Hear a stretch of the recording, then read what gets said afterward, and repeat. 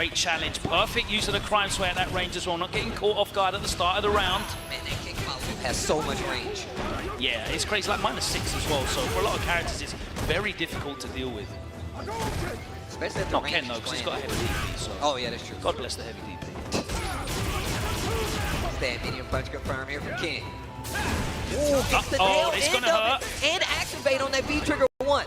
Oh, And again, he catches in, reaching, the stun racking up. Oh no, but back throw into the corner, and it's going to be activation time real soon. There we go. 1, 2, 3, and the CA closes it out. A beautiful sequence from Angry Bird. Oh, Angry Bird. I'm going to clip that one. That's going in my high reel. Save it. You got to save it for later. That's going in my commentator show reel. Thanks, Amjad. These guys are looking to whiff punish. Whiff punishes. Heavy kick as well. Oh, gets the crush. Here comes Angry Bird. He loves to play this fast pace. Set point. You've got to take that unless you want to get underneath. Reversal, waste the bar. Brav, the late cancel on the standing medium punch. We're playing 144 hertz. And that crime sway. Stand medium kick. Not going to get a full conversion. Ready for the throw, though. Not ready for the jump in. One more touch will do it for Angry Bird. And again, VXBao with a great interruption. He's going to need more than that, though. All he needs. VXBao had the opportunity to punish that overhead for damage and a knockdown, but he wasn't able to do it. Seems like he was a little bit out of range, but still, no punish there. That leads to the victory. Small scramble there to close out. Angry Bird. Ken looking so solid. Beautiful. You're a Ken player. You really appreciate that. I always appreciate it. You know, every time I get the opportunity to commentate Angry Bird's matches, I love waxing lyrical. Well, let's go. Let's check out this replay real quick from that beautiful set between these two. That fast-paced gameplay definitely came into the major factor of the win for Angry Bird at the tail end here. But it was a lot scarier at the beginning here for VXBao. Lost these first 2 games, but it wasn't for lack of trying. That was very fortunate. Just got caught by the recovery of the fireball. Oh my God, this guy Angry Bird. Looking too sharp, too clean at the first part of this set. But still, yeah, that light kick ruffian really did do a lot of work for VXBao. Gets a little meter on top of it. Look at the damage from Cody right here. And then the crowd short to the EX as well. I think one of the big things here is Angry Bird was able to show the DP on Wake Up. What perfect timing. Thank you very much, production. Angry Bird was able to show that EX DP on Wake Up, but all VXBao was able to do was really guess, you know, is he going to challenge with a button or not? Is he going to block? Is he going to try and take the throw? There's no kind of thought process that Angry Bird needs to entertain in terms of, is there going to be a reversal coming out here? And it just allowed Angry Bird to put that pressure on. And we saw the fight back at a couple of ranges, right? The stand light kick, the crouching medium punch as well, but still could not stop Angry Bird. We talked about him just being able to walk forward in a lot of these instances, but that interruption, oof. Big crush counter on the heavy kick. Yo, this combo was sick. Oh my gosh, all the it was hits so as sick. well. Didn't even need all the hits when he killed with him. And then he closes it out. Right. He had the opportunity to get that punish, as I said, off the overhead, but he wasn't able to connect. And boy, it was just all uphill from then. The V-trigger was run out, and Angry Bird was just on him. Back. VXBao did make a valiant effort to fight back, though. I will say that. Great turnaround. Started spacing a lot better versus the Ken. We know once Angry Bird gets started, he's I call him a little snowball of hate, bro. This is what I call him on Street Fighter League. He gets started and you can't stop him. The momentum is so strong. It's so hard to stop my man once he gets his game going. VXBao did such a great job of interrupting a lot of times, using a lot of that crime sway, a couple of great anti-airs as well. Tried to force Angry Bird out of his comfort zone, but I feel like he lives so well in the scramble that it's really hard to stop him. I have to really give Angry Bird a lot of credit as well for how he dealt with the neutral, because that's really the realm in which Cody is able to defeat Ken in this matchup, and Angry Bird kind of traversed it so well. You can see he is going to advance. We're not going to get an all-Chinese winners semi-final, as VXBao is sent to the losers bracket, and Angry Bird will be facing Zen and, of course, Mena RD and ending Walker. Now it is time to go down into the last chance saloon. This is the losers bracket. You lose here, you go home. Well, you don't go, you go into the crowd and enjoy the action, of course. But First up, the man who many consider still the reigning champion, 2019. It hasn't been defended since then. Idom, the last United States of America hope in the tournament. And what a prime draw for him against Pugera. Now, if this was anyone else, I'd like Pugera. You know, Pugera has looked incredibly strong. We've seen him play in SFL. We've seen him come through and a number of events this year. He's been so solid. He got the job done in SFL Japan as well, closed it out there. He wasn't able to beat Mena RD in the first day of group stages, but since then, he's been on track. He looked like an absolute monster in SFL finals, but he is going into a matchup potentially here with Idom's Laura that's problematic. And we saw how problematic it was because Shax in SFL World Championships gave him a big fright. Let's see what Pugera comes back with here, because I know he's going to have lapped this real hard. Crowd, I got a question. If you guys would like Pugera to take it, make some noise! That was real quiet. That was real quiet. Now give him the one that you want to ask. But what about the returning Capcom Cup champion? If you like Idom to take it, make some noise! You know I'm a man that likes some hometown bias. Yeah. Round one. Here we go. So well known for. Here we go, though. Very difficult, but one of the things that I was so impressed with Pugera is his spacing on interrupting that fireball with the sweep. Because the hurt box on that sweep is very high. The spacing has to be absolutely perfect, otherwise the fireball will actually interrupt the sweep and he'll get a counter hit. Oh, big crush. Uh-oh. And I'm gonna tell you right now, Pugera plays that range so perfectly, but right now, caught in a vortex, a command throw vortex, V-shift, and I'm backdashing out of there. Oh, for it again, command throw! Idom with the scoopage. Nice use of the V skill straight through the cancel. Back throw, meaty. No, he dashes up and checks. Again, dashes up, and Idom's not ready. But Idom now has those 3 bars. And that is the scariest place to be in all of Street Fighter V. The command grab gets the first round. There is nothing more terrifying in Street Fighter V than Idom when he activates that V-trigger. Game changer, bro. That spark show, uh-oh. That's not a V-trigger, that's like a level 3 X Factor. There again, perfect. Perfect spacing on that sweep. Counter hit, and he gets the link. And the follow-up, one more touch for the perfect. No, he techs. It's not going to be a perfect, but it's a ghetto perfect. What a huge round for Pugera. Idom not able to activate. He holds the X gauge, and he's going to go to the next round. Oh, mid-screen side switch. We've also seen how successful the wake-up buttons have been for Idom. It didn't work out that time. Touch from Idom. Not going to need it this time, it seems.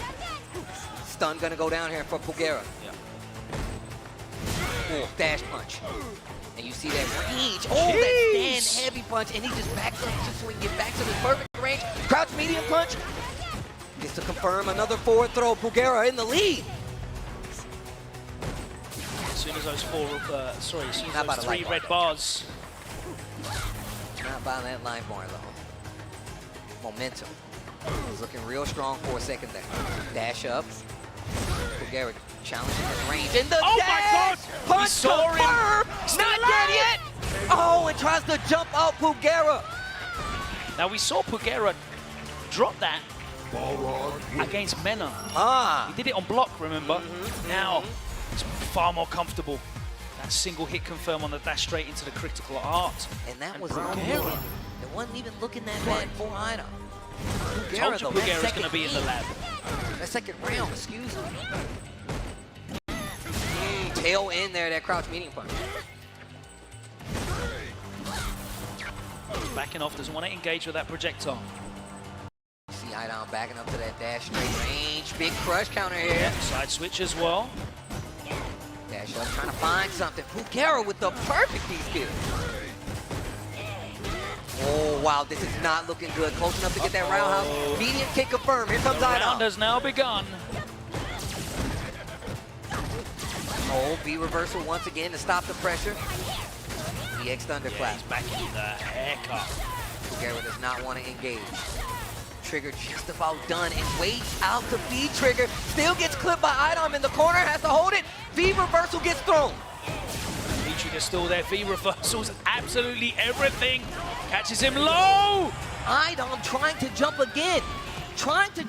Getting caught by Pugera. And Pugera basically played a game of complete non-engagement the whole time Idom was in V-Trigger. Yep. And you did see him actually try and go for that trade with the screw upper when Idom puts out the projectile. We saw him do that a few times. Again, Shax, there you see the danger and the risk of trying to sweep that fireball. It has to be perfectly spaced. Side switch goes for the throw this time. Last time Oh my God! What a conversion! Pugera now is in the lead right now. Activate after the block string. Still ready for the throw. Slight charge on the thunderclap. That's the throw. Down. Change up his timing now. He catches him crouching and the overhead links in V-Trigger for the round. Idom is so good at changing up his pressure strings. This V-Trigger, so good for him. Perfect timing on that sweep, nice and early. Set first to 3 here. I love that string so much. Look at this pressure from Pugera right now. Interrupt this time again. Activate. Back throw again. Get back into the. Oh, big crush. Just a oh, he'd already committed to the charge fireball. What? Clips the startup on the dash punch. That's gonna hit. Idom gets the big stun, and it was gonna mean a lot. Idom gets one on the board. And you can hear this crowd.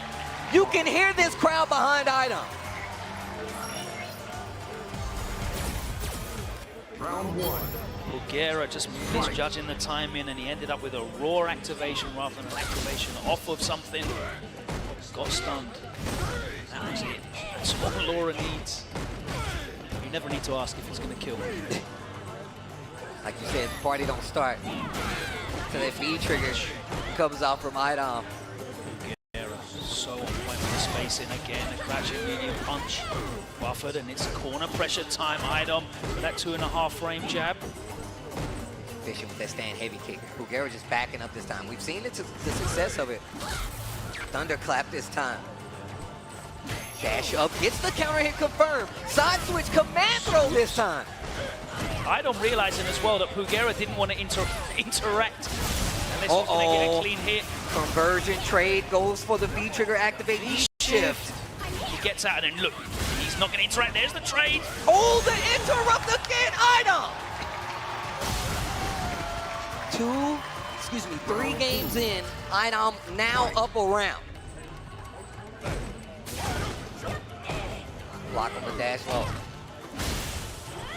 It works out in Pugera's favor.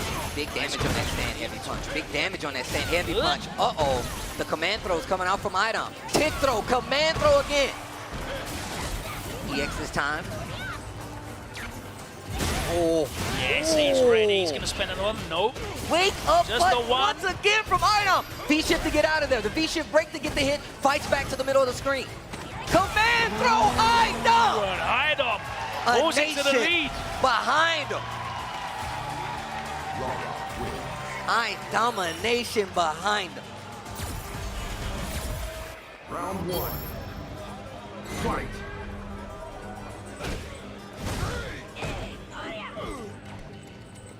Playing a slow pace game here already. Jeez, wow. Okay. Oof. Beats him to the punch, literally. Oh, dash up jab. Tick throw. Pugera is in the mix right now. You are in the mix right now, and you're in the stun right now. Hold on. Big damage for Idom delayed. Reset. Counter reset. Domination. Set point. Idom looking to eliminate Pugera and advance in this top 16 losers bracket. Again. Just miscalculates. Oh, Dashes big crush. straight into a cross counter, and he's in the ground again. Dash up, double jab, and it's pressure city here. Pugera not able to interrupt. Idom's changed his timing round, and Pugera's a sitting duck. There's the interruption though. Fishing for the cross counter. Thunderclap. Shift, he doesn't go for the break. Pugera not gonna engage. Counter hit links. There's the command grab. One more touch. Oh, my God, he speaking of a interrupts. touch. Oh, the trade. Oh, no, it doesn't. V reversal this time. Says, I don't need the V trigger, Idom. Oh, wow, what a jump back button from Pugera. Uh-oh, needs to be real careful right now. Another V reversal. Single touch, and that's all he needs. Pugera didn't have the time to interrupt. He gets lit up. Domination. Slow-paced games definitely started to pay off there. The road to retaining the Capcom Cup is still open for Idom, and we say goodbye to Pugera. But what a valiant fight from Pugera as well. Showed so much incredible tech in that matchup, so much spatial awareness. But boy, when Idom's right next to you and that V-gauge is flashing red, yeah, I don't know if any of that matters. Look, it doesn't matter how good you're playing until you survive the V trigger. But we also saw Kawano just not engaging on a lot of fronts, especially he didn't want to deal with the mix coming from Idom, especially after the thunderclap pressure. We saw early on, he was very ready to deal with it. Oh yeah, that V-skill activation through the string twice. But Idom, as we said, as soon as he smells fear, it's like a shark in the water. Yeah. Dash up trade right there. The buttons don't wake up not working out in his favor that time, but we saw how successful it was, and just a slight delay right there. And this time getting the mark on that CA confirmed, and that's one of the situations we saw Pugera do very well. But Idom, once he got the swing of things, it became a lot more evident that the mix-up game, the command throw, the regular throw. The thing is in this matchup, right, when you miscalculate something, and it's like such a fine margin, when you miscalculate something, be it the timing for interruption, be it the spacing, oh, you get punished so heavily by Idom, the very best in the game with this Laura in V-trigger. So terrifying. Pugera showed some great stuff, some great play, but you miscalculate even a frame, and Idom's there to cause you a world of pain. I feel like we saw Idom just slowly figuring out the range to where he can play comfortably against Pugera in this ball run, right? The standing heavy punch found his mark so many times. He had some great interruptions as well. Just so he can stand and just to maintain control of that range. Look at the hype from the crowd right there on that support from Idom, man. It's good to see. And then, of course, we saw the real Vortex, the command throw. Am I going to throw you? Is it going to be a button? The reset after the crush still, and that just lets you know just how comfortable Idom was in those last few rounds, those last few segments. But once again, Pugera going to be going home. Absolutely. Idom advances. Pugera eliminated from the bracket. The reigning champ, Capcom Cup 2019. The path to victory, the path to reclaiming that cup is still open for Idom. And of course, the hundreds of Americans in attendance cheering him on inside this Avalon venue for Capcom Cup 9. What a great atmosphere it is regardless. They're here to support great Street Fighter, and we've had that. We have. All for a week we've had it coming from Street Fighter League. We saw Pugera and the Good 8 squad take it as well. And then, of course, now we got our next match. M-Lizard going up against Vega Patch. I said this earlier. The Fang that made it. Out of 3, he was the one who made it. But M-Lizard as well, another story. The Vega. A lot of players tell you who play Vega, the Vega communion will tell you that this guy is kind of the architect. He is venerated right now. Online at Tourniquet. Been seeing replays and clips of this man for many years. But again, Street Fighter V is the first game that's actually seen him come out and compete on this level. He only really flirted with Street Fighter 4. I think he had a C Viper from when I spoke to him back in the day. And it's 5 that's really had him come out. He just loves Claw. But talking about people that love their character, it's a special breed of person that plays fun. These guys are, listen, you know, if you're looking for a partner, go out with a guy that mains Fang, because he's the loyalist man. He is never cheating on you. That's These men are loyal to the soil. I'm going to tell you right now, that is true. Because it was looking slim pickings for Fang for quite some time there. But here we go. M-Lizard going up against Vega Patch. A Vega in the Capcom Cup top 8. That's what I like to see. I would look to see. In the Capcom Cup, possibly right? Top 8. Either way, they've got to win 2 games to make it there. One of these is going home. Oh, that Ryu Bennett just to make sure. Vega's got great buttons for this range. We all know that Fang has great control of range as well. I mean, that's literally Vega's character design, though, right? Controlling that neutral space. And instantly throws off that mask. He said, I want all the damage. Getting real comfortable at that range. Eating a lot of poison, though. Jump in on the cower stance. Oh, that's beautiful. Just outside of range. So. Okay. He's trying to stand inside that range where he can really interrupt the recovery of that rear bender. Walks into that poison. See, Look he's at poking that. away, So jump straight confident at over that it. range. So confident. Big damage here. He absolutely knows what he's doing in this matchup. Dem Lizard, of course. Look at this most pressure. of this tech Tries chases to him get down. out of there. And still. One more touch is all he needs for the stun. Dem Lizard on the verge. Not now. Trigger is on the table for Vega Patch right now, though. Yeah. Trigger is Raw there. activate. The trade on the anti-air attempt. Lizard takes the first one here. Man, Not really having to spend much bar at all. Again, the mask comes off. with that damage.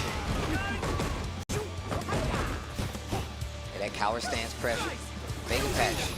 And that poison there as Really well. looking to challenge. Every time that trap comes down, the cow crouch. He is punished. Oof. Man, look at this pressure from M. Lizard. Whoa. Nice with punish with the EX sleeves. This is Oki, plus frames again, and Lizard is out of there, back to the neutral. Oh, that cower stance starting to come out a lot more. Vega Patch. Seems like he's got a plan. Oh, Nice anti-air as well, very reliable. activate into the trigger. EX to get through. Keeps him poisoned as well. Oh, Just tick off with the chip damage. yo, Vega Vega Patch has Patch. got a significant life lead. Uh-oh. But here we go, command grab. Stance change. Real careful. Oh, the EX command throw, scoop it, and that's gonna do it. M. Lizard with the patience, though. Yeah, it's very interesting. He picked this moment to change into bare hand stance, put the claw away, and started to show that command grab. And Vega Patch didn't really adapt to that. The range that he's playing at against this poison is very interesting. Seems so confident in dealing and really trying to bait out these jumps, right? Sees that he goes for Ryu Bender and literally just jumped over to get that big damage. Great momentum swing Yeah, he's as well. got a lot of answers to that because of the range. He's just walking in and just flicking out that stand jab as well. Fight. Goes clean over again, backs up, so we can get that mask off. Go for damage. Just a little small poke to get over right there. There we go. Oh. Perfect range on that. And being aware of that range, Vega Patch seeing that he knows this now, really going to change up that Another big jump in. big damage as well. Oh, the throw. This is not looking good. Quick B skill, great anti-air after the wall jump. Oh, catches him meaty and a counter hit, so it's going to be a big conversion. Activation stations, and he gets rolls out of there. That's very smart. Doesn't want to deal with the mix. V-trigger doesn't catch him. EX dash to get out I'm of not there. going to lie, I've got absolutely no idea if Fang gets a punish over EX. Same. Oh, and great Vega Patch patience. puts a round on the board. That was scary. Round 2. Fight. That's a sweep. That's a trade, so he's still gonna have to hold his poison. Uh-oh. Big crush here. Into the cancel. Again, the mask comes off at the earliest opportunity. He's down a lot of life here. Flips the jump right there with the EX. Getting closer and closer to this corner. Nice confirm. Vega Patch starting to find his comfortable ranges to start playing at. He's stopped relying on these rear benders. V-trigger. EX. Takes back control of the corner. Master Claw beats him to the punch. That neutral jump once again. We've seen it work out a couple times. Vega Patch trying to get out of this corner. M. Lizard finally knocks off the claw. Sleeve. Pulls up the sleeves. EX to Oh get through. my What God, a whip the punish. Vega spacing. Patch. Beautiful from Vega Patch. Puts him on the board, one apiece. He's looking a lot more confident now. He's finding the ranges at which he was a lot more comfortable playing at. Lizard showing that he's willing to interrupt a lot of these traps and they're put down right in front of him. So Vega Patch on the next level of pressure. A lot of these Fang players are so good at adapting once they see how you deal with these multiple layers of traps that they have. It was perfect space, because you saw last time, he noticed that he did that EX through. He just backed up that last time to get the round, went for the whip punish, big crush counter on top of it, gets Vega Patch back in the set. Oh wow, that shimmy ain't gonna do it though. Big damage. Ooh. Right here in the corner, goes for the throw. Vega Patch tries to float out, gets out of the corner, and now gets this hit and a knockdown with this poison. Traded. Nice air-to-air.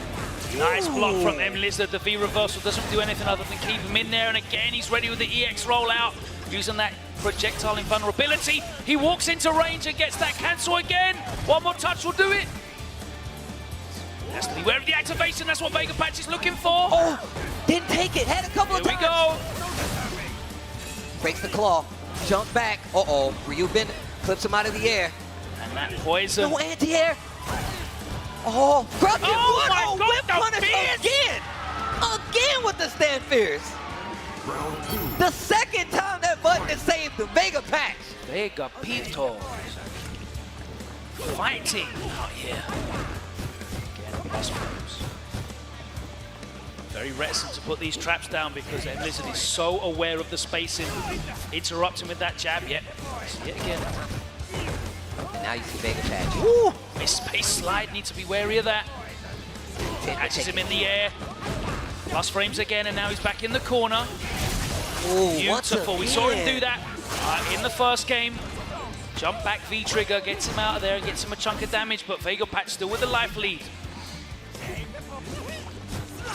Once again, completely comfortable getting this poison, trying to maintain it. And let the time do its job. Let the poison do damage over time. Yeah, I like Vega Patch putting these traps down when he's nowhere near in range to punish. Trigger activate. We've seen that response before. Pushes him out of the air. Conversion. There's the juggle. Hold the poison. Cross up not gonna work. Anything will do it for Vega Patch. This is gonna be so difficult for Lizard to mount any kind of comeback, and he doesn't. And Vega Patch pulls into the lead 2-1. What a turnaround this is. As I said to you, these Fang players, they know so much about these matchups in such detail. As soon as you show them some kind of knowledge in the matchup, they're able to change their pressure strings, they're able to change the ranges that they're interacting with. Because let me tell you, you're not a Fang mate without exploring these matches all the way to the depths. It gets unlocking everything you can find. You don't have any XP in this, it gets significantly tougher. And of course, we've got a bunch of really good Vegas in Europe as well. So when Vega Patch is playing in the offline events or online events, you know, you're going to be coming across some pretty good Vega players out there in Europe as well. Potentially the same caliber as Lizard, given his performance now. Shout out to the lads back home. Mask off. Straight into the trap. He wanted to walk up, and again, Vega Patch doing a great job of making sure these are... Oh, he just walked into it that time. To confirm. That's an interesting choice. So back in the corner. There's a stance change. Shimmied himself. Nice! Beautiful from Vega Patch. It's all going his way. There's the stun. And it's going to be set point to Vega Patch. Are we going to see a Fang make it into top 8? A Fang in the top 8? Unheard of. Let me see it. On the last a one. A Fang here. On the entirely contained within the top 8. Oh, sir, I don't believe it. Show me. Oh, I almost got the whiff punish. Oh, the EX at that range. Dissuading Lizard from walking too comfortably in. So important for Fang to keep him poisoned for as long as possible. Because that just does all the work for you. You don't even need to do any damage. It's just doing it for you over time. Oh, here's the throw. Lizard opens him up. One more touch. There we go. Catches him standing up. That's one set point defended. Final round. Okay, wait a minute. Lizard. The head A extension. lot of bar to work with as well. That's poorly spaced, and he gets a big punish there. CA on the table too. Not so many resources for Vega Patch. That coward, low profile in the jump in. Ooh, full CA spin it all. This is the last round after all. Also Big noticed damage. as well that M-Lizard had stopped throwing that mask off at the start of the round. Damage may be racking up a bit too much. Uh-oh, confirm. Uh-oh. Into the trigger. Here comes Vega Patch. Damage. All right. Gets the knockdown. Not going to take that neutral jump bait in the corner this time. Ryu Bender to get through. Excuse me, the X to get through that V Ryu reversal Bender. straight into. Oh, the V trigger. Gets the knockdown with a slide. Doesn't stand up this time.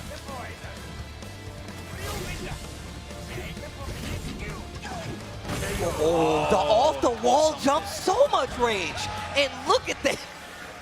The big exhale and lean back in the seat. Like you said, you're working double time. No man, even if you do know the check Fong on this man. matchup. He's not moved in 10 seconds. Even if you do know that matchup. There we go. Still. This is stressful. This is stressful. Vega Patch not making it easy. These guys are working so hard Right? with these characters. M-Lizard trying to loosen up the shoulders over there.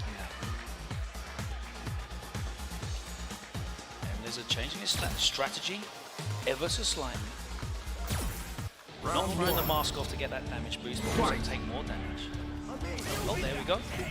It starts again. Staying light. Great poke at this range. We've seen how it's worked out. We've seen a few conversions as well. We've also seen that neutral jump start to come out a lot more from Vega Patch.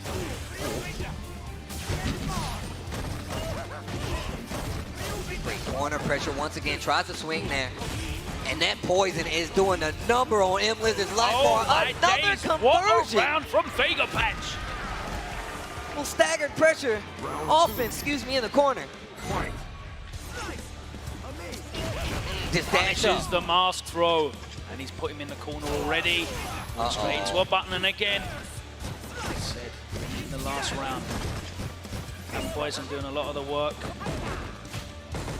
Coward stands. Back flick doesn't really get him anything other than trapped in the corner, and he's opened up again. Plus frames all over the place, spacing traps all over the place. Vega Patch is flowing. He only needs 2 more touches to do it. M-Lizard can't fight his way out. V reversal. Steal. Fuzzy to close it out, and Vega Patch with the fist pump. 1 step closer to top 8. The last remaining Fang in the bracket is still here. And M-Lizard is eliminated. Unfortunately, gonna be going home. But Vega Patch gonna be going up. Staying alive in this bracket here. Man, working double time with the Fong in top 16. That's crazy. You know what? It's unheard of. It's such a shame that these two guys had to play each other, because I don't think there's a more, dedicated group of players than Vega mains and Fang mains, and they're such a great community. They all help each other out. They all trade tech with each other. They're all so supportive of each other, and it's great that we have communities like that around Street Fighter V. It's definitely been one of the coolest things about the game, definitely. Here we go, and it started off really well for M-Lizard. It looked like he had a number. He was perfectly spacing everything. He was really, really aware of the ranges of which he could encroach, and then at the end closed it out with the command grabs. It started to be the jump-ins that were looking really good for him as well. But Vega Patch just completely changed his focus, was able to start putting this corner pressure on. Yeah, that poison did so much work for the boy Vega Patch. Like, when I mean, literally, there were rounds where he just ran it back just based off of the fact that, hey, I'm just going to back up. I'm just going to play back. Beautiful whip punish right so there. Nice on the EX. Beautiful. And another one as well. The stand heavy punch, just on perfect spacing. Those small changes you talked about that these Fong players be using. They have to have the conversions on deck. A lot of times they're not going to get that ability with these clean hits. The stance change. Yeah, it's only very specific openings that Fang actually does big damage. That was so nice as well. He'd been hit by that jump back V-trigger activation a couple of times, and Vega Patch immediately showing the adaptation, but M-Lizard did defend the set point. The corner pressure was enormous here. He just incessantly peppered away, and then the jump in closed out, got a counter hit on something. But boy, how big were these 2 rounds, Steve? This series right here, I'm gonna tell you right now, that series of Vega Patch having you in the corner, you can see the panic. You can see the scaredness in the character play right there in front of you, especially coming from the fact that Vega Patch really starts to get some snowball this momentum, and it's really hard, especially if you don't have meter. He's making you spin V reversal, and you have a backflipping V reversal, so you're not even getting out of the corner. You literally just have to fight your way out. Well, the things that we did see, the corner escapes were the EX roll, but when Vega Patch realized, Vega Patch realized that I don't actually need to jump to give you that gap to get out, he just was in front of him. Spacing traps, plus frames, putting the traps down. And they really, like you said, there's no real way for Vega to interact with that. We are going to see Vega Patch advance. We lose M-Lizard from the bracket, and Vega Patch's reward for that is facing the EVO champion. Well, that's how good you are. You're facing the EVO champion. That's how good you are. You've made it to this part. Round 2, get ready for Kawano, but of course, another one coming down the line. I think we see it on the stage. Phenom versus Momochi, our next match coming up. That one, man. 2 of the players that we have seen at every single Capcom Cup for Street Fighter V.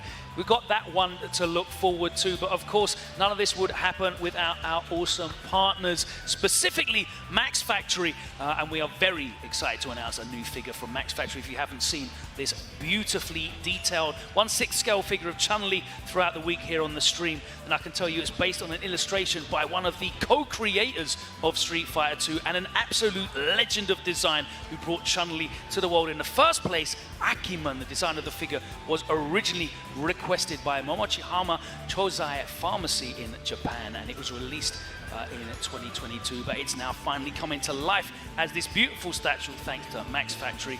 It stands just over 10 inches tall, and it is a loving recreation of that original artwork as you saw by Akiman there. You can find out more by following the Max Factory official Twitter, and they will let you know as soon as you are able to get your hands on that. It's a beautiful piece of artwork there, and we've got more beautiful matches to come here at Capcom Cup. Phenom and Momochi up next. But I believe we're going to go to a quick break before we go any further in this Capcom Cup. We need to take a break. We have to. Everybody needs to take a break. You guys need some refreshments at home. We'll see you back on the other side.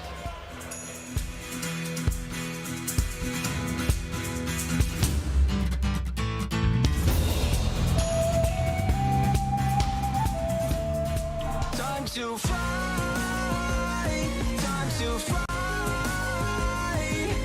Never give up, we won't retreat. The ones who stand have turned to feast. So fly, time to fly. Glory waits for those who fight. We unite, we are street fighters.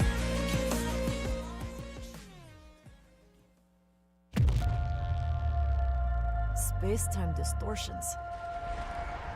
They're still puking out dinosaurs all over the planet.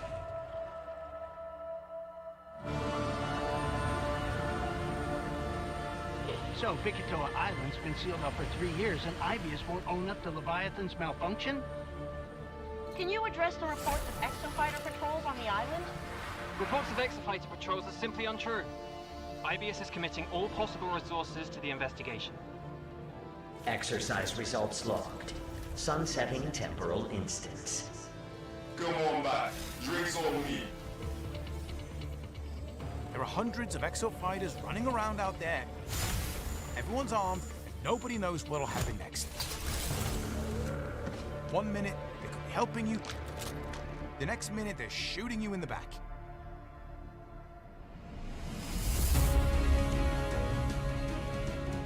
You need to keep fighting until we can figure out how to destroy the Leviathan.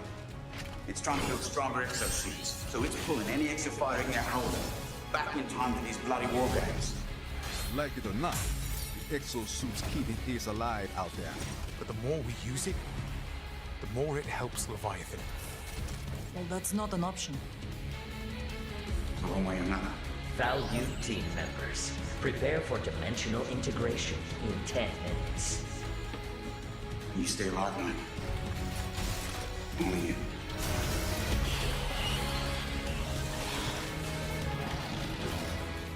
If you give an AI like Leviathan the directive, improve our exosuits, it has to complete it. It doesn't matter whether that takes 100 tries, million, all for the perfect suit.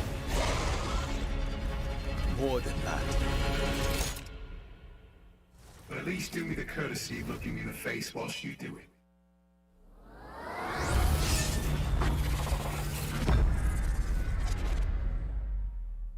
Okay, pinky, forefinger, back to middle, full wrist articulation. Then we do it in reverse. Begin. What the hell are you guys doing? It's a secret robot handshake. Good morning, Victoria.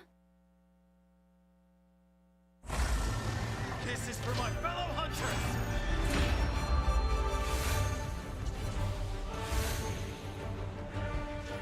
You're going down!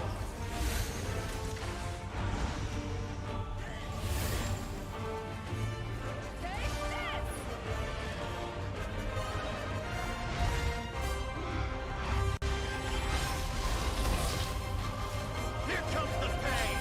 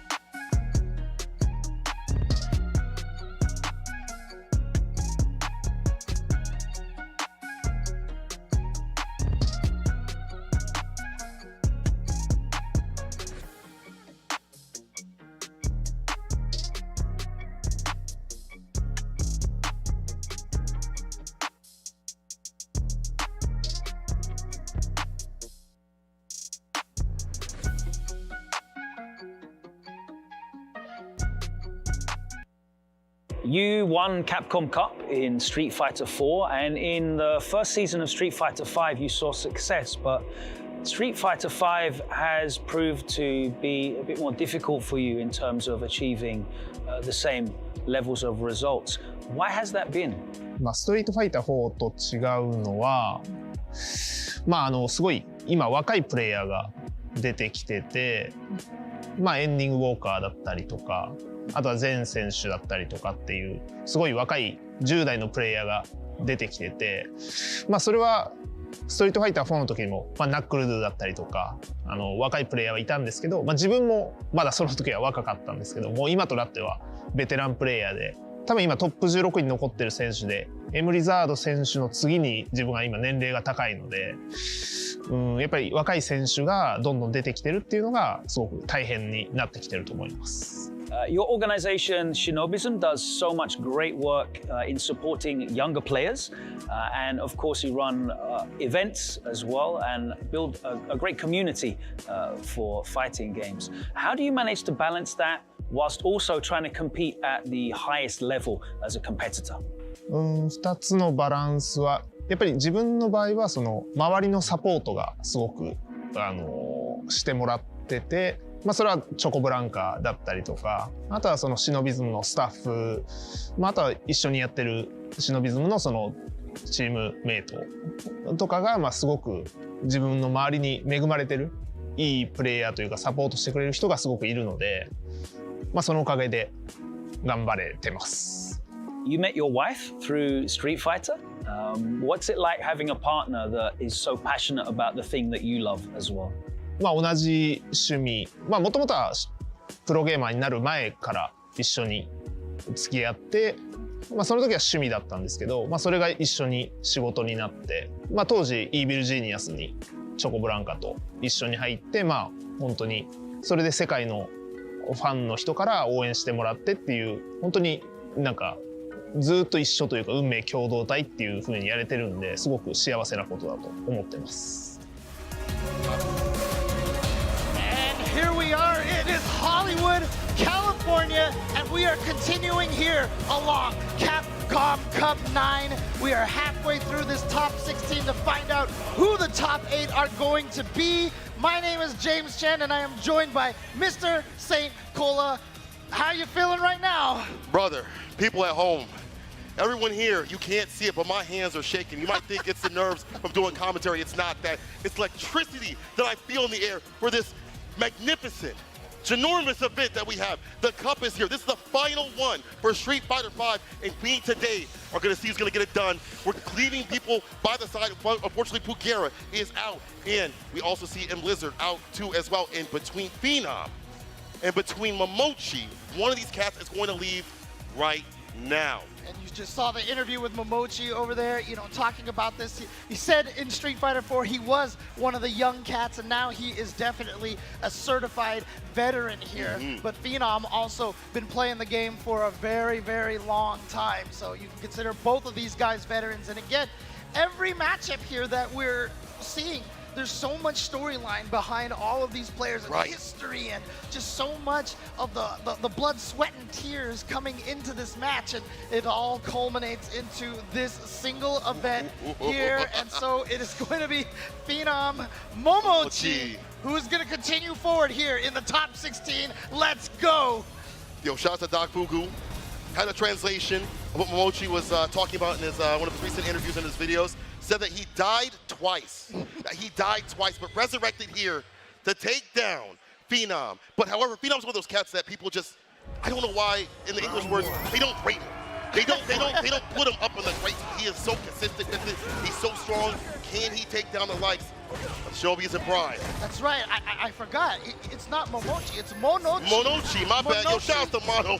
Monochi from Puerto Rico. Here we go. But the anti-air from Phenom obviously busting out the loop. Phenom definitely has a lot of side characters. We've seen the Nakali. We know he's got a Karin as well. But Momochi has been sticking to this Cody for so long, despite having some of the widest variety of characters used in Capcom Cup history. Absolutely. EXDP gets the bust out, back to mid-screen. And the right range will look, yeah, the B skill 2 gets the activation going and flowing.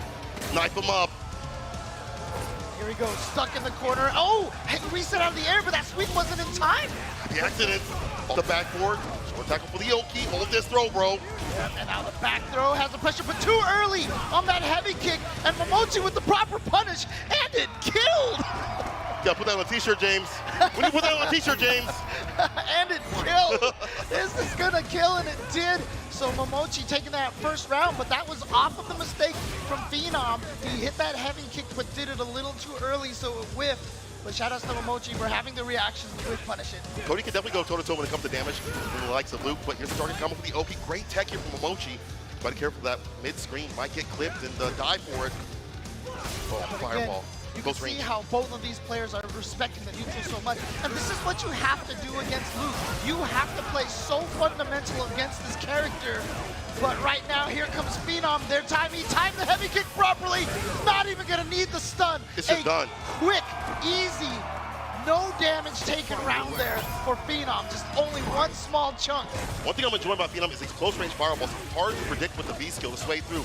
Gets up the counter, hit on the dash-in, DP situation, call from the corner. The tag, EAG. Such a good corner carry, and you get the Oki off of that. There's that stand median kick from Cody. Such a good footsies button. He doesn't outrange Luke, but he can definitely keep up, but not if Phenom is going to keep getting those whip punishes like that. Nice interruption. DP. One more guess to put this man to rest the throw. Now the standing heavy kick landing the right sort of way. That's the play. Phenom with another throw in the finish. The first one to him. Yeah, Phenom right there. 2 rounds in a row. Very dominating loss. Barely a chunk in both of those rounds. So Phenom, you can see, he's playing Luke properly here. He's playing very neutral base. Right. Every hit, corner carry, get into the corner, get the Oki, and then finish the job off. So Momochi's got to figure out something to do. Didn't even get a chance to activate the B trigger last round at all. It was denied continuously. We saw the forward heavy kick whip, and he got the clip. So let's see what happens here if he's able to activate the easier sort of way. Back heavy kick, trying to find a crush counter is Phenom. Yeah, so far Phenom, his whip punishing with that crouch medium kick into the EX flash knuckle has really been paying dividends.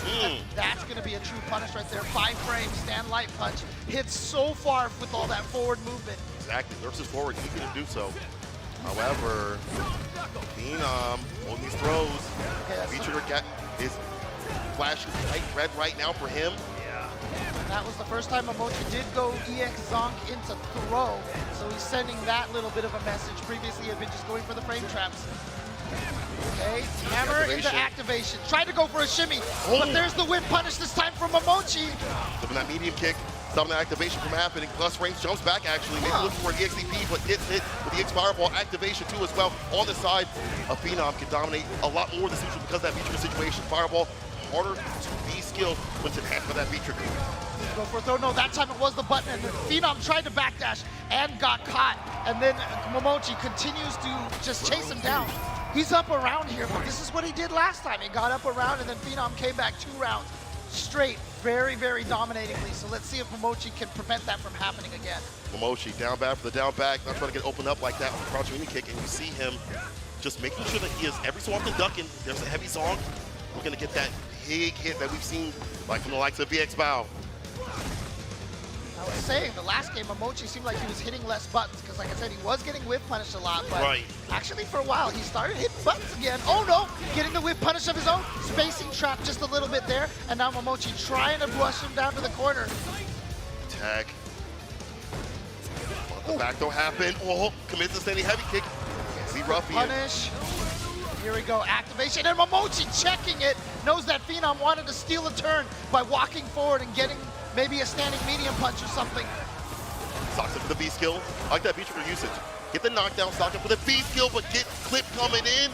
Get situation. Gonna hurt. Counter hit the stutter step. One more hit will do it. One touch, the finesse and bless, that'll put him to rest for that round.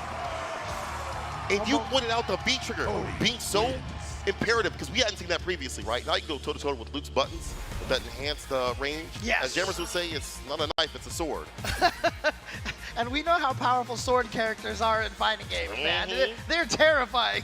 So Cody definitely fighting with that sword. So here we go, 1-1 now between these two, but a great start for Phenom. Counter hit linked into that standing medium punch. Target combo. Again, such a powerful tool to have. Oh, look at this, and gets Momochi with an early shimmy, and he spends the EX to get the stun.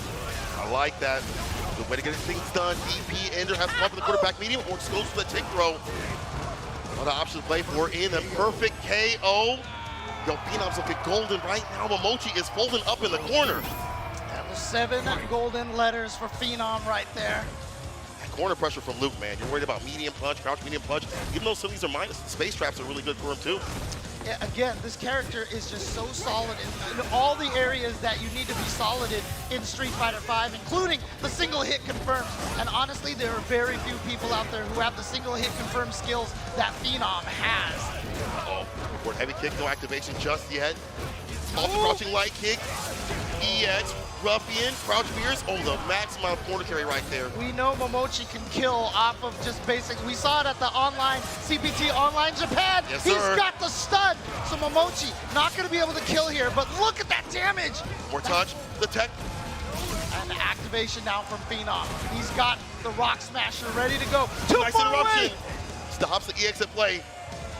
Oh, this is so tense. There's EX bar at the bottom. You're so afraid of that EX zonk at any point to even start the party.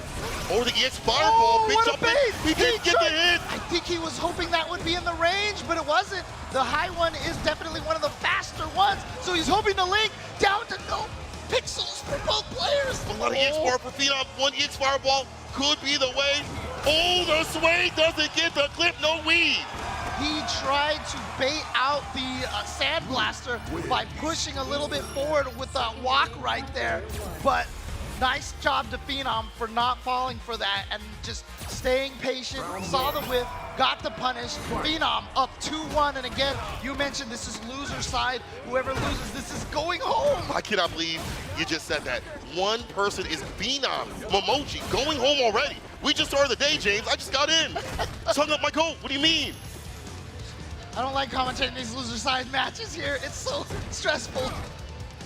Think about how they feel right now. Phenom with the back heavy kick, staying solid, getting nice confirms on the corner carry. Use that EX particle part, put him in the corner, hold this throw, and once again, the corner pressure, forcing out the V reversal here from Momochi. We haven't seen that previously. Having to rotate different defensive options, Momochi. Yeah, the one thing that you will notice is that we have definitely been on Momochi's side of the screen far more often than we have been on Phenom's side of the screen, which means Phenom has been winning this neutral. Momochi has been putting so much work here.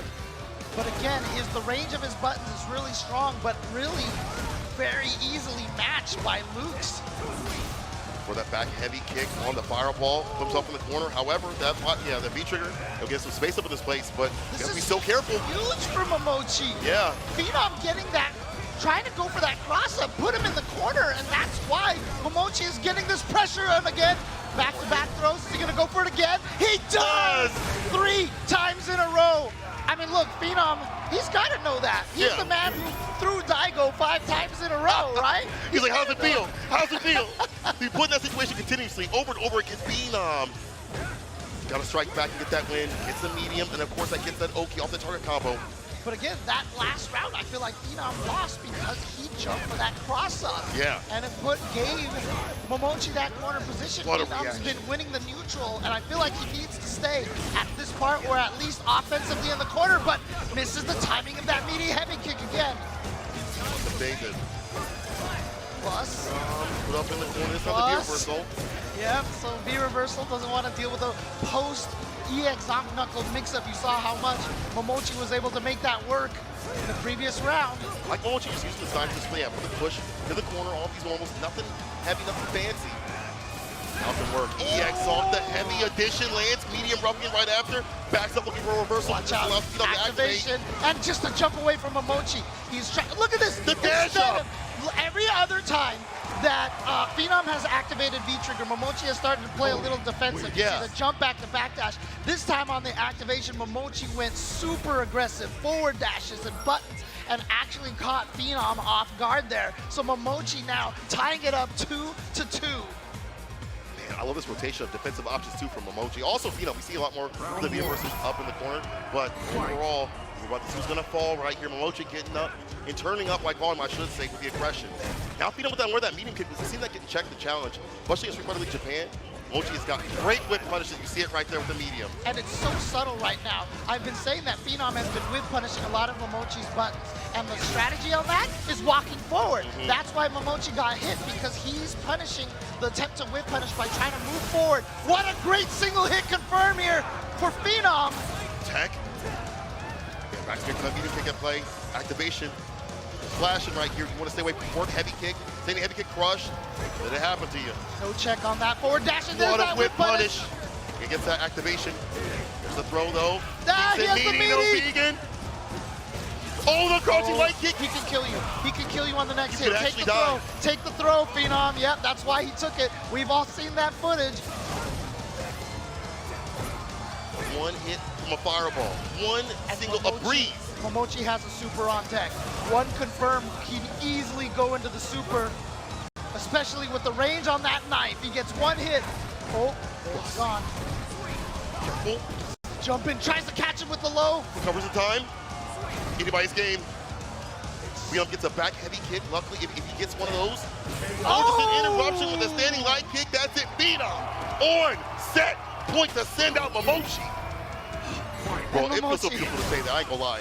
Momochi has to take 2 rounds in a row here. That's the only way he's gonna advance. A great whip punish from Momochi here. Now Phenom is stuck in the corner. Phenom has been winning the neutral very, very well here. And I love that. Oh, I don't think that's what he wanted to do, but he'll take it. And the back throw for Phenom. This is huge. Phenom has him caught up in the corner. Oh, but don't call corner just yet. Gets the low roughie, that's Oki, keeps it meaty, doesn't get the right combo though. It wasn't a counter, he wasn't able to get that stand fierce. No, the whip. Far, but no whip punish. in these 10 situations. We're trying to stay alive, thrive. It's so hard to make sure that you are optimal. Back to this neutral again.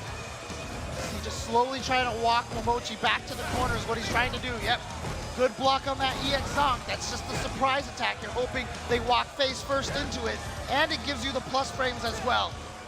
Look at the advancement from Phenom. He is not scared. Look at this forward movement. That caution meter kick, you gotta be careful with that button. We've seen medium punch from Momochi come through continuously. Oh, there's the confirm. Here we go. Big damage here. Look at this. Now, one back throw can do it. The shimmy. He didn't cancel. He did not cancel. EX Zonk. Oh no, he didn't get the cancel. He didn't finish his plate. You could just go into Sandblaster. That's safe on block. Just do the light Sandblaster off of that. And even if you were wrong, you would have been okay. At least at that range, I'm pretty sure. Unfortunate for Phenom. Momochi. All tied up. Final game. Final round. Looking for an opening again with that crouch mini kick. I feel like he's been so brazen with that button. But the sway is in play. Yo, weave. Hold this throw, bro. Again, dine on some dirt. Dash up. He gets hit. Doesn't get the counter he wanted. Yeah, he got the counter hit, but he missed the link. Phenom playing a little bit nervous here. Yeah, V reversal. Don't deal with that post EX Zonk Knuckle mix-up. Phenom here, down in life here, but if he can get one good hit confirmed, he can catch up. Look at all that gray health on Momochi's side. The double dash into throw. He's in. There's the activation. There's the shimmy. Momochi takes down Phenom and sends him home. Clutch decisions with that V trigger. It's a sword, it's not a knife. That, oh man, that's gonna, I'm just gonna say, that's gonna stick in Phenom's mind for a very long time. He got that crouching medium punch on the shimmy. He got the hit. He did not cancel off of it, and that allowed Momochi to find that EX Zonk in there and then take the next round afterwards. That's a really, really tough one there. But again, it was so close between these two, down to the wire, down to the last game, last round. Amazing play. Amazing play from Phenom, but overall Momochi able to steal it. And honestly, I gotta say that V-trigger, being able to fight Luke's buttons, whip punish, and make things a lot more dangerous in these corner pushes. You don't see Momochi do anything super fancy. It's just great fundamentals as well. We talked about that with Phenom, but Mochi had great things to say with standing medium kick every so often. And even with the crouching medium kick from Phenom coming out to play to clip these other buttons, he was just able to stand, like, medium kick, walk, medium kick.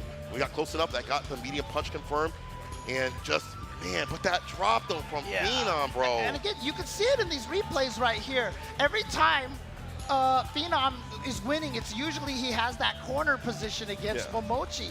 This has been so crucial for him. So again, here we are in this corner position. He takes this first round. He gets basically the stun off of this. And this was the key basically to the match, was can Phenom push Momochi to the corner? If Momochi could fight in the neutral, that was the difference right there.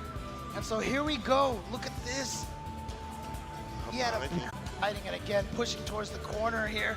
But look at this, just no life, and he went for it. He was trying to bait out that Sandblaster, and then it went to the final game here. And you can see right now, Momochi doing such a good job fighting from this from the middle of the screen. He has caught in the corner. Yeah, this is, I think, the moment. Yeah, right here. Here it is, right here. The shimmy. Crucial drop. And watch this.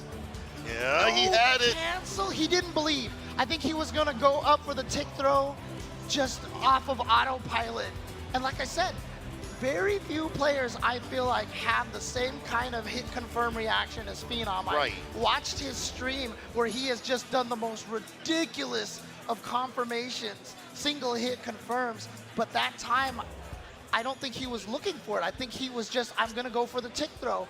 And so, unfortunately, he kind of, I don't know, again. But I mean, like, look at where you're at, the stage, you know, it's different from CFN, and honestly, he had a lot of great hit confirms. We saw him hit confirm and crouch mini kick continuously as the match went on. It's just the one time where it was so crucial to take that round. There's an alternate universe where Phenom moves on, but right now we still stay solidified in the one that is Momochi moving on.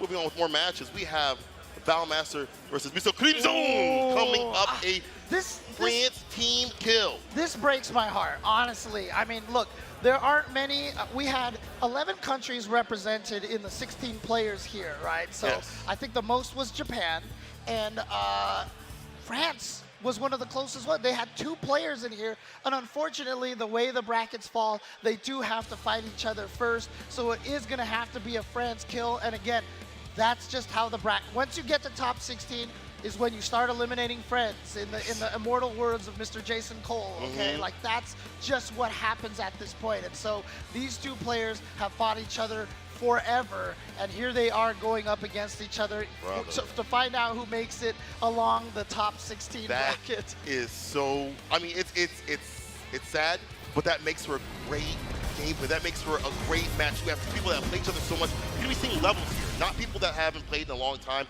They've been practicing. We saw them fight at UFA. We've seen them play on their streams and things like that. So I'm sure they've hit a little bit in the bag for when Capcom Cup happens. And if this moment happens, and guess what? We're going to see it right here. Valmaster, Mr. Crimson, let's get it. I mean, between the 16 players we have, I think we had 17 characters represented played in the group stage here. Yeah. But in the entire Capcom Cup, the craziest thing is I think we had one Dalsum. And, like, obviously Dalsum is, like, considered one of the strongest characters right now.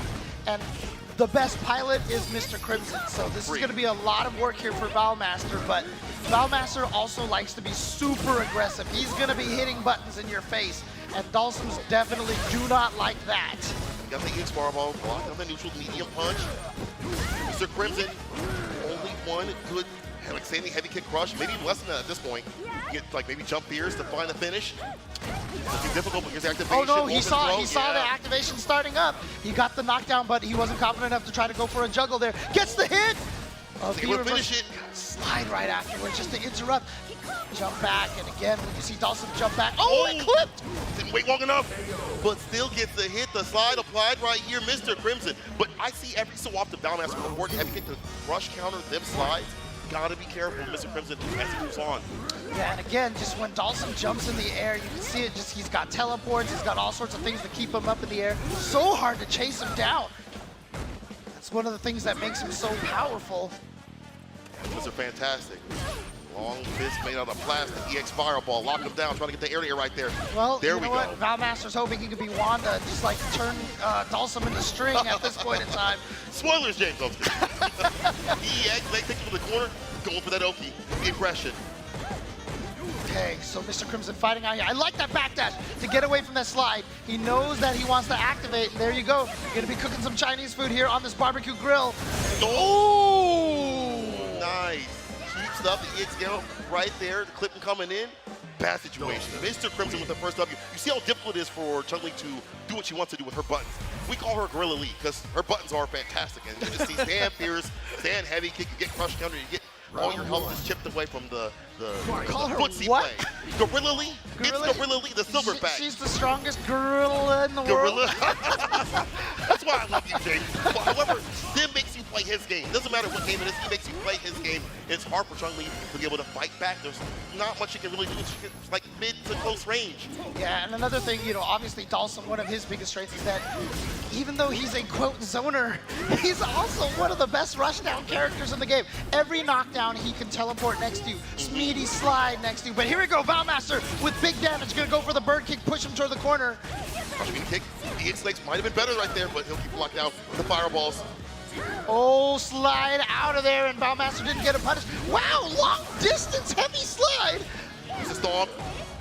Oh my goodness, just needs one tiny hit here. One tiny hit. Oh, legs. No, that's punishable. That's enough to kill Dalsum with the jumping medium kick, doing gobs of damage there, and Mr. Crimson steals the round from Valmaster. That's the zoner, by the way. Yep. That's the zoner, by the way. But the damage I'm playing right here, I feel like Mr. Crimson is the best at accessing that damage, but also, we'll talk about his defense here in a second, because he gets himself out of a lot of situations, skates up underneath the fireball, and not trying to get clipped. Because Valmaster's using that fireball to kind of skate him in a little bit, gain some space up in this place, but it's not happening.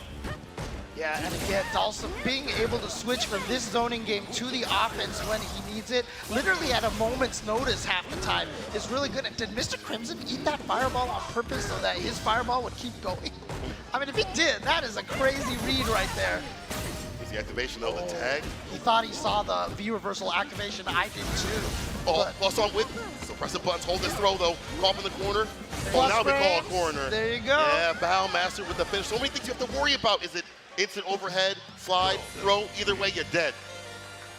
And now Valmaster, you can see here going, man. This character's cheap. But guess what, Valmaster? Character's cheap too. Master thinking about this right now, trying to gather some information. Yeah, oh, okay. There's definitely a little bit of a sign right there that he's just wondering, what am I supposed to do against this character? What am I supposed to do against Dalsum?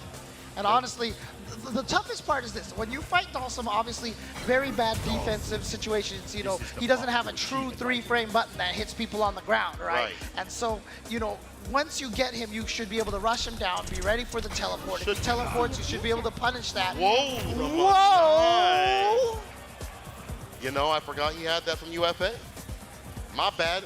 I was not familiar with your game plan, my boy. He's gonna try to fight zoning with zoning, but again, Dalsum can also rush down as well.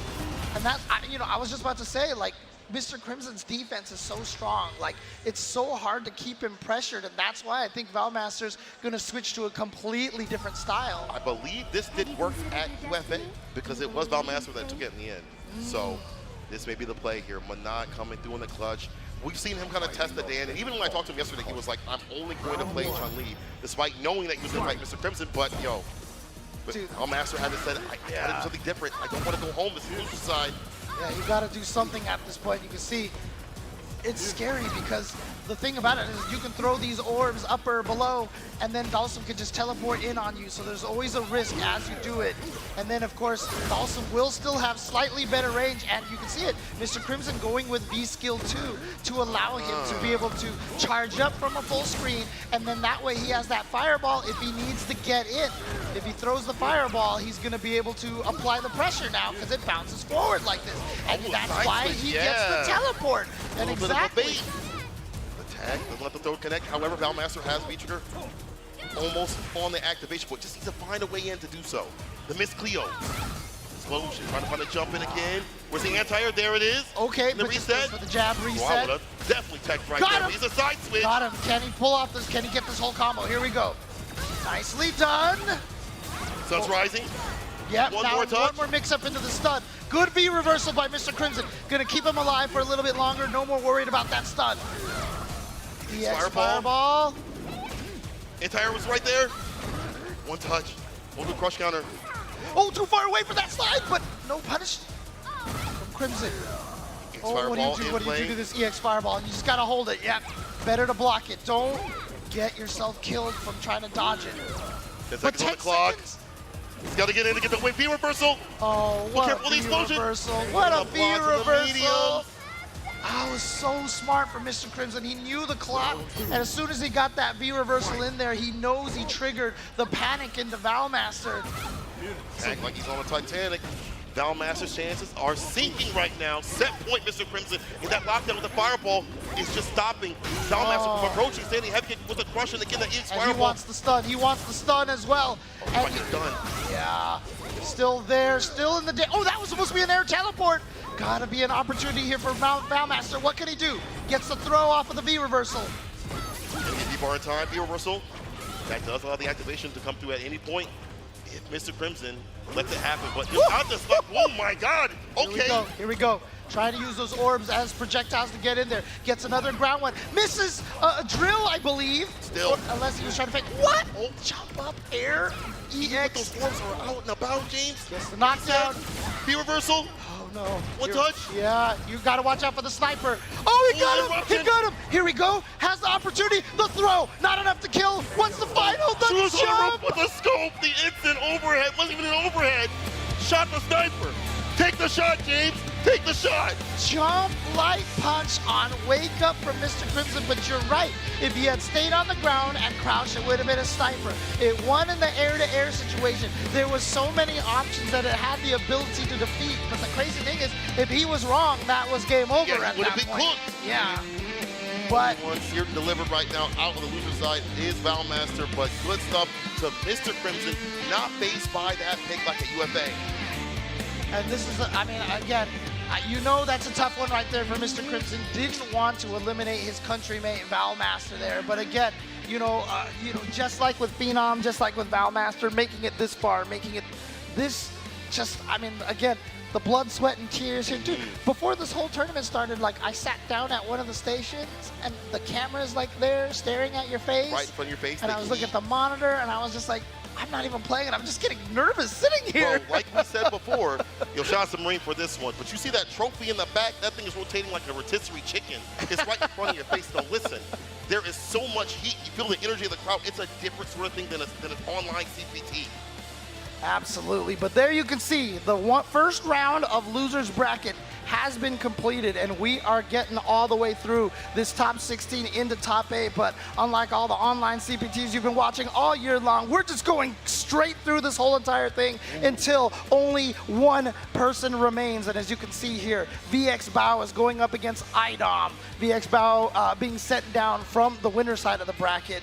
And then we also have Kawano going up against Vega Patch, NL versus Momochi, and of course Takamura versus Mr. Crimson. So, we all know who IDOM is. Previous Capcom Cup champion, 2019, or like the 2P. But VX Bao, one of the cleanest people through the group stages, one of the most dominant people in the group stages, alongside his brother in Zen, okay? Yes. Has been absolutely insane. Only stopped currently by Angry Bird. That Zonk charging that he has is ridiculous. From what I hear, he's holding all the buttons and lets loose to tap them. Also, I guess with his palm, I don't know, bro. All I know is that he's playing level 2 every single time. It's like index finger blue, right finger yellow, you know? I mean, seriously, he's playing Twister with his fingers on that. But of course, IDOM, second place here in at EVO, had a legendary run, only stopped by Kawano, and the only US player here, and you can hear it from the crowd. Oh yeah. The crowd is definitely cheering for IDOM. But again, VX Bao, you know, when you talk to DCQ, when you talk to Zen, VX Bao was a player that they said was the strongest when they play, and they were saying he's the biggest threat here. What? Not the easy cake master himself? Bro, that takes a lot for a top-level player to be like, no, no, no. I'm not the strongest. I'm merely a mid-boss. This cat right here is the true boss. You see it with that sick tie. Yo, shout out to the Jones. Right? But again, this is not going to be an easy one. I don't think, like, I mean, when I talked to IDOM, he didn't seem too fazed by his losers bracket in totality, no matter who came down, besides the likes of Angry Bird. In fact, he said, he's like, if Angry Bird comes down, you know, it's going to be kind of problematic. But he said, if VX Bao comes through, he said, I could take this. I could take this. However, don't get comfortable. Whoa, VX Bao with the loop. Trying to throw a little monkey wrench, maybe thinking to himself, IDOM is thinking about Cody, has all this practice. And again, IDOM faces against Shine NYC a bunch, who is also a massive Cody player. So maybe VX Bao trying to throw a little different look at IDOM here, especially with this character that he knows that IDOM really does not like. We saw that angry tweet. Maybe they'll definitely help out, you know. Shook it EXDP, we take a turn. Oh, there's the check. And now it's party time for IDOM, although he does not have the V trigger ready to go. He just needs to block one more thing, maybe take another hit here or there. But IDOM right now is saying, you know what, I don't need that V trigger. Oh, there's the trade. Beautiful. He's got activation and activates right away. And let's see if he can start the patented IDOM craziness, but a beautiful check by VX Bao on that forward movement. No big punish right there on the cross communication. Nothing really after it. Here's a sweep activation here from VX Bao. Could be easily done. The V trigger, and there it is, just as I say it. From downtown, yo, VX Bao with this loop is on fire. You gotta, I bet IDOM is cursing him right now. PTSD, as you point out, just, you know, he has some ingrained issues with Luke, but, you know, that also may cause him to be practicing even more. You see the whip punish, the attention now from IDOM is like, okay. Yeah, you can see IDOM being a little more patient until he gets this offense, obviously. Oh, there we go, beautiful. Confirm right there for VX Bao, and now gets the forward throw towards the corner. And a check from IDOM. Not going to let you dash in for free. That's not real. But look at this EXDP from VX Bao. Bust out. Command grab. VX Bao's response. Yeah, like that fireball. Put up a wall. Goes for the low EX again. Uh-oh, bad situation. Goes to the corner. Yeah, you saw right there this time, IDOM dashing forward and blocking. Seeing if VX Bao was ready to check that. Again, also not real. Okay, the reversal to put him at one hit away. Tries to sneak in there with the Avant. Not going to work out, but then the single hit confirmed from IDOM, tying the rounds up 1-1. We don't talk about that enough. That crouching in the kick, single hit confirmed that IDOM does is 99% perfect, all right? There's a few times where he drops it, you know, you're a human, but we see that come through in the clutch continuously. You can hit confirms, crouch, fears, the side switch, and another tick throw, command grab, addition. EX this time, sunset wheel, this might be the last sunset you see, and again they get the win! Post up butt's gonna be real nasty as IDOM charges up. Oh, this is gross. Oh, you're dead. You're actually dead. golden, folded. Look, this is every time I see that stun right there, and then I see IDOM kill you with that combo. All I think to myself is, thanks a lot, Javits.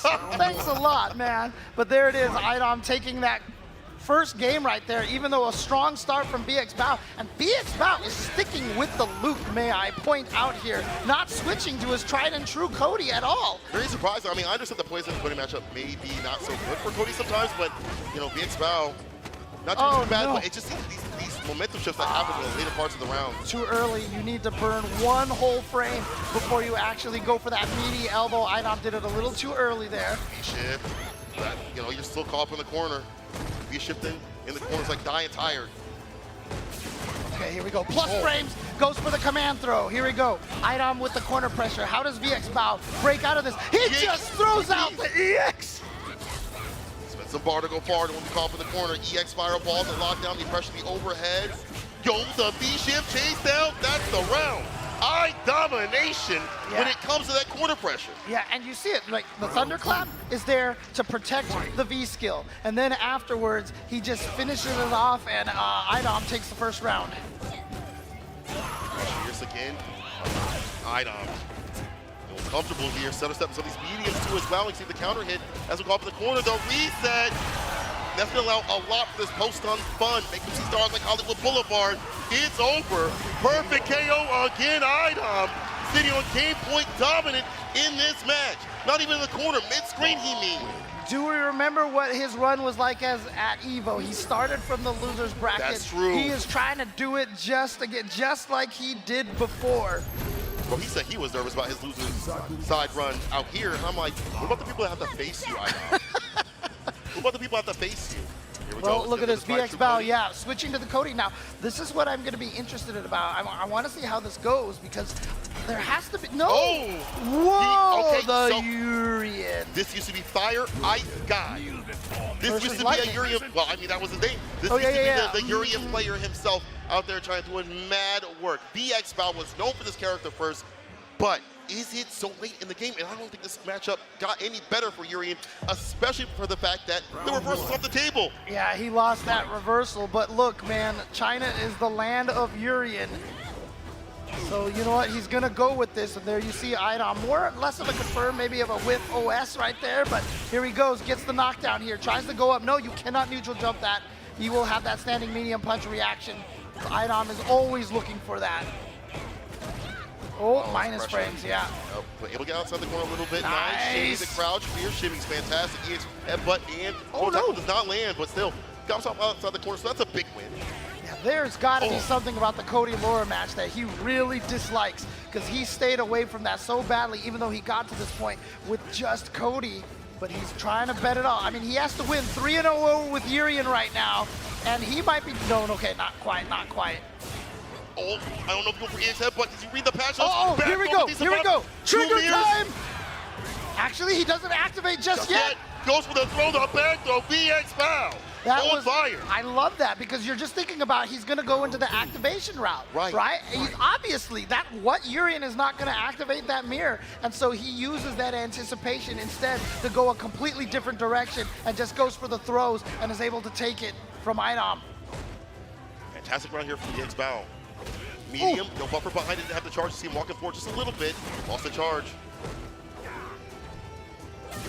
EX and play gets a knockdown. EX area tackle. IDOM answers back with butts continuously too as well. Not by too much, but I like that option from IDOM. And there's a hit confirm again. With punish. Yeah. Yes, but there we go. VX Bao getting the confirm into the chariot tackle. Corner position now for IDOM. But you gotta watch out. Any good confirm into the medium. Oh, he tried. He wanted that medium, the volt charge right there to get the side switch. Overhead. What? He got clipped by the fireball too. I like that V reversal. Goes low, goes low. Gonna be able to extend the combo with that EX headbutt, and there we go. The Urian finding its mark. VX Bao, like I said, he's committed to this character. He has to win 3 in a row, and here's the first one. All right, see how he gets it done. I mean, there can always be the poison change later on if things go bad for IDOM, but for right now, let's see what happens. Interrupt some fears. Not making a deal out here. Overhead again, bro, you disrespectful. Out of Capcom Cup. Toe tap over the crouch mini kick. I like that option. We see a lot of crouch mini kick from IDOM. Now we see. Sneak in there, but of course when Laura gets hit, that projectile disappears. And again, the range right now from Urian, this is what VXBOW is taking advantage of, is those long legs, but here comes IDOM. Command grab. Korean players hate this. Dashes in the B skill. B shift, no break, doesn't want to get close. All this is relationship. I think you could erase Urian from that last sentence, dude. Players hate this. They don't want to go up against IDOM. And again, IDOM, the best neutral thunderclaps in the business. The best neutral thunderclaps in the business. You see where it got him that victory. He's 1 round away. EX connects, gets the knockdown, backs away from the throw play. Now gets the command grab, the side switch, back to mid-swing. But we hold the north, the knock goes south. Corner carry off the shoulder tackle. This is good. Hold this throw, bro. Catch the stun. It's rising. All right. Oh, he's What going an to catch it with the knees. And close to stun. Wow. IDOM there with the jab. That's what you do. If you predict the shimmy, you hit a button, and that's what IDOM did. And here we go. The pressure. Tries to catch him low. But VXBOW not holding north that time, so he blocked. B reversal. Bishop the break. Yeah, had to do that. Oh, he tried to challenge. He tried to challenge. IDOM did not want to take those knees, so he just got hit by it. Yep, there he is to protect him. He's still got a little bit of trigger. Can't be too much more, though. There's bar at the bottom. Yes, reversal beautiful with the space, the dash up, light kick. James. That was such a beautiful V reversal right there from VXBOW. He was like, I need to get out of this corner now. Oh! No mistake punish, right there. though. No punish. Definitely don't expect that. You're going to land on that fireball. Goes low, too far away, but the elbow hits anyway. So IDOM gets the mix-up despite that. Missing like a bartender. EX connects. Yo, careful the stun. It's almost done. The challenge had to do so. Back throw, bar at the bottom. Oh, with the fadeaway. Slight walk back right there. The delayed throw. Just wait, just in case he woke up with a super. Exactly. I was just about to say that. Good call. B reversal. Oh, he spins one of the bars. Okay, here we go. Activation. How does he survive? He takes the throw, gets the cross up, but here comes, IDOM drops the combo, throws the B reversal. Here we go. Meaty plus frames, and now VXBOW, more plus frames. More plus frames. Gets him with the shimmy. VXBOW. Game point VXBOW. It's game point for both of them. This VXBOW finding its mark right there. Beautiful sequence there at the end. You saw IDOM trying to prevent the EX chariot tackle so he didn't have to deal with the Aegis, but then VXBOW managed to get in there. What if IDOM just didn't know that he was going to pick the Urian? Because, man, VXBOW is in his bag right now. No buffer right up there. He gets the crush, he gets the follow-up right here, but no charge. Yep. The U.S. cheering for the last hope of America. Oh, yep, that's minus, so goes for the V reversal, but knew he was negative, so he attacked him, but here comes VXBOW into the corner, has the throw against IDOM. Can IDOM survive this? 2 throws in a row. 3, the shimmy. No, the shimmy, that should be a stun right here. VXBOW is gonna be at match point after the just crucial change. We saw him hover Cody, and then he went to Urian. Here it is, VXBOW match point over IDOM. I can't believe this dude is running this character at this high level. It stays on against the likes of IDOM, stays in front of the mix. The overhead, holds the throw, you take a few more, the trade, and VXBOW with these reversal times are fantastic, but there's that 2-frame jab. Not quite done yet. Yep, beautiful V reverse, V shift out there. The low with too far away. Grab, too far out the distance when you're grabbing your demons. Oh, the jump in off the low, the reset. Not enough to kill just yet. The low. And a couple of times now, IDOM has gone for a tick and then gone for the crouch light kick, crouch light punch, and the crouch light punch is missed. Those little weird situations right there have been costing IDOM a lot of his offense. So this is really important for him that he's getting this here. Last game, last round. There it is. See, right there. It was missing before, but he got the hit. No, too far away. The corner. This is huge. The command grab. The stun's rising. Would be surprised to see it. The crouch clears. A follow-up. B reversal with the throw. Plus on whip. This is it. IDOM doing it for the USA. And VXBOW putting up the most glorious of a fight here with the surprise Urian pick. Looked like it was going to pay off. Got 2 games, down from 0-2, then won the first round, but IDOM did what IDOM does. I dominated those last 2 rounds right there. He is moving forward, IDOM, the last hope of US, continuing forward here at Capcom. Capcom Cup. I gotta wonder if VXBOW, if he would have picked the Urian, how things could have been earlier.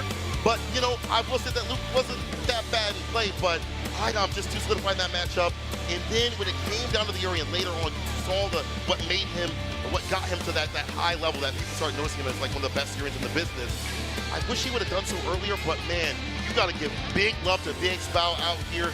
One of his first, if not his first offline tournament, and doing mad work at Capcom Cup. Yeah, I mean, the thing about it is, I mean, he's probably thinking the same thing that we were thinking as soon as he picked Urian. We were talking about the losing of the EX reversal, right? He doesn't have a true reversal anymore, and that's where Laura really profits from. But the thing is, VXBOW really very rarely got put into that position, and when he did, his defense was really, really solid against IDOM. But look, Laura is just the kind of character that you can only block for so long because obviously she's got the command throw, and once she starts getting the momentum on you, especially in the hands of a player like IDOM, and again, sometimes the best strategy to win is just be right all the time. Simply be right every single time, but it's so hard to stay fine against IDOM. You mentioned how he's mechanical, he's robotic. It's just like he's playing on CFN, but these games were super close.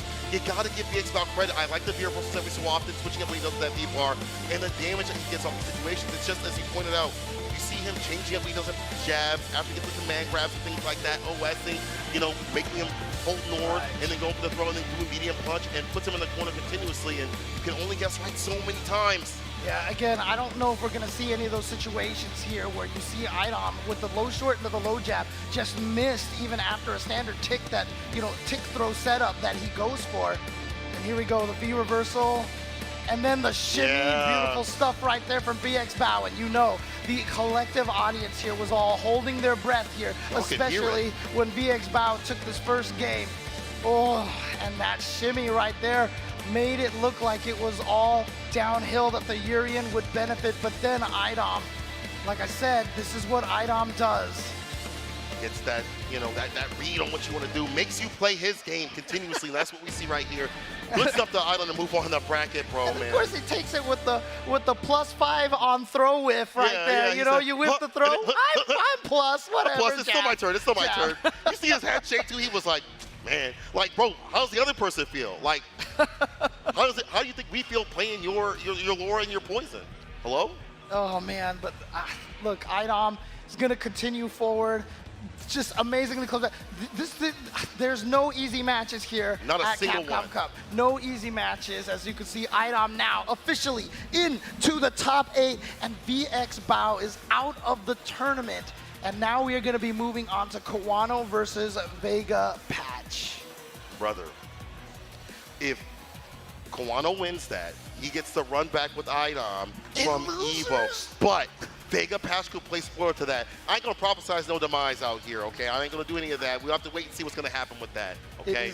I mean, at this point in time, those stories, those baby. two right there is definitely an epic Street Fighter duel. And you know what else is another epic Street Fighter duel is, of course, the mobile game coming out very, very soon on iOS and Android on all the platforms out there. Street Fighter Duel is the officially licensed mobile game currently available for pre-registration. Use the QR code on your screen, and if you do that, you've got free characters and free gems at the very start. There's over 40 characters in this game. A robust story mode where you're going up against the rising Shadaloo organization. And so if you want to get into this now, check out StreetFighterDuelGame.com for more details on how you can pre-register and join in on the action. We've had a lot of great duels already. We're going to have even more in store, but first, I want to hear from Hollywood, Rob TV. I am here with the 2017 Capcom Cup champion, the Bull, Minna RD. Minna, your next top 8 match, your first top 8 match, is going to be up against another fan favorite, Ender Walker. What are you thinking about that match? I think it's going to be a great match. I currently hold the title of the youngest Capcom Cup champion, so I want to defend that. I really want to defend that, and it's going to be a great match. Oh man, what an answer. I'm just like so pumped from this. So, Minna, one thing that I noticed is that you don't wear your headsets when you play on stage. How do you feel when you hear people cheering for you? Or like, how do you hear like, you know, the game and whatnot? How does that make you feel? It makes me feel good when people cheer for me, but it makes me feel even better when people are against me. So pick whatever you want. I'll feel good anyway. Okay, and one last question I gotta ask. At this point, we know that no one has ever won 2 Capcom Cups. Most people never won 1. It's out of this world. But you are in position to possibly win 2 straight. If you do win, well, not 2 straight, but if you do win 2 cups, are you officially the Street Fighter V GOAT? That's not something I can decide. That's gonna be for the people. That's gonna be for you. I know your opinion on that, but I can't say I'm the GOAT. I'm just gonna try my best, and I'm gonna be working as always. Humble, just humble. Straight up humble. We all love Mena here. Man, no, I love it. I love it. Oh, got to. Nothing but respect. A humble legend, a humble beast, but a beast nonetheless. This has been the Raging Bull, Dominican Republic's finest, Mena Ordi, and we have more amazing Capcom Cup action coming at you live after this break.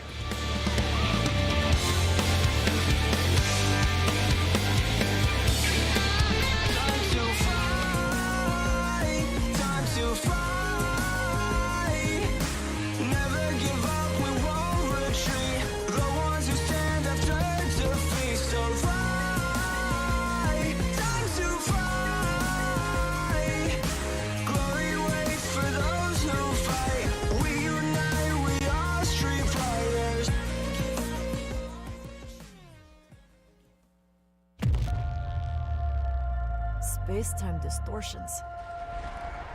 They're still puking out dinosaurs all over the planet.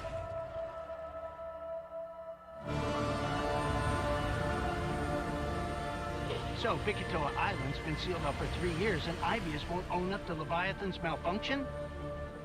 Can you address the reports of exofighter patrols on the island? Reports of exofighter patrols are simply untrue. IBS is committing all possible resources to the investigation. Exercise results logged.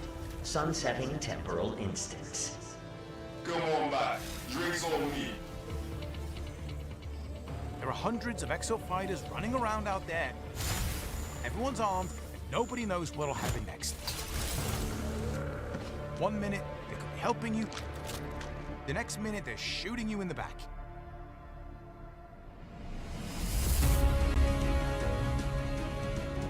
You need to keep fighting until we can figure out how to destroy the Leviathan.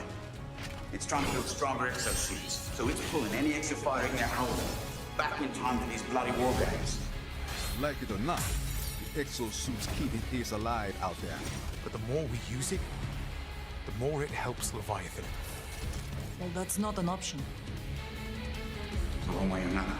Valued team members, prepare for dimensional integration in 10 minutes. You stay alive, man. Only you.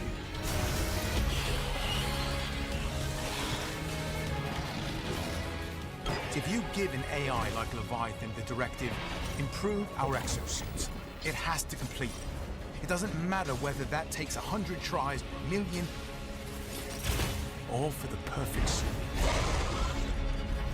More than that.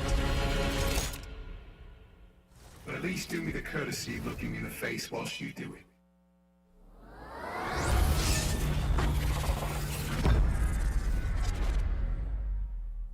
Okay, pinky, forefinger, back to middle, full wrist articulation.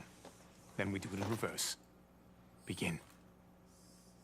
What the hell are you guys doing? It's a secret robot handshake. Good morning, Victoria. This is for my fellow hunters!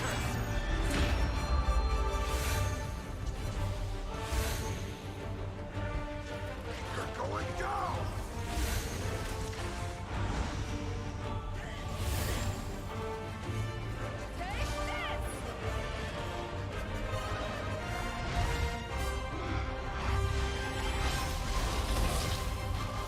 Here comes the pain!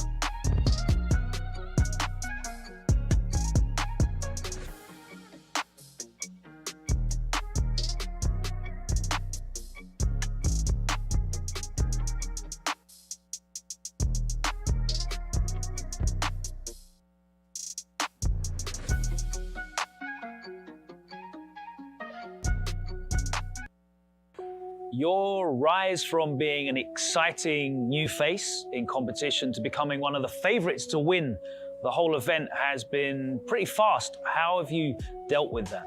まあでも日本の対戦環境がすごい良かったなって思います。やっぱオフラインでの対戦も盛んですし、あの環境がなかったら今の自分はないだろうなと思います。At EVO, in the grand finals, the whole arena was behind Idom and cheering for him to win, but you came through all that and you managed to take the victory. You managed to keep your composure in that moment. How will you be able to take that and use that composure here at Capcom Cup? まあ結構観客の人たちはアイドム応援してたんで、その空気に飲まれないように、USA コールとかが始まった瞬間、自分も一緒に USA ってつぶやきながらプレーしてました。Thank you. And we are live with that Street Fighter 5, and I do mean live out here. If you don't see the amount of look how gorgeous it is outside, but it's greasy, grimy, and slimy because we have nasty action for all of you, as this is the final year of Street Fighter 5. We're going to conclude with, oh my God. I mean, you know what the I mean, look, Kawano and Vega Patch. But if Kawano wins, he faces Idom again. So now, I, in my opinion, have seen a lot of people, and I agree with this in some ways. This person right here, Kawano, could take it all the way. Yes. All right. It could be at the end. Your pick too? Well, for me, it was Idom and him and a few, like 5 or 6 others, right? But Vega Patch could place onto that. Do you have a thing at this level? Are you prepared for the poison play that Vega Patch could put on? Yeah, and again, that's difficult. We saw the match against M Lizard right there. You know, Fang, the zoning character, but we saw the rush down that this character is able to dish out in the corner. But look at this, Kawano, of course, going with the loop, having the ability to bust out of the corner with an EXDP is going to be really, really important for him if Vega Patch can get that offensive situation going again. That's true. You know what's wild is that I think Kawano can switch to Colleen and do just fine. I think that matchup is just fine for that character, even with her nerfs that have happened. Has many anti-fireball ways to play and can scoot step through the poison. But either way, this Luke has been doing a lot of work. We saw it Street Fighter League Japan, and we're seeing it out here. Kawano, Vega Patch, let's get it. All right. And again, Vega Patch out here, obviously from the EU, Kawano from Japan. Oh, just starting fishing out with that forward heavy punch. Again, safe on block, and if it hits, almost always links into that far standing light punch. Such a powerful tool to be able to start offensive with for Luke. Walk back up in the corner, poison applied, but Kawano, I like that, not panicking.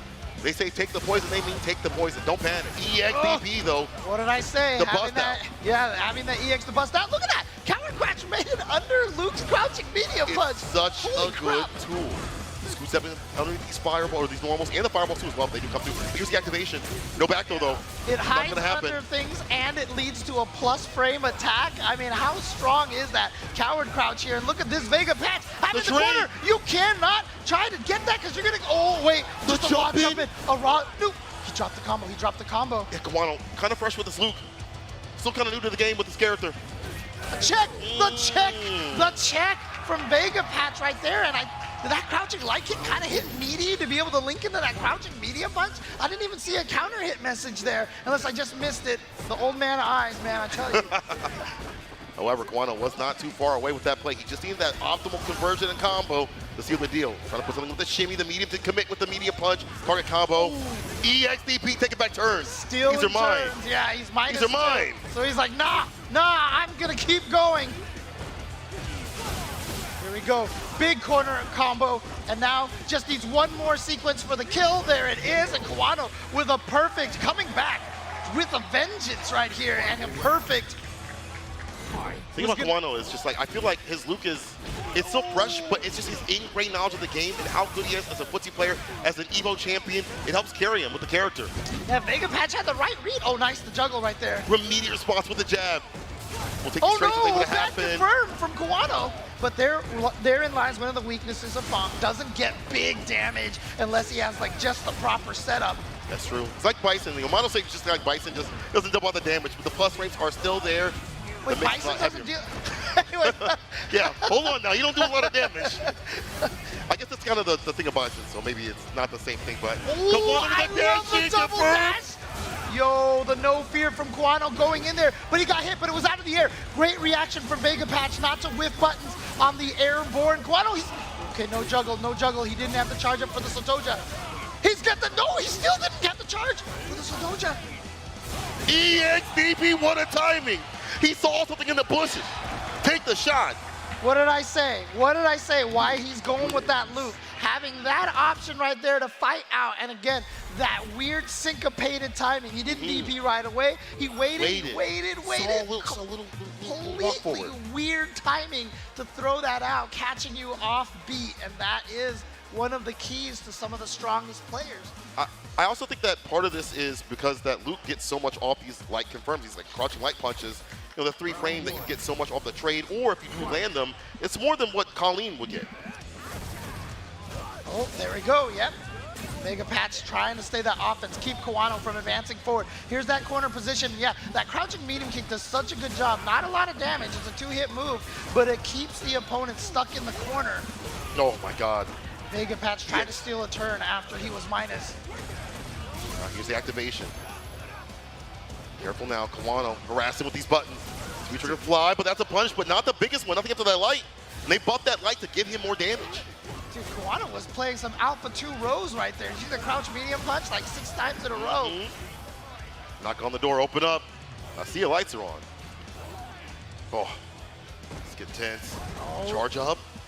Yeah, charged up. Oh, okay. Just again, small hit, but that poison is adding up. Vega Patch is willing to play this game as long as he can keep the poison applied. And here we go. Okay, actually. DP. Too far away! EXDP waited and baited again. Easy bait of it. Vega Patch.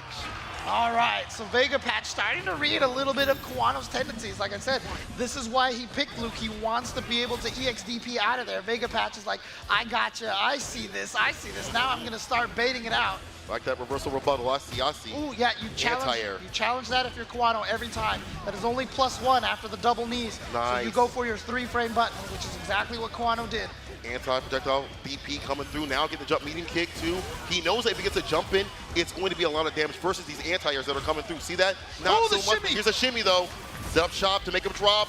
Stuns rising. Up balls. What's the setup here? Okay, doesn't go for anything. He's trying to bait out that EXDP once again. Ooh, plus frames, +2. That's +2. So Luke does have to hold that one. Activation. Can he find a crouch medium kick? Can he find? Oh, he finds a back throw. I was going to say like a fierce, but this is looking fantastic right here. Oh, he got him. It clipped him as soon as he got up. You can't crouch forever. You can't crouch forever there. Look at this. Gotta be heroic with the DP. Wow. The jump. Vega Patch was so confident Kuano was going to go for a Sandblaster. But even then, Fanga's jump is so floaty. Might have been even an accident. Oh no, up in the corner you go. EX and the DP follow up right after. Push to the corner. It wasn't even 10 seconds in.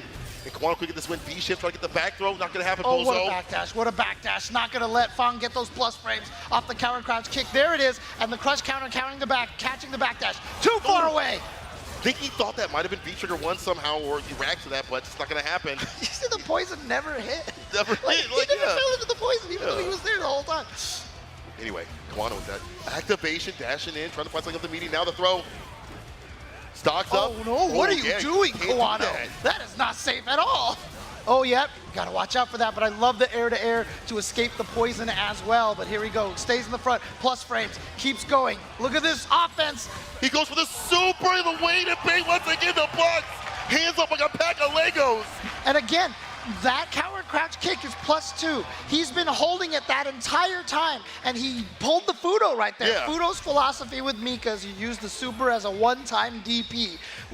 That is exactly what Kuano tried to do there. He's like, Vega Patch is going for the aggression. He's plus, of course he's gonna hit a button there. And Vega Patch though, with the patience, maybe even an eaten input, gonna survive. Let's see what Kuano does here. Those XDPs, those reversal situations are not working out for him as often as he'd like, but nice back away for the whip punish that play. Not too much off, but I like how he's looking out for that option. Never mind, he's not fine. goes underneath the cower crouch side switch with it Wow. and catch the poison. I did not even see that side switch. I definitely got hit by that. Oh, we all got mixed. But unfortunately, that means Vega Patch is stuck in the corner. Nope, out of there. And a mistake right there by Kawano. Accidental raw overhead like that. I see so many Lukes do that. It just happens for some reason. But here we go. Gets the cross up, and now Kawano. Oh, he's going to go for the super. He wants to. Is this going to kill? Is this going to kill? No! Oh. One touch, Will, and the dash up back medium to finish the job. And we've seen that continuously from a lot of Luke players. You get the super, even if it won't kill, the next hit will, and you got the feature to back yourself up. And here we go, plus frames again. Plus frames again, every single time. Vega Patch is so good at sneaking in those counter crouch kicks, just like that.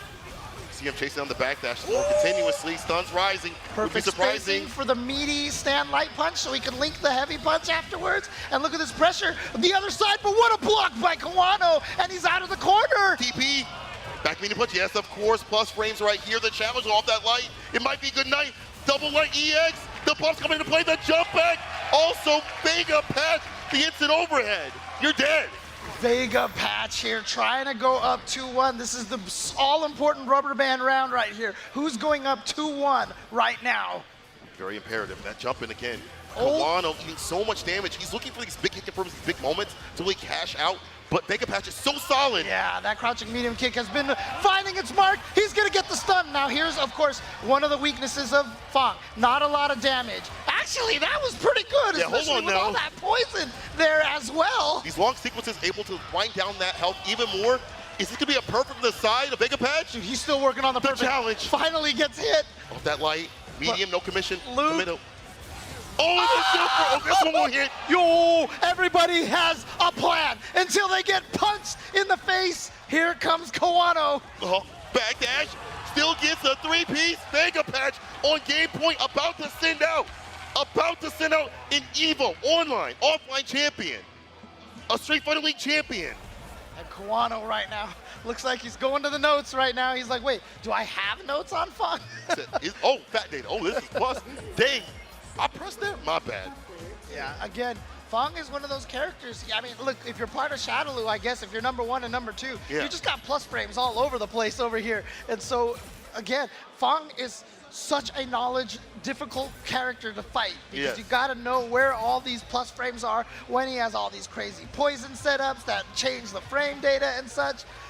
But what's also wild is some of these interactions are just really smart from Vega Patch. We see him scoop something underneath the media punch that had been coming through from Kawano continuously. He has been harassing with that button, and Vega Patch says, I'll get cowardly with it. Crouches down, finds a punish. It's all adding up to be enough in terms of damage, in terms of stuns. You don't see that typically from Bang continuously. Yeah, and again, one of the most difficult things about this road that Kawano has chosen here, and a few of these players like Mana RD, etc., going with the Luke. If you don't know how to fight Luke, I don't know what you're doing here at Capcom Cup. Honestly, everybody. We're playing Street Fighter 5 in general. Everybody has experience against this character, and so you're not going to catch Vega Patch off guard with a Luke. You're not going to catch, a lot of these players off guard with this Luke. They know what the character does. Clearly, he's one of the strongest characters, if not the strongest character, but that's why everybody knows how to fight him. On the same sense, I feel like, you're a Luke player. If you come in a little bit later, it's going to be harder for you to figure out matchups and things like that. As you point out the reverses, I already know how to fight this matchup, as hard as it may be. Oh, here we go, though. No knock off the EX Fireball. Just a normal one to get it done, but one of these big moments once again. But it's been so difficult for him to find it continuously. Yeah, and here it is, that poison. Those poisons have been adding up, but nice job from Kawano right there to just interrupt it. Goes up to the thermal barrel, and here we go, thermobaric barrel. In this bout, Kawano jumping back, avoiding the poison balls. In the trade in favor, he had more than enough health for that transaction. Kawano stays alive, and again, look at these big moments. Being a little bit better about not taking so much poison. That does, as you pointed out, it does add up.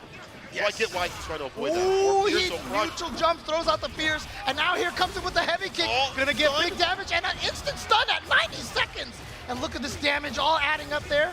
And instead of going for the full combo, he goes for the setup, but Kawano's seen that, gets out of there, gets out of the corner. Now you're forced to come to him to get the win, see? But that's the challenge right there. Forced to come to him to get that win. You see the light button, challenging. The jump in! Kawano again looking for these big bust out moments. DB. Yo, the sun's rising. Hold this throw. Bang out the healthiest boy in the business. Out of there. No, Too far. Punish. Vega Patch on set point. Could you imagine? Set point. Vega Patch coming out here. You know, looking at this top 16, not a lot of people probably were giving Vega Patch a big chance here to make it to the top 8, but he could get so close. And actually, if he wins this, he will make it in there. And he's getting big damage here and could send out the Evo champion Kawano. Can Vega Patch rise up to the moment here? Sweep. I like to go for that option. Can't be triggered to hold steady. Oh my God, this is so tense. The stun's rising off the backboard. He's gonna go for that post up over that B skill. Oh, this will kill. This will definitely kill. He will not stop hitting you, and Kawano silencing the crowd a little bit, just throwing out that finger to shh. No, not yet, not yet. Say something, I swear. Say something. Might look kind of nice, but honestly, it is super nice. You feel like he's getting a handle on the matchup. I can go for that sweep. He was looking for activation either way, but the play was to sweep out the cower crouch that's been giving him so much pain and not focusing on medium punch so often that's been called out continuously. Final game, Vega Patch, he sees it in the distance. The finish line's right there. He just has to stay fine, but it's so hard because now Kawano's getting more aggressive and landing more off these exchanges. Final game. Vega Patch from Spain coming out here, making a mark here on Capcom Cup. Oh, what a whip punish by Kawano, and here's the corner. This is so scary, and Vega Patch just being very patient. All right, you know, again, he is so ready for that crouching medium kick every single time, and there, poison has been applied now. And look at Kawano's life just draining away little by little. Gets hit, still has the poison on the throw. The reach. Yo, the reads also to interrupt that fireball. One more hit will do it. Hold this throw, bro. That's done. And again, Vega Patch now in prime position to take this set point. And a confident set point as well. That round was all Vega Patch. He's got to feel good right now. This neutral that Vega Patch has been playing, the range of Fang, and just the ability to get the poison, to force Kawano into being aggressive, and he stayed in the front. Yo, the mix with it doesn't get the hit. That's gonna get punished. Stun's rising. No, Kawano. Here we go, the mix up what side? V-shift. I love that V-shift. Great decision right there, but he can't jump out. Vega Patch is not letting him out, but the DP finally. Doctor with a V-skill, again trying to make the magic happen from these moments. Any hit is going to hurt a lot, but Vega Patch has denied that and applied that poison. Oh, making it look like Grimace. He a menace. The DP falls the fireball. Trade. That's not a good trade. Oh, is that punishable? Yes. Gets the sweep, activation out of there. Oh, he stole a turn. You thought that the V trigger was going to be activated right there. Vega Patch knows. He got the hit. Viva! Viva Vega Patch! Vamos! Vamos a Vega Patch! What insane play from Vega Patch to take down the Evo champion. This crowd is electric. They are popping off. Man, with the bong pick, I can't believe it. Bang of all characters. Coming into this top 16, it's not a stretch to say, like I said, a lot of people wondering, like, Vega Patch, does he belong in this top 16? Right. Absolutely, absolutamente, he belongs in this top 16, because you know what? He is in the top 8 now. Man, oh man, this dude was ridiculous.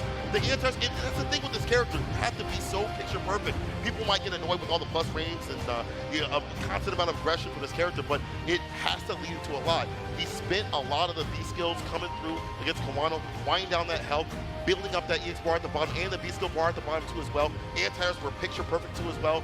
Kawano, when he got the jump ins, he was getting mad damage, like a lot of damage in the EXDPs, but Vega Patch reading the moments, reading the rhythm of when Kawano wanted to bust out with the reversals was also what led to the victory. Yeah. Catch it right here. And you know what? We forgot to mention this during this entire match too. Kawano was on the hunt for the Triple Crown.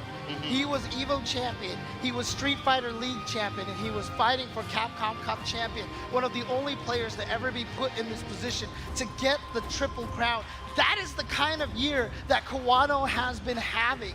And so to fall short here, not quite making it to top 16, but dude, the journey that this guy has taken here, the amount of Street Fighter. Do you remember Kimono Michi when he lost to Tokido? He didn't leave the background of the screen. He couldn't get up from his chair. His hands were in his hands as they were interviewing Tokido. And Kawano then came back, was able to defeat Tokido, and then turn himself into one of the favorites, one of the best from Japan. Yes. He won EVO, stopping an IDOM that seemed unstoppable. And then he won the Street Fighter League yesterday. Literally and he yesterday. was and he was just poised to be able to get the Triple Crown. Unfortunately, the journey for Kawano ends here, but you cannot discount just the amazing play and the growth of this player. We will be seeing Kawano here at these Capcom Cups for years and years to come. He's a young kid, man. He will be here for a long time. Very smart player, great play out here today. He has got more to go. I want to point out what you said. A lot of people might have been like, well, they don't deserve to be here. This isn't a typical Capcom Cup. You literally had an EVO champion sitting here, defeated by one of those cats that y'all said wouldn't make it or do work or whatever, and look at it pop off. Well deserved. Vega Patch with a victory. And this is what I like to see out here at Capcom Cup. The level of play has lived up to expectations. The level of play is real. And I mean, I think it's gone beyond expectations at this point in time. You might be right with the blow-ups. These matches have been ridiculous. They've been going so. Every match I feel like has been going like. Look at this. Look at we got a 3-1, a 2-3, a 3-2. Okay, we do have one 3-0, but another 3-2 and another 3-2. These matches are going the distance right now. And NL versus Momochi. How is this match also not gonna go the distance? Oh, I think it will. I definitely think it will. You know, Momochi definitely having a lot of Luke practice, has a lot of anti-Luke tech on the deck. We've already seen him defeat Phenom, and his reward for defeating a Luke player is to fight another Luke player that is NL, who's one of the best in the business. But he's so stylistically different, right? He's so different in his approach and his play. On the lamer side, when he gets that lead, he's able to keep that lead and just kind of make you feel frustrated coming to him. Right. And let me ask you this question, Cola. Let me ask, have you ever heard a sigh that just like broke your heart come out of a human being?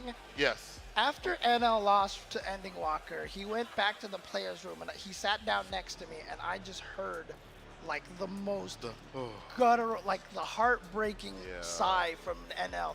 You don't think this guy is here to win. You don't think this guy wants it all. He is putting everything on the line here. So NL from Korea here. His teammate M Lizard has been taken out of the tournament. He's the last hope for Korea over here. But of course, going up against former Capcom Cup champion Momochi, former EVO champion Momochi.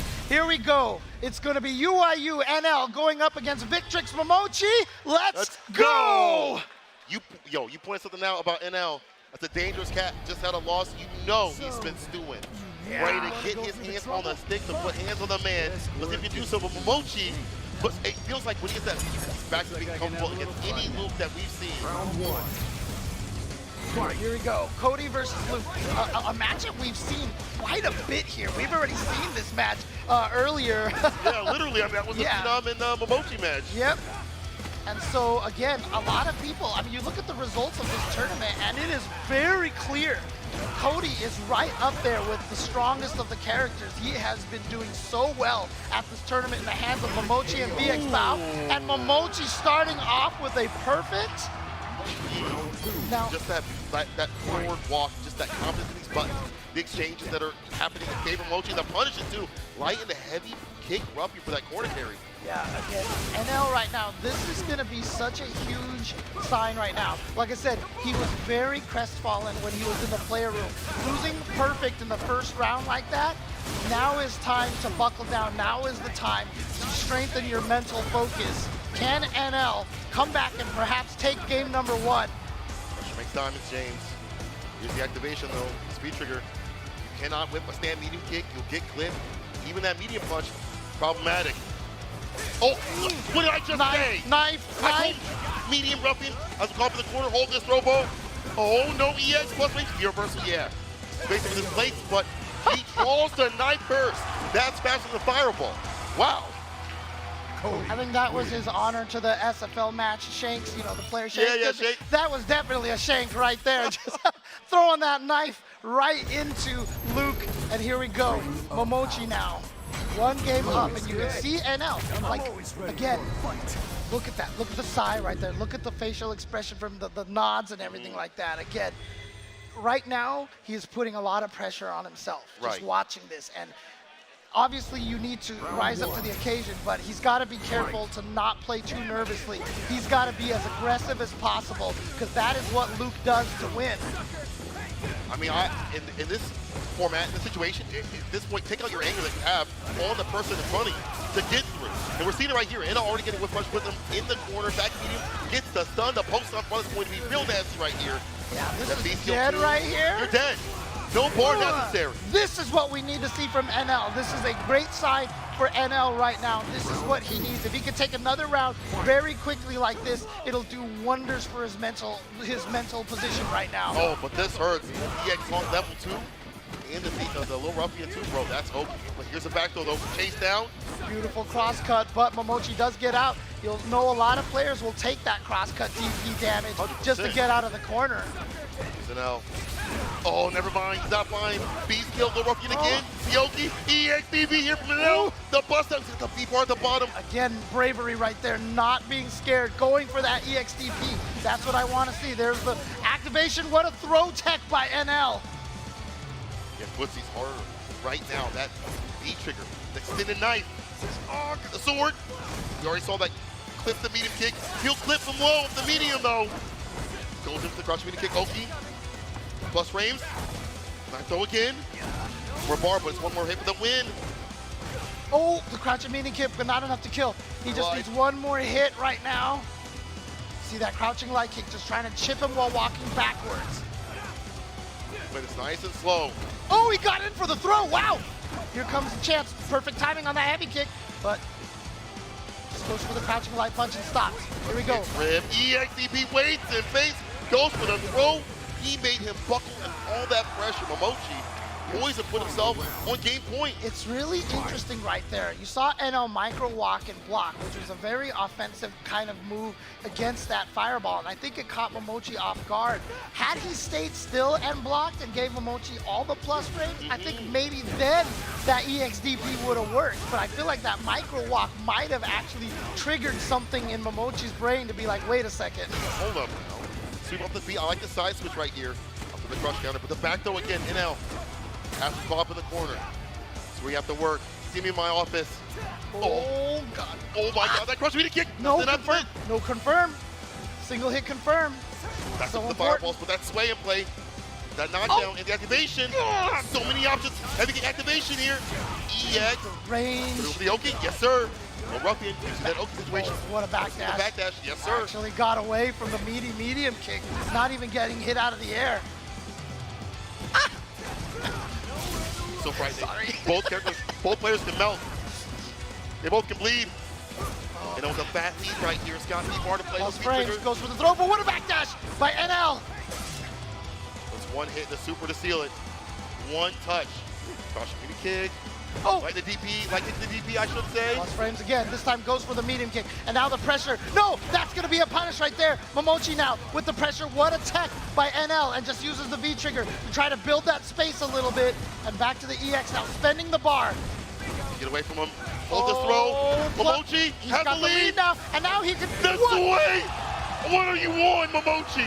What are you on? The V skill sway and play. Bob and weave. Bob and weave. He saw the EX flash, hit him with a V skill 2 to get through. I cannot believe Momochi. And there, right there, is showing next level. Momochi. There are few players that I think can remain as calm and concentrated as Momochi. That round victory right there might have spelled the end for NL, because NL, like I said, he needed to win that game to try to build that confidence here. But Momochi absolutely stealing that game. Can NL make this comeback here? Because Momochi now doesn't even care how low his health is. See him walk up with the throw. He has the reach. He has that confidence. Right. Knife throw plus frames in now. Cannot press if you're feeling depressed. That stun was rising. Oh, nothing off that light. Love to have the edge song right after the make him hold this throw.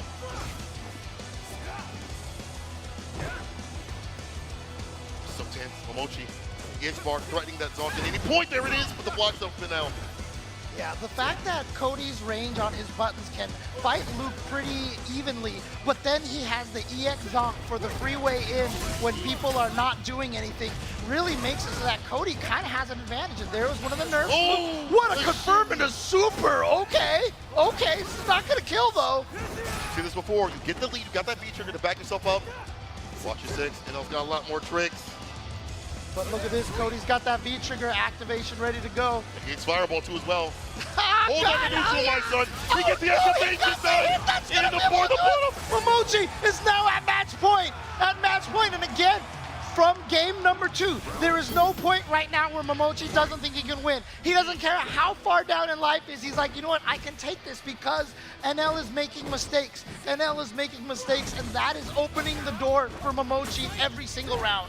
We got to talk about the EX bar usage. The EX fireball instead of the EX song has really been a big pain point for NL to deal with. But now he has caught up in the corner. Broke me a liar. Backs up and up for that DP to land. Oh! Okay, here we go. Done. All right. Let's go, NL. NL needs this. Here we go. Big combo. Not going to be able to kill off of this. And so again, this is a dangerous situation. Oh, God. Momochi, we've seen him win an entire game off of a wake-up light kick into activation. But not gonna walk up on me, my friend. Can't come in. NL. Risky jab, but it works out in the clutch. Oh. I'm sorry, I'm losing all my breath here. Okay, there's no time to breathe. There's no time to breathe Talk here. to him. Not with this match being so tense, so tender. No back throw, bro. NL with all that bar at the bottom. What if he's going for that super to get that lead? Or we use those EX fireballs again. Switch up. We use that rhythm with the buttons. The dash up throw. 4 Pierce. The block, so Momochi. There it is. There's the great equalizer. That EX zonk knuckle. No confirm off of that medium punch from Momochi. Oh, the dash in. NL. Never lose time. No fear. Momochi's here. The V skill, the knockdown. Back rise, no surprise. He's there. Momochi. No cancel the EX. There's a gap. So I understand why. Here we go, corner position right now. That EX zonk is just sitting there, but nice. NL gets the counter hit here. Gonna keep the pressure, tries to go for another counter hit. Gets the back throw, however. Realizes that Momochi is just blocking right now. Playing it very safe, because Momochi biding his time for the right moment to take the round. What a challenge! Caught him walking in again, the super situation. This won't kill, but it will put him one touch away. Oh. All that confidence fading away. NL. Does Momochi have yet another comeback in him? The wave NL. Connect. No activate. He's not going to activate just yet. Here we go. 10 seconds left on the clock. Can he do this damage? Yeah, just block. NL's just blocking. Just block. Look at all this chip damage. The throw. That's not going to be enough. Just one more hit. The challenge NL. The block though. NL stays alive. The thrive, bro. Are you kidding me? NL. Who can breathe? Who can breathe? The players are probably not even taking a breath at this point in time. Bro, check the oxygen levels right now. Because I know mine are messed up. What's messed up right now is NL with no fear. Never lose, no fear, baby. NL back in business. The 4 Pierce, fantastic round start. Hold this throw too, bro. Stuns rising. The dash up counter hit combo, DP2 as well. You've seen the situation before. In the back though, we'll get it done. This is what I mean. NL gets a game on the board, and look exactly how this is going here in game number 4. The people can't see it, but I'm standing up. The back throw, that's the perfect KO. Golden. NL, Gucci right now. Can you see the confidence come back? The momentum, yes. You can feel it. That's why I said NL needed that game, but apparently he got it in game number 3 with a crucial victory. Here's big damage right here. And close to the stun. And he's going to take the stun. I thought Momochi might have let it drop to try to get max damage on the combo afterwards. He just takes whatever damage he can get at this point. And look at this. Medium punch doesn't have to activate. They wanted that back though so bad. Dash up again for buttons this time. Mochi, 4 up, just actually gets the confirmed EXDP, never afraid. Gets the activation, gets a hit as well, does not go into the Rock Smasher. Gonna hold on to that, but the whip punish from Momochi. Match point again for Momochi. You have to be looking at the bar at the bottom. If it's flashing, you're not last. You gotta be careful of that sweep coming through. The activation points, Momochi. Go for that sweep, to get that victory. Here's an L again, round start situation. Caught him with the counter off the counter medium punch. Probably was a tech. Throw did not connect. I got to throw though. NL. He did that perfect again. Beast goes up. Not going to be the win just yet. This damage. Oh, fireball, uppercut. Oh my God, not enough to kill. Wake up, Super. Oh boy. Here we go. But no EX Zonk. That means no EX Zonk. So the neutral is definitely in NL's advantage here. He gets the crouching light punch. Game number 5 is on the board. NL. I know it's an L, but he said never again.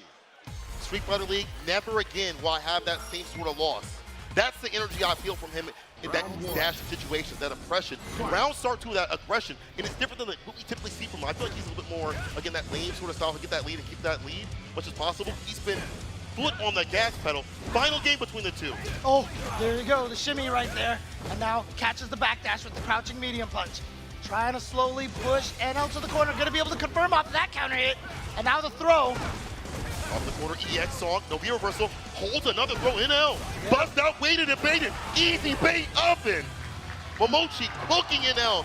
Yeah, he's only had one match point in the last 2 games. This is the first time he's had double match point. Can Momochi finally seal this, or will NL make one of the most epic comebacks here at Capcom Cup? But Momochi, it's all Momochi so far, but there we go. Finally the challenge. That's rebuttal after that caution medium punch.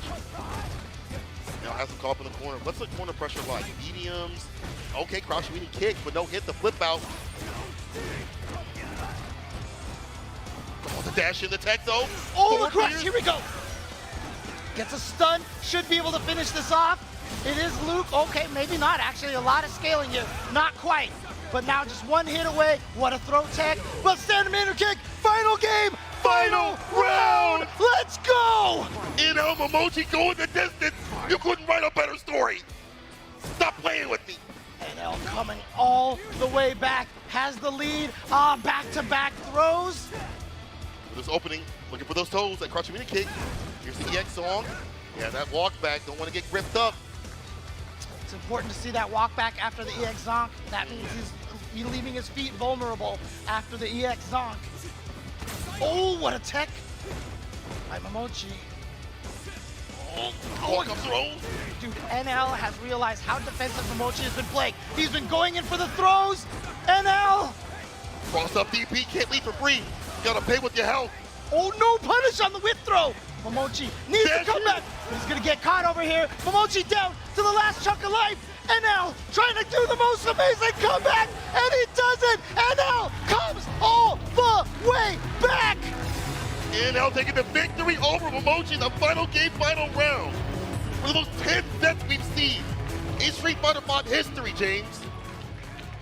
In the wise words of one Tasty Steve, I dare you to find better Street Fighter than we are seeing right here at Capcom Cup 9. Bro, I don't need a chair. Just let me stand up the whole time. I can't sit down. I can't sit down. Show me the replay. I dare you to find better Street Fighter than here at Capcom Cup 9.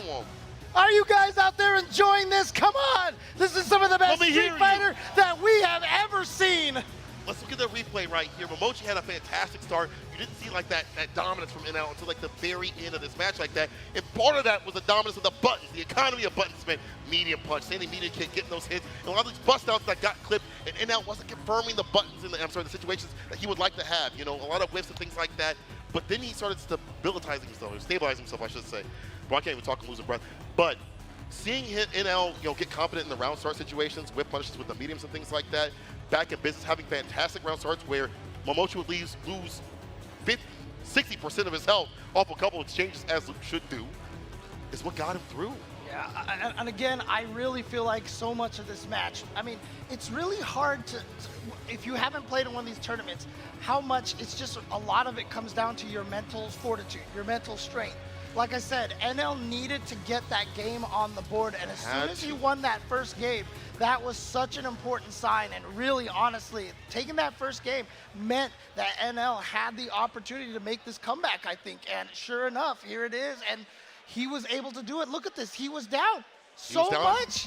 He was about to die, and he just survived this end right over here, and there it is. And then everything started. I mean, it wasn't all of a sudden a switch. It wasn't domination. But NL was playing with more confidence. He was playing a little more aggressively. That's all he needed to do this. Beautiful here from NL. Look at that dominance, getting that perfect KO. That was probably a big turning point right there. Yeah. Once you get a perfect, you feel golden right there, and you get in with that momentum. Momentum is such a big thing in fighting games, and we don't talk about it enough because, like, you ride, you just, oh, I got that victory, I got that W, I got that round. All I need is another round, another one, and then finally, it's final game, final round. You're back from the brink of defeat in NL. That's what we saw here. These dashes who weren't being challenged by Momochi, probably looking out for medium punch, for Fierce. We saw that introduced a lot later up in the set. So I understand the pensiveness, the timidity I see. But man, NL, ridiculous. Never lose. It's in his name, James. Never lose.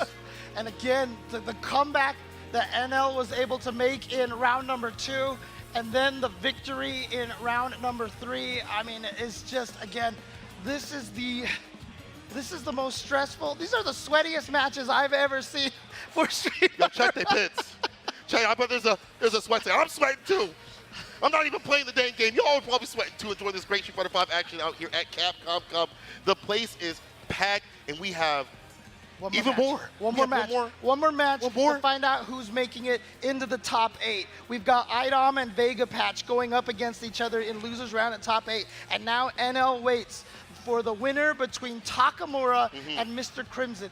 The interesting story about these two players, Mr. Crimson has asserted himself as one of the best in the Europe, can take any tournament that he attends. Yes. I feel like Takamura has always been right there on the cusp. He's beaten Tokido at major tournaments. He's always been right there and just not quite getting there. But this could be his big opportunity. If he can take out Mr. Crimson, get into top 8 and make an epic losers run, this could be basically the start of basically ultimate Takamura. Ultimate Takamura. Bro, first of all, Takamura is a fantastic name. Second of all, we saw glimpses of that when he fought the likes of Idom. He is, in a good way, he is a sweat. All right, he practiced for Idom for days upon days, and we saw that in the match. He took down Idom and put him into losers. He is the reason Idom is there. He's going with the Akuma. We have not seen the Satsuki no Hado in so long, but this is what we know Takamura for against Mr. Crimson. Let's go! And as I've said, you cannot spell Takamura without Akuma. And so that's what we're getting over here. So let's see if Mr. Crimson, however, can fight this and take him down. I mean, this is not a good matchup for the likes of Akuma, but back heavy punches definitely help out. Overall, though, Sim is an anti-Shoto, and he's been so throughout his entire life. Mr. Crimson, wow! Standing medium punch. What side? Wow, I had no idea what direction that was going to be in. Thought we might have seen a V shift, but it looks like Takamura wants to save that V trigger so badly, and Mr. Crimson is going to punish him for trying to hold on to that V trigger. Not a lot of buttons that you really interact with in this match. It's a bit range with Akuma. And again, the health differential, bro, you just get cooked. We talked about Sim being a quote-unquote zoner. He does so much damage. Look at that, the stun. Dude, Mr. Crimson, he does the craziest thing. He blocked a move and responded with reversal EX fire, EX flame. Defensive and the offensive decisions, some of the best actually, I would say, in Quarter 5. Activation, open the corner situation. After that V reversal, he's minus. He got caught. Didn't fall for the shimmy. Gonna get the juggle with the standing medium punch. And there we go, Crimson, game number 1. Is it switch to Ken coming now? Or is he going to ride or die with the Akuma all the way through? We know them for Akuma, but we did see the Ken previously in the group stages. And I talked to him at UFA. He asked a lot of us, the players, stuff like that, what should I play? And I was like, you know, Akuma and Ken is a fantastic pairing. There are some matchups like Birdie and this one. Maybe not the best, but you have a character that kind of fits your style. Maybe he doesn't feel like it's ready enough to take down Mr. Crimson just yet. I mean, again, if you rearrange the letters of his name, it's Akuma art. And that is basically what he is playing here. He is using this character so artistically, but Mr. Crimson, he is absolutely the best with Dhalsim in the world right now. And he is showing that as he is dismantling Takamura. Bro, Mr. Crimson is stringing him up like Picasso. Another round going down on the side of Mr. Crimson, brother. This is looking difficult. And again, it's hard to find those situations, the buttons that you'd like to have. Back heavy punch is great, but look at all these anti-fireball options, and that's just one layer of how Sim deals with Shotos. slides. Oh, okay. The mediums. Oh, here we go, though. Gets the knockdown. Close range gameplay. CQC, you see, way better. And now gets taken from counter and combo. EXCP stuns rising. Throw. Takamura here with an opportunity there. Wow, V-reversal on a negative button, but it doesn't matter. Oh, here we go. He's the best at landing this. Look at the damage. Look at that damage. What happened to all of Akuma's life? It's all fading away. All fading away. Level crush on a slide. Activation. Teleport out of there. He's got to respect the fireballs as a result. No keeper off the medium. Here, fireball again. Oh, a fireball. Just goes for the raw fireball and catches the hit. Takamura finding around onto the board. He's talking about switching up like he does up in the corner. We see those fireball corner pressure sequences like we saw it against IDOM, and now we're seeing it here. The zone, the plasma, put up on the screen, up in the corner, the dive kick again. Close up the shift. Yo, he is playing this magnificently, but it's not over yet. He's making the comeback into the super. Okay. It's gonna hurt, but it won't kill. Try to put him down to as little health as possible. That's plus frames. There's the OS from Mr. Crimson to escape throws and to also attack you. Sees one touch, one tap, trying to get the dive kick, anti-air. The rush down from Dawson. Where are you going? You can't get away with that. You can't get away. Yo, where was that at? With the blocks, though. All this health. Look at this. He has no life left. He has no life left. Trying to hit the overhead, but wasn't able to reach. Mr. Crimson clutches it out. What? What? This zoner. Where does health go? I'm checking my pockets. I'm looking around. Do y'all know where his health went? Because I don't see it. Mr. Crimson defeating Takamura in that last round with the classic Dawson zoning style. He locks in with the Akuma pick to try to do it. I don't know, but Mr. Crimson is the one on game point. That was a very close set right there. It was only one hit away, but Mr. Crimson was one of the best defense in the business, and timing too as well. You see Mr. Crimson just has the answer for everything. That quick slide under the jump. But here we go, Takamura getting the crush counter hit, and now the pressure into the corner. We all thought that Takamura had that tied it up 1-1, but that ridiculous comeback from Mr. Crimson. And here we go, teleports out of there. Run away, you don't have to help to play with anti-air right there. Mr. Crimson checking that approach, but not on the ground, the fierce land. DP hard knockdown. Air fireball, aim for the TIG. Air fireball trade, not too bad for Takamura, has him off the corner. Ooh, the ear-to-ear right there, checking the EX Demon flip. See the movement from Mr. Crimson with Dawson. Just the absolute, just art, beautiful use of drills and jumps, and here we go. Tries to fake the throw. Slide interrupts the fireball, and again, Mr. Crimson will not let Takamura take anything. But Takamura had that confirmed happen. He would have had a round on the board right here. Robin's adding to so much, but does get the anti right there. The back heavy punch again. Yeah, back heavy punch causing a knockdown, so you don't have to time when Dawson lands. So that's really nice to have. Here we go. He should be able to juggle, but wasn't ready for it. That side switch though, man, all these anti are stopping the people flipping. That's such a big toolkit of this character game plan. Fiercest, crouch fiercest, some people are crushing. It's not happening. Basing for Mr. Crimson to avoid that back heavy punch. But here we go. Takamura getting some offense here. Takes it off in the corner. Air fireball trying to clip a limb. Awkward situation. Takamura puts it right back in the corner of the trade. Not too bad for Takamura. Has to come up in the corner of the slide. Covers the time to stay fine. EX connects the Tatsu to seal it. Takamura still in business. Mr. Crimson even had the answer to that EX fireball. If he had done it just a little bit later, he might have actually been able to get the slide to hit. He just was a little too early because the fireball was coming a little bit closer. Takamura trying to get aggressive. Anvil, base god Agni coming through, and the clutch is a lot of red. You're almost dead. Reset the medium. The follow-up, I should say, the dive kick and play the throw. Yo, the stun is rising. It's done. Mr. Crimson seeing red and making Takamura dead. That is 3-0 on Mr. Crimson's side.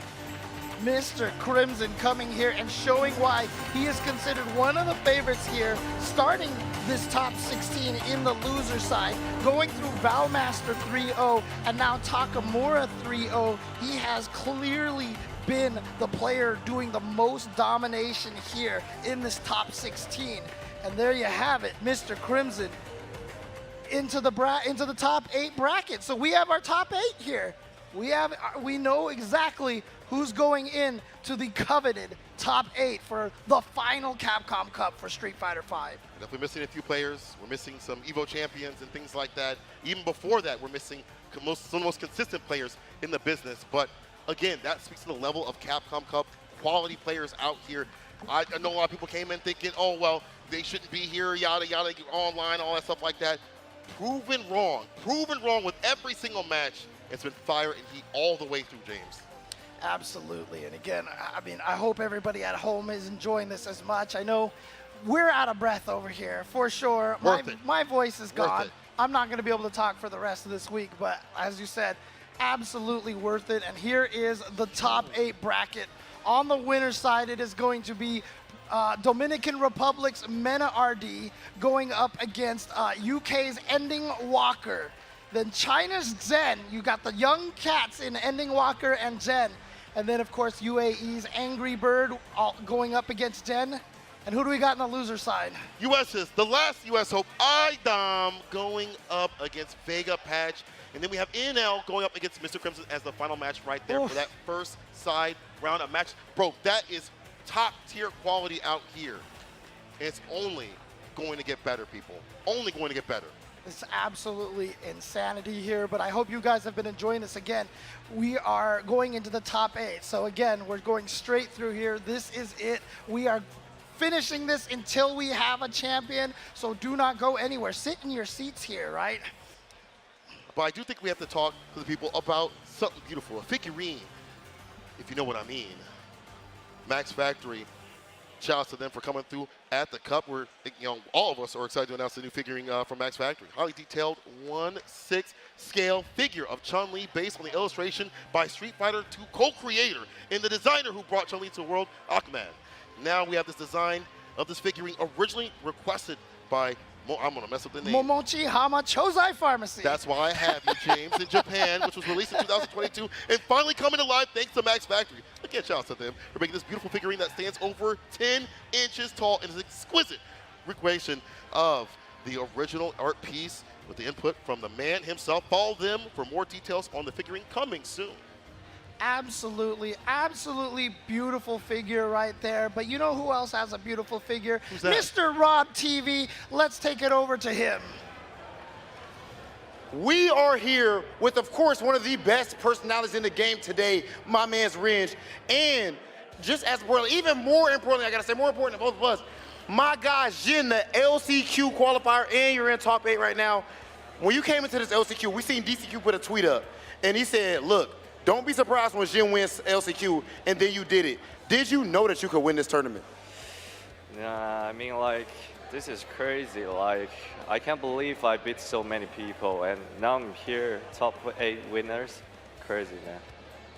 Oh, that's beautiful, that's beautiful. And everybody wants to know about the fighting game background of you, right? But I did a little deep dive on your Twitter, and I found something a little bit more interesting, you feel me? I seen you post the MF Doom, I seen the retweets from Lil Peep, I seen all this. But what struck with me the most is the Young Lean avatar. What's the go-to Young Lean track for Zen? I mean, like, Young Lean is my favorite artist, man. Like, he puts me here. As a fellow sad boy, I feel you on that, I feel you on that. Let's fucking go, man. Okay, and then the last thing that I gotta ask you, bro. Your next match, you are going up against Angry Bird. What can we expect in that match? Hopefully, I'll beat Angry Bird and revenge for my teammate VX Bao. Okay. And before we go to commercial, ladies and gentlemen, everybody that's here in the venue, can we get some noise for Jin? You got a lot of fans in here, brother. Whole lot of fans in here. All right, guys, we have more amazing Capcom Cup action after this break. Actually, it's specifically top 8. It's going soon. Do not go anywhere.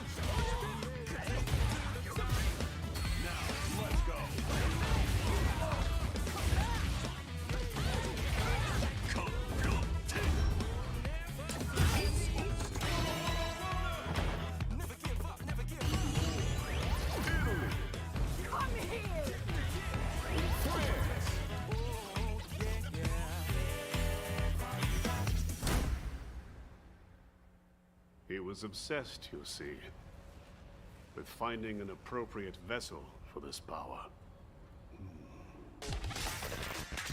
Showtime, baby! Prepare. Fight with all your heart! An honor, to be sure.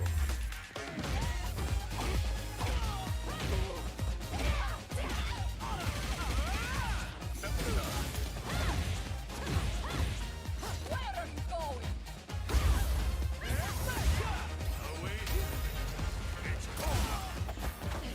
Let us begin.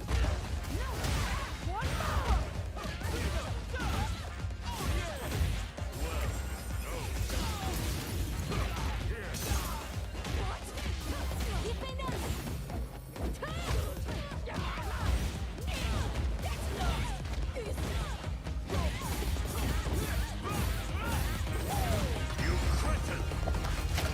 Meaningless effort!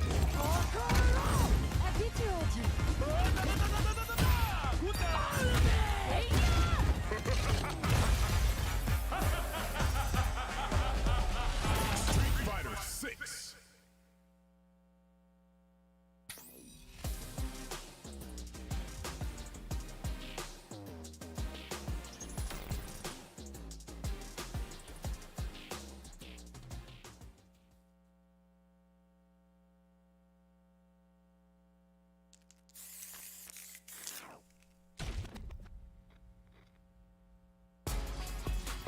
You won't be disappointed.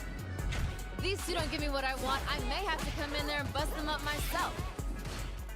Amazing awareness there. She makes Dangerous look so good. Gotta remember, a cornered animal is the most dangerous. Oh wow, someone just got turned into a hashtag. You call, I answer. This is where things are gonna get very interesting. Making him sweat with these shurikens. We live for these kind of fights. They got the advantage. Gotta start cooking here. That's what happens when you have an irresistible force meeting an immovable object. Time for some good old violence. This is how you stay limber. You gotta crack every last lid. What in the world did we witness? That was unbelievable!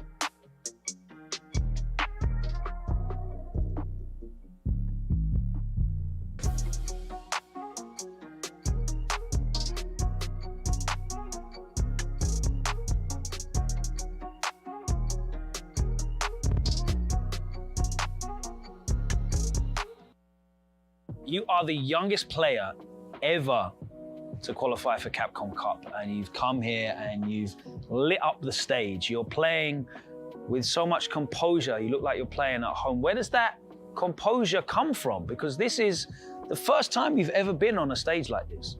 I would say maybe externally I look composed, but internally not so much. You just don't necessarily see it reflected in my gameplay too much. You probably see me walking off the stage with my hand shaking though, usually, which a few people have noticed. So being composed, maybe not, but definitely having fun here, more so than UFA, because I had a little bit more practice now. You've never had the opportunity to play most of the players that are here at Capcom Cup. What's it been like coming here and playing against some of the legends of Street Fighter as one of their equals? It's been very eye-opening to play some of the international players, especially. A lot of the players, you know how there's always, NA players play different to EU and EU plays different to Japan, all that. I haven't actually noticed that too much. Everyone plays very similarly to how a lot of European players play at the highest level, which is just solid, fundamental base gameplay. But it's just been very, very fun, and I've definitely learned a lot. You've flown out here with your mum and dad. How important has their support been in your growth as a player and your career now as an esports athlete? Very, very important, because I wouldn't be here if they weren't here. Because, yeah, I wouldn't have been able to go to UFA either. they've always been very supportive because I've still been doing my school stuff. So it's definitely been very, very important to, and just, you know, nice to have the support of my parents. So, thank you. This is it, everybody. We are about to get even closer to crowning the world champion of the final year of Street Fighter V here at Capcom number 9. Of course, we're bringing it back in to start things off with the top 8. My name is Vicious, here with Jammers, and I gotta hear from the crowd one more time. If you're ready for the top 8, let me hear you scream it. Love that beautiful, sweet, sweet sound, Jammers. It looks like we're going to have to match that energy indeed. We've had riveting matches already, and it only gets juicier from here and more intense for these guys as well. Some of them, it's no stranger to them. Others, they're grabbing the opportunity by the horns. Like you see, this is what the bracket is looking like in the top 8. Mena RD is going to be going up against Ending Walker. That's going to be a juicy one here with the youngins. And then on the other side of the winners semi-final in this top 8, it's going to be Zen, one of the favorites. What a storyline it will be here. But he's going up against Angry Bird. And boy, when we get to that match, have I got some lyrics for that one. I can't wait for it. But then talk to me, losers side, what are we talking about? We have so many different stories coming out through here. We're spinning the thread a little bit. We got IDOM versus Vega Patch, right? The current reigning Capcom Cup champ, who was put on hiatus from 2019, and Vega Patch taking out one of the #1 contenders with his Fong.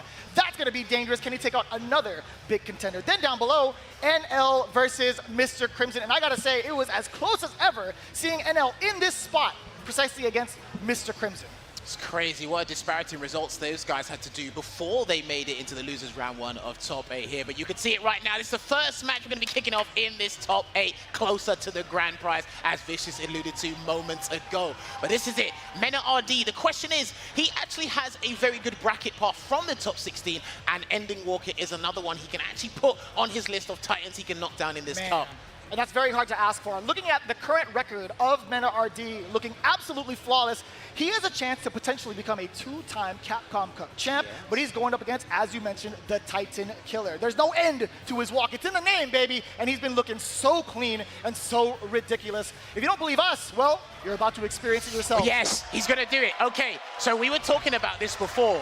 Birdie actually has a very good time, an excellent time against Ed in the neutral. Right now, part of that is because of the button game. Let's see how Mena actually deals with Flicker. This is the character that got him on the map and put Dominican Republic on the map. Yep. Let's see if he can get a huge advantage here, because Ending Walker is probably going to face his biggest challenge yet. Here we go, game number 1. Already off to a great start. Mena RD looking to outspace Ending Walker, but let's see how good his math game. When's the 1-2-3 coming? It's not coming just yet. Mena RD is doing such a great job with some of these sweeps. We got an activation. Ending Walker now with the offensive and the throw here. What are you going to do about it? He's going to wait for probably the bullhorn activation so he can get V-Trigger 2 here, Mena. So he's going to have to take a couple of grabs here, and then he's going to activate off of this. Yep, here comes V-Trigger 2. Oh, no littering here. He checks the space up in the sky, but here we go now. That's a closeout, hanging chain, the heavy version to slam him on the ground and give him that first round Vicious.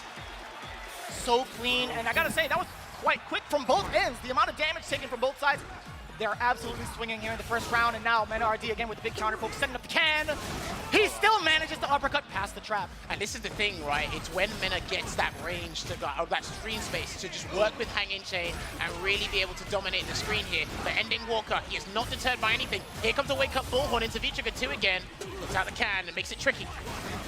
Just fine now. Ending Walker no longer having any sort of support with the EX. He's trying to build up some meter stone for himself. The anti-air is there, that's fine. 2 whiffing grabs. A little bit of an awkward situation for Mena RD. Mena needs a hit confirm here. That's what he got. That's what it was. It's not going to do as much damage as from a medium, but we'll take it anyway. Oh, the back throw. If it was a command grab, it would have killed, so he'll take that. That's still -2. He's not going to be in any sort of danger just yet, but watch out for the trigger. That's it. Going to get the guard break here. Can he get one sneaky throw? No, he's going to kill him. That's going to be the round. More than enough damage. Ending Walker finding Mena RD, trying to walk out of danger. Lo and behold, that low medium kick just so far. Oh, this first game is going to be imperative for confidence there. It's going to be a punish. Sweep the sweep. I like that. That was a careless sweep there from Mena. Just put him in the corner already. He might have to spend super to get out if he really needs to, but it seems like he's using sweep. He's still going to be using it. He had to use it. He's going to get some Oki here, unless Ending Walker wants the V-shift or uppercut to break momentum, and that's why he jumped. He knew it was coming. So dangerous too, still up close and personal, does get the counter hit conversion. Now pushing towards the corner a little bit. MENA-RD trying to counter poke with some of the jabs. He wants to create the space, although he has the life lead, He got it a could dwindle fantastic trade down. combo, and a throw will just get him standing. That's going to be the game. The stun is there, and so is the damage. Here comes Ending Walker. He just needs to finish it up. You know the critical art incoming. Game 1, Ending Walker. There you go, closing that game out there with Psycho Barrage. And you can see it, yeah, Cabba's a bit quiet at the moment. Cabba will make some noise in a minute, I know. But yeah. This is what's interesting, because as we said, on paper, this works for Birdie. You can see it, the range and the spacing that MENA is playing at. But again, that factor of V-Trigger 2, that's what always makes him stay in this dogfight there, Vicious. I'm loving the counter pokes. He's getting so much mileage off of some of these lights, as well as within range of the sweep, but it's Ending Walker still trying to find a way in. No sir, big punish, at least the knockdown. That's all we need there, and he's going to get a light kick into EX Bull, hit him, put the can out again, and I like what Ending Walker's doing. He's just trying to deter him from using the items and gaining advantage of it. That's going to be low chain. EX command grab. No, sorry, regular command grab. Coming on in there, watch the overhead, and he still gets the counter poke. Man, these lights are really adding up against Ending Walker, at least in this particular round. And this is it, man. It's the crouching jab. Not even stand medium punch hit confirmed. It's the crouching jab and the lights that are really annoying and deterring Ending Walker from playing his game. And they're slightly faster than Flicker, but he gets a conversion into Psycho Splash and ends it with the uppercut. Get a full conversion off of that meaty. He can throw him again. Yeah, he can throw him again. That's it. Ending Walker has a high success rate of throws in tournaments. And there we go. EX Bullhorn dashes on in there. Checks with the fierce as well. Ending Walker trying to be risk averse. He sees the trigger. He understands what's going on with MENA-RD. Setting up for Can. Yeah, good stuff there. Oh my God, EX Psycho upper. He takes again, and the buffer. He's going to get big damage here. I don't know if he's going to break away the Psycho upper or leave it. V-shift. Oh, he bad finishes choice. out the V-shift. Oh no, he falls out of it. That could have been the stun in the game. Check there. He's got no V-trigger, and he's going to have to close out earnestly. The And what a read! He chases down the V-shift. The mental matalo. And you see it, Kaba, as you called it, as soon as the W has happened, he goes right in there. What a swift rebuttal from the Dominican Republic's #1, and again, not phased. He's been in a lot of conducive positions here. Ending Walker makes this interesting, but that sweep is going to be such an annoying tool there. Try to whiff punish it, and that's it. Ed has problems with whiff punishing in general, so doing it against Birdie when he well spaces things, it's going to be a nightmare, and he gets a conversion. Man, getting so much mileage out of the cans coming out against Ending Walker. He seems to be a little bit stuck in the center, but I got to say now, the escape options are just fine. Can out again, that's not good. He's trying everything in the kitchen sink, and it's not working. Yeah, he just throws out the fireball and the snatcher. Man, what is going on? He's found the plan. Yeah, he's found it. He knows what. He's found a chink in the armor, a dent in the armor. It's going to be annoying. That's been the plan thus far. This can is getting a lot of mileage, as I mentioned earlier, but Ending Walker does get the flicker into the extension EX. Great interruption, man.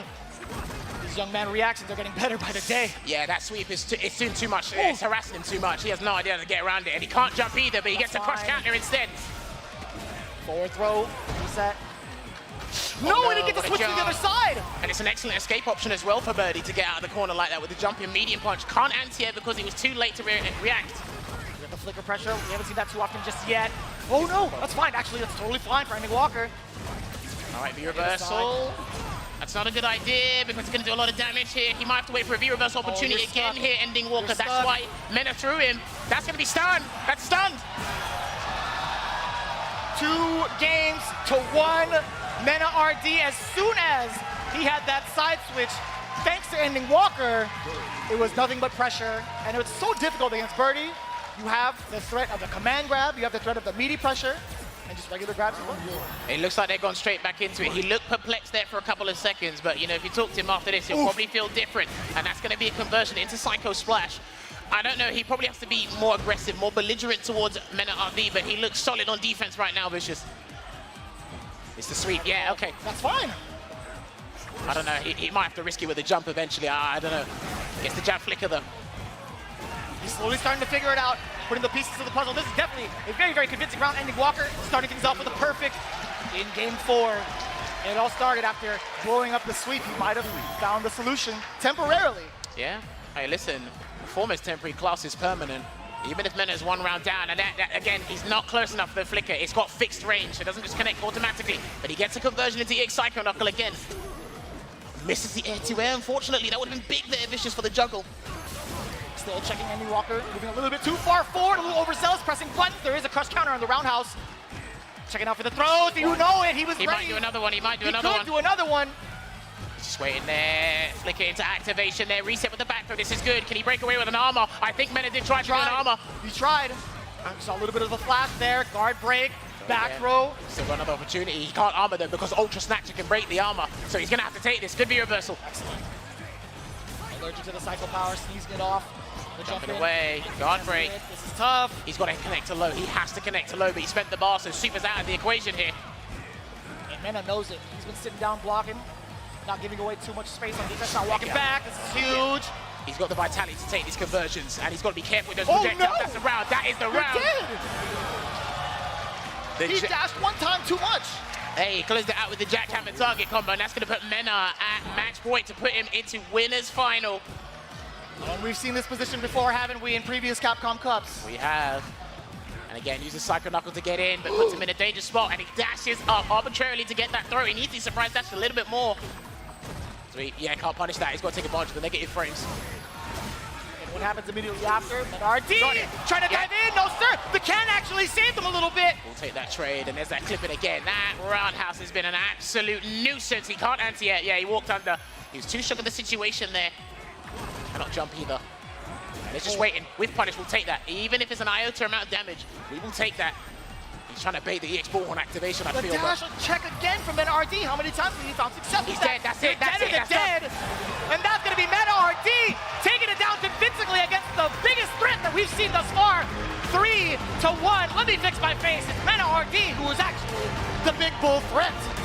Well, solid performance with a resounding victory there to edge himself closer to, like we mentioned before, the second title, the last title here of Capcom Cup for Street Fighter V. Looked dominant, looked comfortable in that matchup.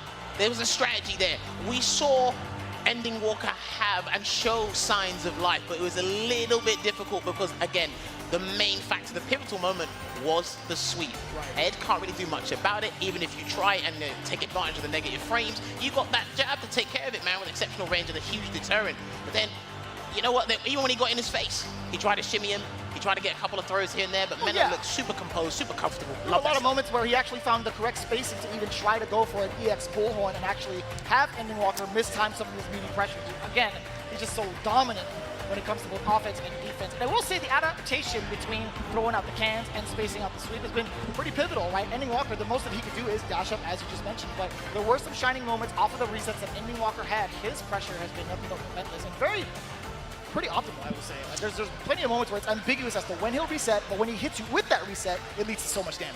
I know the move is an absolute, annoying move to deal with, but if Flicker had a little bit more extended range... Too late, man. Oh, yeah, I know. No takebacks. If there was a bigger hurt box on Sweet and max distance, because remember, Mena was doing it from relatively far away, or max distance right at the tip. If there was a little bit more range on Flicker to get that punish and extended the Psycho Knuckle, that would change this matchup dramatically. But again, those V-Trigger 2 conversions, they were absolutely crucial for Mena there, especially with characters that got over 1025 vitality. Paid a very big deal in that. This overall, game after game, it was down to the wire. Ending Walker, we saw his moments of potential there in the corner to nail actually a couple of rounds, but I think Mena RD just getting the big mistakes that Ending Walker has put himself through, right? That last V-reversal in that particular round, man, this guy's hair is everywhere. I wish I could even say that about myself, but I'll tell you what, man. I feel the exact same way. As soon as Ending Walker put himself in that corner, I felt like there was a mental break. He probably had 7 different hairstyles in the span of 2 matches there. He gets the shimmy there, which was really good.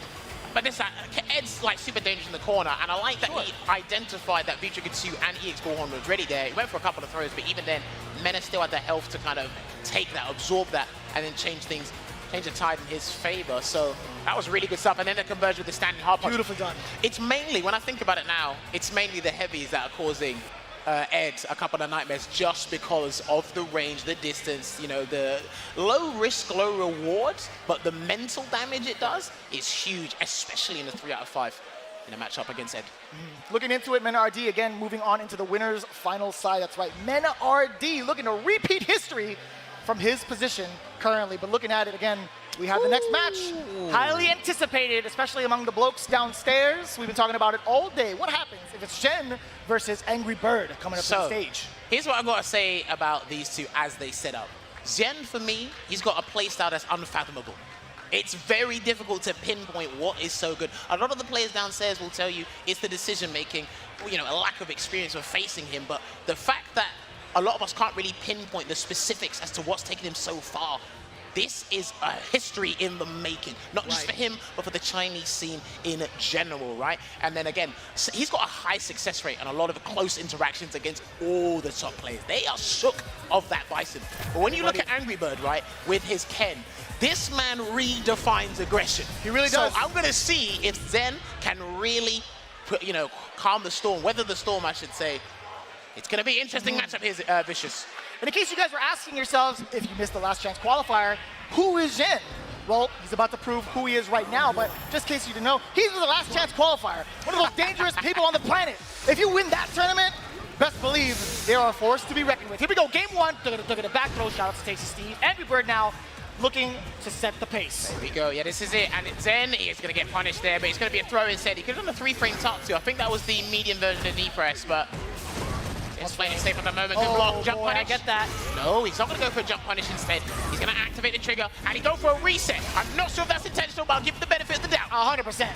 Everything's calculated with the robot. Oh my god. This is the confirm on the stand. How many fierces? Can we get one more for the stun? Psycho Crusher, enough for the round. Damn, look at that stun. And we've been talking about this since the LCQ. His usages of stand hard punch, the accurate spacing has been on point, and he continues to illustrate that to the people at home and in this tournament. You also got to keep an eye out of his EX knee press, which he just done right there. One sets up the other. Great combination for his style of play. There's a crouch fist anti-air Vicious. Blocks it out. Misses the stand hard punch, whiffing it with malicious intent again, but Angry Bird is just trying to find a way to navigate around it. Gets a clean jump into the Tatsu. Saw a little bit of it earlier. Angry Bird was looking for the forward momentum to get a jump whip punish against him, but Jen already next step ahead, just within range of the anti-air. You have to guess down below. Installing. The bomb has been planted. What are you going to do about it? Explode? Psycho Judgment into the knee press, and he takes game one in swift fashion. You are not kidding when you say his decision-making has been absolutely on point. We've been talking about it in fact. I think he's a robot, man. Maybe. Guy's a robot. I mean, AI has taken over the world, so it might work here. Possibly. Good whip punish on the sweep. We saw him do that against Big Bird when he was going up against, Big Bird was going up against Zen. The whip punish in the sweep, but again, the knockdown's not enough. Got him in the corner here. Jeez. What a time to counter poke with a standing medium punch. Angry Bird again lost his turn, but still pressuring with the fireballs, moving his way in. The stand medium kicks the whiff punish, anti-air yet again. So consistent. Out of the corner, peace. He's been pretty successful with those crouching hard punch anti, and he seems ready at the wheel as well. Some people, it's hard to react with Bison's anti because it's like 11 frames or something, but. And he's so fast too. If he knows he can't get the right angle for the anti-air, wait a minute. We'll talk about that later. Please do not show you can just wait. Oh, he didn't wait. He can't wait. He tried to jump at least. Oh, you thought you were safe to move? That's it. Knee press hard knockdown. Is he going to shimmy him? He did! He does it again! How many people has he taken down with that exact movement? Damn. He's so fast. Dude, but it's such a detrimental, it's such a frightening situation for you. The throw's going to kill you. It can stun you. And he just takes, he galvanized you into making a bad decision there. That's what he did. There we go, step kick there, using it as a poke. It's going to be difficult for Zen to get out, but he does have EX head press at the wheel, so he might be able to get that. There, he tried it. Conversion, the EX, Angry Bird. Trying to set up? No, he mistimed it. Oh, the throw bait with the hard kick. Can he get the command grab? He's going to set this up. Here. He's not going to throw bait. I love the EX decision. Caught Jen maybe backdashing. Holding a button. He has to wait for a jump from Angry Bird. He has not got the health to play on the ground, and this is the thing. He pressed to push him in the corner. Or so you thought. Excellent time for that reversal. Down below, Psycho Crusher side switch. Plus frames had the reversal there. The overhang at the block. Punish. Missed the throw, it's too far. Yep, knee press doesn't put you exactly in throw range. Only the heavy version does. And he tried to sneak in a throw there, but Angry Bird ready and reacted immediately to keep him in this match. Conversion with the Psycho Reflect. He tried to go for a delayed roundhouse, but thrown out of his troubles. And here comes the throw momentum here from Angry Bird. The reversal gets baited. Excellent work from the stand medium punch from Angry Bird. Whiffs one, gets the second one. Right, reflects again. He might be able to counter a step kick with that reflect if he gets the opportunity, and he got jumped over. No way! He got him. He got him with the crouch jab. You saw the animation, Angry Bird. Hey, not too bad though. There's a lot of meter taken away. He can take a throw here, but I don't think Angry Bird wants to. And he took one. Here he comes. Good jump away from Angry Bird, but slide. He wants the block activation, and so does Angry Bird. Beat him to the punch, fight fire with fire. Had an opportunity to catch the V-shift. I don't know how this kid's doing it. V-break, impertinence. Delayed throw! He delayed it just enough. And there was not enough life left for Angry Bird. Another game on the board. Like I said, when I was talking about this before, I mentioned this point, I'm going to reiterate it. His success rate on every close interaction is almost bang on 100%. He is rarely wrong against some of these top players. And I'll tell you something else as well. He makes some impactful adjustments to your defensive choices. And it's going game by game. But Angry Bird again, throwing everything in the kitchen sink. Tried that air approach, and now it's going to be so dangerous. Where's the Psycho Axe? No, he's baiting it out just in case Angry Bird reacts with the V-shift. Punish. No! Yeah, that happens against a couple of characters. That happens against a couple of characters, and he tried to shimmy him again. Didn't work. Bro. Funky exchange. You got the activation now, checking the lows immediately. Psycho Crusher on out of there. There is the DP punish. Yeah, clean punish there from Angry Bird. He's trying to get a confirm activate into Heat Rush throw. Can he get another throw? He needs it, but he misses that low forward. It's still a trigger that's dead. He's dead. You're deader than dead. Activated too. Critical art. Jen looking at match point.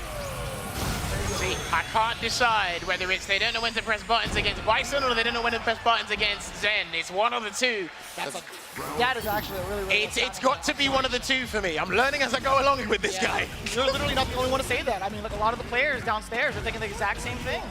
So again, he tried to jump out there, Zen, but he's still cool, calm, and collected. He can afford to lose a round because he is at match point here. Angry Bird needs a super probably. Oh, and it's reaching so far behind. How does he know the range is so consistently, man? He's practiced that, I can tell you that much. Well versed. Coming on in there, EX talking on pretty decent success with that exact entry. Angry Bird looking to take it down just a couple more touches. He gets it, yes sir, the light conversion. What a check moving forward against Jen to get around. He's not a machine. He's a man! Oh, he's human indeed. He can drop rounds, but can he drop games? That's the big question. Another successful anti here with the crouching fist, but he could not counter that early jumping hard punch from Ken. Direction of the fireball. He's going to use that, saving it for later. Gets the beat break again. Back to the mid screen here. Probably looking for the range. Good crouch fist. Back throw again. Angry Bird with all the momentum on his side. Throws out the reflect. He needs that activation. Here he comes. Can he get close enough? He might have to Mike Walker a couple of steps here, but let's checking those dashes. Out of that's gonna miss. That might, yeah, that's gonna miss. That will miss. Don't worry, I've seen that one before, but only once. I was gonna say I've never seen it work before. Oh, not the hard knockdown yet. Feel it within your body. The Psycho power has been ingrained. He jumps. You're in so much trouble. Psycho Blast. He's not gonna do it. Good V-shift. What? That's gonna be dead. He's done. That's a wrap. Jen, he's so flawless. He hasn't dropped a single game. Absolutely flawless in execution. Looking to continue that run. Angry Bird still on the loser side, but man, how do you stop the last chance qualifier? What?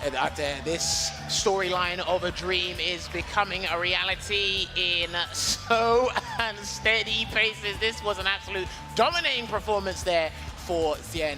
And now he continues and books his place in the winners final. That, you know what, his gameplay continues to mesmerize me, and I hope that everyone in the crowd is hypnotized by that as well, because he does it, and I'll say it again, it's unfathomable. You just really watch it, and you want to peg it down to decision makings, but it's more than that, Vicious. I feel it's more than that. There's something so wild about it. Like, looking at it as an observer, as a player, as a fan, it's like, how are we even able to like miss a Bison like this as well, right? Just thinking about that alone, it's like the first time I've got decent exposure to him was during the LCQ. I'm not gonna lie, looking into it, I've only heard about him via DCQ. How do we do that? How does that even happen? He warned us. He did warn us on social media, indeed. But it's going to be interesting. But let's give you an update on what the bracket looks like right now. The winners semi-final matches have concluded. Mena beating Ending Walker 3-1. Zen dominating Angry Bird 3-0. So winners final will be Mena going up against Zen. And there's a storyline that I'm not going to talk about, but it will be for the other commentator to talk about. And then obviously losers round one will be the matches that we alluded to before. But it's been riveting, and it will continue to be electrifying as well. So just stick around on this channel, because we want you to enjoy these games. But hey, you know what? We need to shout out our sponsors. Like we said, you're enjoying Street Fighter V, but I need you to be enjoying some Street Street Fighter Duel or pre-registering for it because it is going to be available this month. You go on release, I should say, there's going to be rewards like characters, gems, and more. There's a brand new adventure that awaits with all the World Warriors teaming up to fight against this weird company called Shadley. I don't know, their boss might have been on screen to give an early promotion. Maybe, he might be on the screen as well. You never know, the bottom right.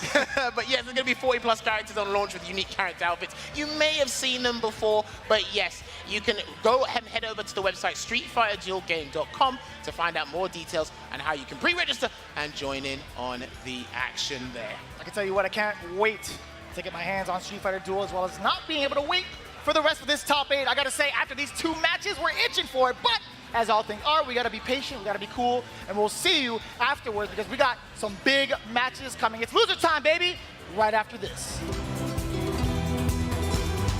Time to fight, time to fight. Never give up, we won't retreat. The ones who stand after defeat. So fight, time to fight. Glory waits for those who fight. We unite, we are street fighters.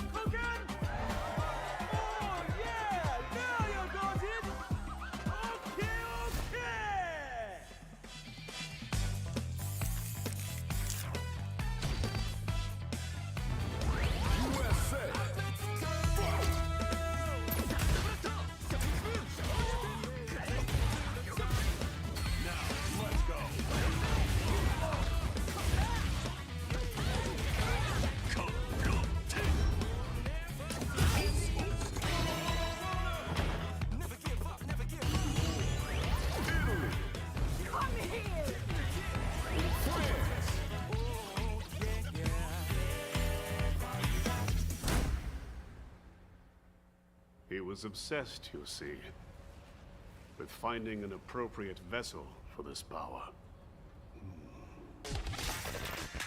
Showtime, baby! Prepare. Fight with all your heart. An honor, to be sure.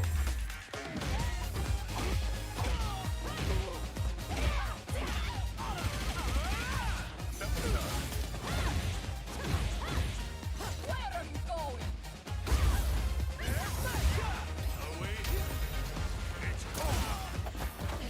Let us begin. No. One more.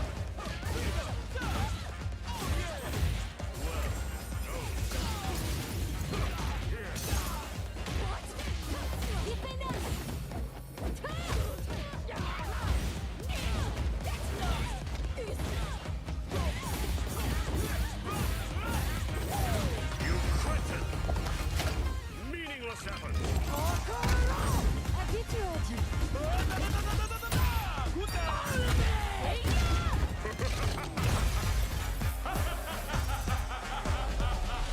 Street Fighter 6.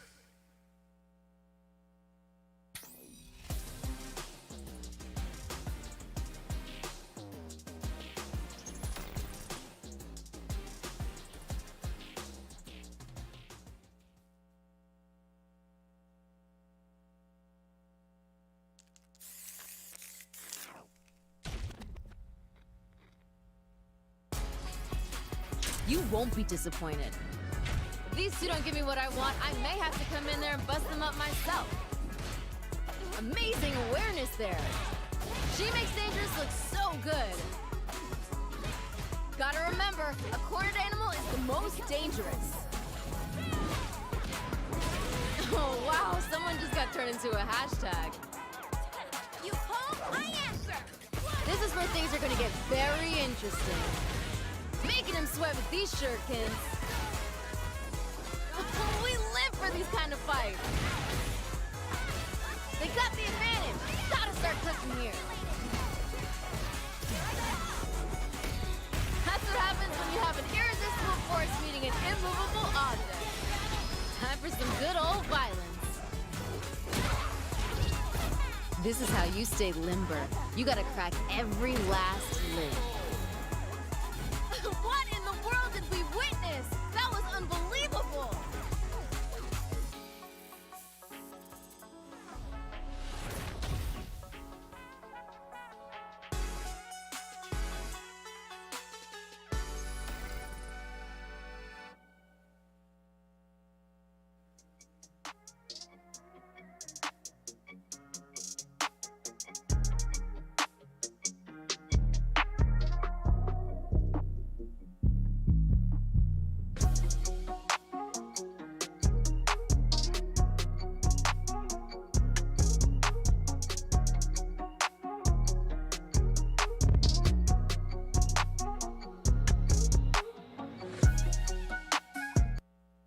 When you secured your spot in the top 16, you exploded on stage. You've been shouting, you've been screaming every game, every time you got a result here. You've been so loud and vocal.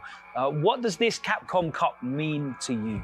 Remember SFIII Europe?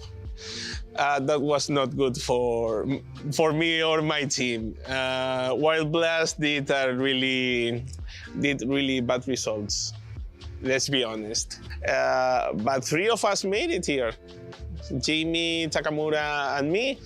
And Takamura came out on winner's side, like destroying expectations about that group. I wanted a redemption of doing so bad in that league, and I was the captain of that team, and I felt that this was my last chance of redemption in this game. How important is it for you to watch back some of your matches so you can learn and improve as a player? Well, the ones that give you the most to learn are especially your defeats, because you need to know, like, okay, why did I did this? Okay, I'm never doing that again. I have to learn from that. And just by repeating that, like, each defeat, that's the way you stop losing that way. And when you stop losing, the only other option is winning. And what a wonderful shot of the Capital record. Shout out to Jason for getting that fantastic drone shot from production. But yes, we are here continuing the action at Capcom Cup, the 9th edition, and it's going to be the last one, this send-off to Street Fighter V. We've had some great memories, and there's one last page to write down in the book. We're calling the action here, myself, Jammers, and Vicious. Vicious, talk to me. How are you feeling thus far? Well, we started the show off with the top 8, looking at Mena Ardea and Andy Walker as well. We talked about a potential repeat of the Capcom Cup champion. Well, we're getting that again from the loser's side. IDOM going up against Vega Patch. But we all know and love IDOM here in the States, but it's about Vegapito right now. Vega Patch is the man of the hour, I feel like, with his current run, taking out one of the biggest contenders that we were looking at going into the top 16. He's got to be absolutely feeling it into this matchup. Well, this is important for confidence, because both of these guys, despite their results, they've had a couple of hiccups and shaky moments. But again, you can't have shaky moments against your opponent in this situation, because it's go hard or go home. Just to give you a quick analysis, right? Vega Patch beat Lizard 3-2, then he beat Kawano 3-2. Is he going to do another jump scare and do 3-2 again, or is IDOM going to be the brakes to his car? Who knows? He's going to go with the Laura pick against Fang. Do you want to do biased commentary, or want to keep it diplomatic? What do you want to do? You know what it is. You know what it is, Jammers. I'm not going to reveal it to the chat, but look into your eyes, you know what it is. But I got to say, Madrid FGC, stand up for this one. USFGC, best believe it's going to be intense. There we go. The clash of two communities. It's going to be a barn burner, that's for sure. Yep. The Brazilian Bonita going up against the venomous number 2. Loser goes home, and he already flies into danger and gets a reset into the sunset wheel. Fantastic start for IDOM. I don't think he had a clearing permit for that one. I gotta say that landing was a little shaky, a little bit of turbulence, but it's okay. He still has his wheels. Vega Patch now looking to assault with the poison. The V skill, Nishiku coming out, anti-air on the jab. Well, here's the thing. He's got to be extremely careful with his projectile placements, because Laura's got EX Volt Charge, she's got EX Sunset Wheel, they've got the projectile invincibility, and Vega Patch loves his V-shifts, so we may see one very soon. Let's see what he does. He's the rebender out, goes to the couch, one of the best moves in the game. I love the backdash decision from IDOM, but still on the other side. Vega Patch now able to apply pressure. Here we go, find the pressure there, puts the EX Cloud out. He's been causing absolute nightmares. Good jump light kick, but he gets punished on the way down. Watch out for the stun. He's chasing forward. Vegapatch, now he's going to chill. He's not going to overextend. He has the poison still. There's the party time from IDOM. That's one throw. Has to take it. Has to take this. What do you do about this? The defense is so good from Vegapatch. He's going to get punished. That's going to be the flow combo and a heavy box spoke too soon. Is going to close it out there. He can't afford to do that. Yes, it will help you in certain situations, but depending on what move IDOM does, he will recover and be able to catch the counter hit properly. And I'm loving that. Using the EX for the speed on the punish against Vegapatch. Doesn't care about the V-skill. He wants to land the knockdown. All for naught though. Vegapatch now gets a setup. Rio Benda needs to Q. V-skill up. This is what's going to be doing most of the damage as you see the poison racking up against IDOM. And it's going to be such a nuisance with all of the pokes that Fang Ha has to kind of outreach Laura in the neutral. Set. And he goes behind. Lovely box. Fantastic block there from IDOM, but it's not over yet. The party's going to start in about a couple of seconds. Here it comes. Did you get your invite, jammers? Well, here it comes. It's party time. Sunset wheel, there's one. He can't V-shift yet. He has to wait and hold this, and that's what IDOM was doing in 2019, and he might be able to close it out. Yep. All the way out, thunderclap. Hey! A nice secure game one for IDOM. Very confident, 2 rounds straight. And this is the thing I've noticed when watching IDOM play. Every time he lands a throw, something happens. The opponent feels a grab is coming. They feel they want to escape a situation. And unfortunately, 80% of the time, they guess incorrectly. And he's able to build from that momentum. This is where it is. He needs that V-trigger too, Vegapatch, but he also needs to slip out of there. And because he's got an EX dash that's not throw invincible, you're going up against one of the strongest grapplers in the game. So you need to make those executive decisions every 5 seconds or so in this game. It's funny we still say grappler. I still think she's a brawler because she's hitting you just as much as she's grabbing you, right? Oh, what? Is this the prelude to Marissa? You know, I'm not saying anything. IDOM now initiating that offense with a thunderclap. We see Vegapatch stuck in this corner. Watch out now, not your turn. Plus again. Saw the escape option. No, sir. IDOM is tracking him down. Every time he goes airborne, it hasn't really paid out for Vegapatch. Look at that being so incessant with these mediums. Converts into the bolt charge, into the rodeo break, gets a regular grab. Can he grab him again? Who knows? Look at the pressure counter hit. Should be enough. He tried to escape with a jump yet again. IDOM in a very, very commanding round here in game 2. He smells blood because he knows Vegapatch wants to escape and he can't do it the traditional way. Universal's probably not going to help in these situations either. This looks diabolical right now here for Vegapatch in terms of dealing with the matchup. Dark Hole Fear still keeping the pressure from so far away. What a trade-off against the Counter Crouch Kicks extension. The counter hit is there. IDOM try to counter poke. Stun also a big problem. Look at the damage. Look at the purple. My man is magic colored with the outfit. You know what it is. Pressure again. Forward throw, overhead. No, it's the low. The big connection from Vegapatch. Even from that distance, you are still within threat of the high-low mix-up. There you go, that meaty crouching light kick paying dividends there, but IDOM off to a fantastic start again, and Vegapatch is trying to be elusive, and he's getting punished for his attempts. He break, yep. Take it there, counter crouch, and he gets hit with a thunderclap, so it's going to be an impromptu conversion in from IDOM. Can he close it out with Sunset Wheel? He does! Here we go again, thunderclap, but hey man, as it goes down, IDOM up 2 games. Vegapatch has been in a similar situation before. Well, this is what was interesting, right?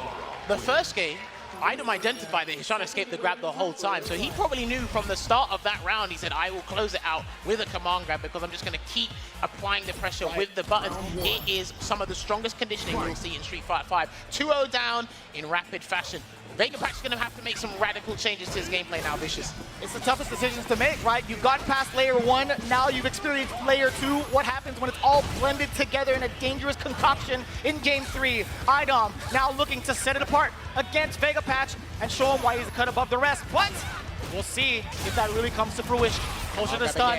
Look at how much damage he's already done. And if he didn't miss that elbow, he would have been stunned. But speak of the devil, asking you shall receive. He is getting ran over right now. A deer in headlights. Vegapatch, if you got a trick up your sleeve, no pun intended, you're going to need to pull it out now.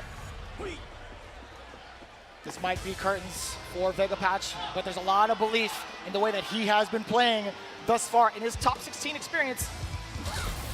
The thing is, he just doesn't know how to avoid the command grab, and like Vegapatch, or should I say Fang, doesn't have the necessary tool set to escape it. Yeah, he might as well do another one, but I don't think he's going to do it. Yeah, that's it. Oh no, he missed. He gets one! Here we go. Vegapatch might be in control of the situation after that one opening. No more EX Thunderclap. Check out the projectiles. Vegapatch is absolutely frightened right now. V reversal there just to break the momentum slightly. Nice work. Catches in with the EX. Nice work. Him down. He needs to throw. He needs to throw. I don't care how you get it. No, the wrong angle. He thought he would get the anti-air from that far The crouching medium kick fails him, but now it's IDOM trying to take back the control. One touch. Hold on a minute. Chase him down. He needs a trigger. He really needs the trigger here, Siganme.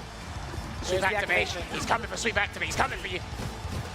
Here he comes. I told you, no activation. He still needs that sweep because he's got no meter left in the tank here. The thunderclap to use as a point of entry. So yeah, that's it. Deterring the situation. Megapatch can't build any meter. Not enough anyway. Oh my god, you could have converted! Possibly! We get the activation now. Coward crouch again. He needs to do a coward crouch or something. I'm just waiting for that view reversal opportunity. One light kick will do it here. Please do not make the same mistake you did before. Oh, he's alive! No, he's that was dead! The hit stun of the Nishikyu, the potent version of it, it actually saved him and gave him a lifeline, Vicious. That was a 3-hit combo indeed. 2 hits from the projectile, finishing it up with a standing medium punch. Megapatch staying alive.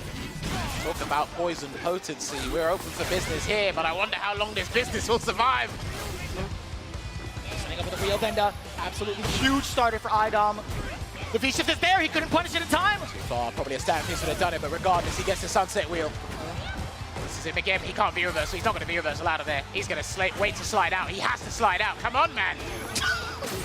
We haven't seen that option just yet, have we? He doesn't want to get thrown for it, that's why. That's going to be the reset, hold on a minute. And there it is, ladies and gentlemen, IDOM eliminating Megapatch 3-0 in what looked like a very, very massive Laura throughout the entirety of that set. And it's so dangerous to even try to spin that meter for escape options, because as you mentioned before, IDOM was absolutely hunting for it. You know, Megapatch would have been hurt for it. Unfortunately, he did, and the Spanish Dream is officially dead. He probably is there. Again, he was the sole representative for Spain. I gotta say, yeah, man. Placer. Spain, stand up. This is your boy, Megapatch, making a very, very impressive run into his legacy for Street Fighter V, and it's always a pleasure to see him on the stage. He's gone so far. The amount of times we've seen him as a Fong player, that is quite the statement to make, because this character, very, very hard to pilot. It is indeed, and again, the biggest thing for me must have been fear of Sunset Wheel. He didn't know when and where to challenge. We rarely saw any V shifts because obviously it pushed you further to the corner. We saw no attempt at the EX dash. Right. Not even one attempt. Maybe he's scared because IDOM's chase down when you try to escape his pressure is pretty much on point. I mean, he tried to fly in a no-fly zone and it didn't quite work out. We saw an air conversion. We saw the they're real strict about that in LA. You can't be doing that here. Well, Megapatch is a foreigner and he's going to learn the hard way. He's going to learn today. That's just how it goes. But either way, man, big ups to the Spanish FGC Madrid. Stand up. For your boy. But it sets us up nicely for IDOM and Ending Walker. Before we even get into that, who's down below? NL versus Monsieur Crimson. Well, again, for those of you who don't know, you're just joining us, you can see it there, or in the top 16 before. Ending Walker did beat NL in a nail-biting set 3-2, put him down and loses, and then he had to go up against Momochi, which he won 3-2. Mr. Crimson's coming into this, he's coming into this hot, but he's also disheartened. He had to take out his fellow countrymen and close friends to get his point, but that can give him extra incentive to try and win the cup. If I have to take you out, let me do it for you guys. How fitting for the big anime guy to give him anime plot armor. Is that what you're trying to do, Jammers? Maybe. I'm a fan, of course, but you know, I'm not being biased here. Mr. Crimson, he's done so much in the past year competitively. He's won so many tournaments, placed high, qualified early, of course, which I had the pleasure of commenting. But NL for me, you know what? I got to speak this guy up, man, because for me, he really defines efficiency. He epitomizes that really well, and he's been doing that for years.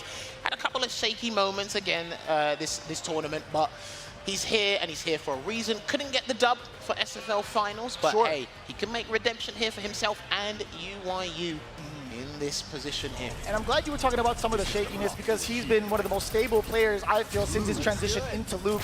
Despite where he's at currently, right? He had to face off against Ending Walker. It still could have gone either way, as majority of his matches thus far into this position have been down to 3-2 every single time. Looking at his current record, but against Mr. Crimson, this is the test of his true skill, I feel like. Luke versus Dawson. It is indeed. Now, I know NL, he studies a lot. He's a very studious guy. He does his due diligence. I don't know how much studying he's done of Mr. Crimson. Maybe he anticipated this at some point within the bracket before the finals even started.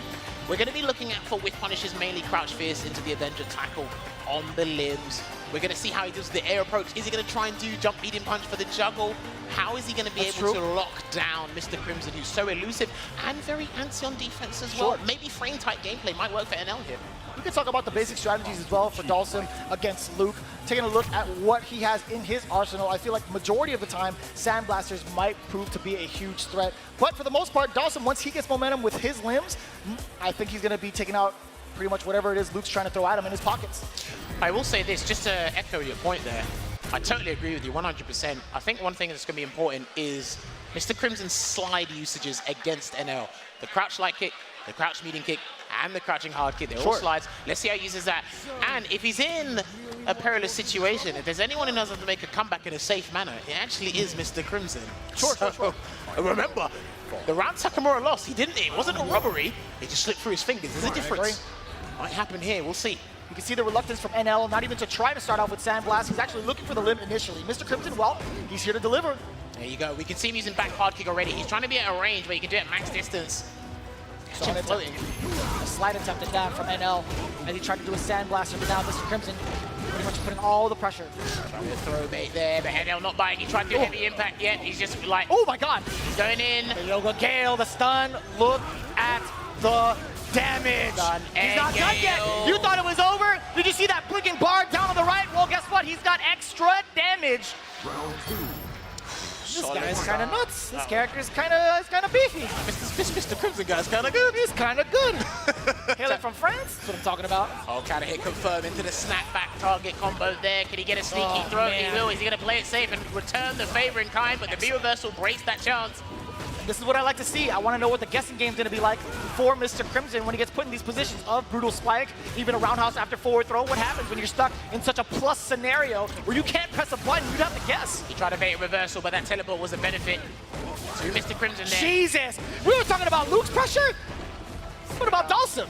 If he gets to confirm, that's it, and he has to block that Yoga Flame. He might be able to, he's still trying to get Mr. Crimson to bite, but he's not. That's the round. Perfectly spaced. Well coordinated, well orchestrated, I should say, into baiting a button, falling susceptible to that counter hit, crouching heavy punch. Yeah, and again, Mr. Crimson utilizing crouching fierce is pretty damn good because sometimes you'll think they're doing throw tech, but as you just mentioned, right, they're actually doing delayed jab. They're just trying to break the momentum. As you see, Mr. Crimson, when NL's been in his face, Mr. Crimson has not died. No whiff throws yet. He might introduce a Gale option. He might even try to do a crazy teleport, but we'll see. NL hasn't scared him enough, so NL needs to put the fear into his mind and make him panic like Travis Styles did. Maybe. We'll see. He might need to do -2 into uppercut. Who knows? I'm thinking the same thing. Well, are we going to see, are you trying to imply that maybe a rising rocket would be enough to put some sense into Mr. Crimson? Hang on a minute. Oh, you almost had an opportunity. He gets a forward throw. Build the momentum from here. That's a counter hit. Too far away to convert. Speaking of, back medium punch and now teleport on the other side. Oh, that's another thing NL's been doing today as well. He's dashing within crouching medium kick range to really catch you off guard because I think he's got 16 or 17 frame dash, so it does be highly effective here. Get the sweep activation, checking the V reversal, punishes accordingly. But now it's talking about the pressure roundhouse. No, he dashes up, that's not real. And he tried to bait out a throw from Mr. Crimson. He's not biting. He is not going to bite. Not yet. Yoga Burner, let him cook. Don't walk away. You got to walk forward and block that. But he charges up hard shot instead. You have to block all of that. Oh, the Yoga Gale reintroducing the pressure. Got it. Throw bait, and he still has the V skill loaded up. He's spending it to secure it. Now there were other options, but I totally get it. In that moment, you had to secure the round. And that is a prime example of you can guess right all the time, but one interaction, one choice, you will make the incorrect decision. That's where Mr. Crimson made the incorrect decision. Gets a level 2 flash knuckle straight to the tackle in the corner here. And good Gale. It's funny you could apply that to both characters. You know what I mean? Stun! Jesus. It's a stun! He's gonna go for the full combo there. Yeah, get that float. I mean, NL, if you want to break away, you can, but he's not going to. That was the meatiest back medium punch. There it is! Finally introducing the EX Rising Rocket. Cooking him up. Oh, word. One light will do it. Yes! One light will do it, but he goes for a medium kick instead, and NL still in it, still in it. All tied up here, within round at least for game 2. Mr. Crimson still up with the advantage in a game. Bouncing heavy punch again, keeping NL in check. Remember, Mr. Crimson is implementing that death by 1,000 cut strategy, the light buffers, the crouching hard punches into that. NL needs fat damage right now. Nice uppercut there. Down. Not too bad for Mr. Crimson.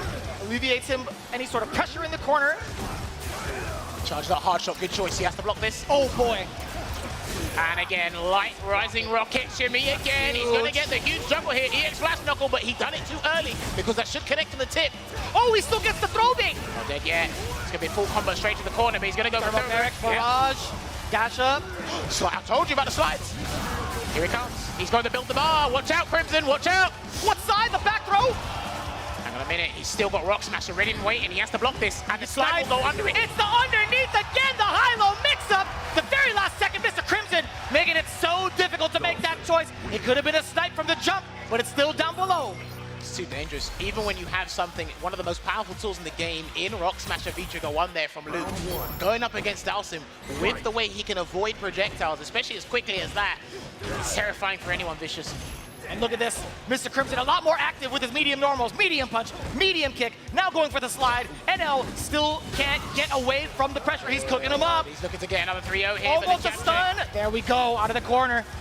Oh my God. He's not going to bite in that situation. NL's going to have to do so. He might just do dash up throw. He literally might throw him a little bit more, but he can't lose that ground in the neutral.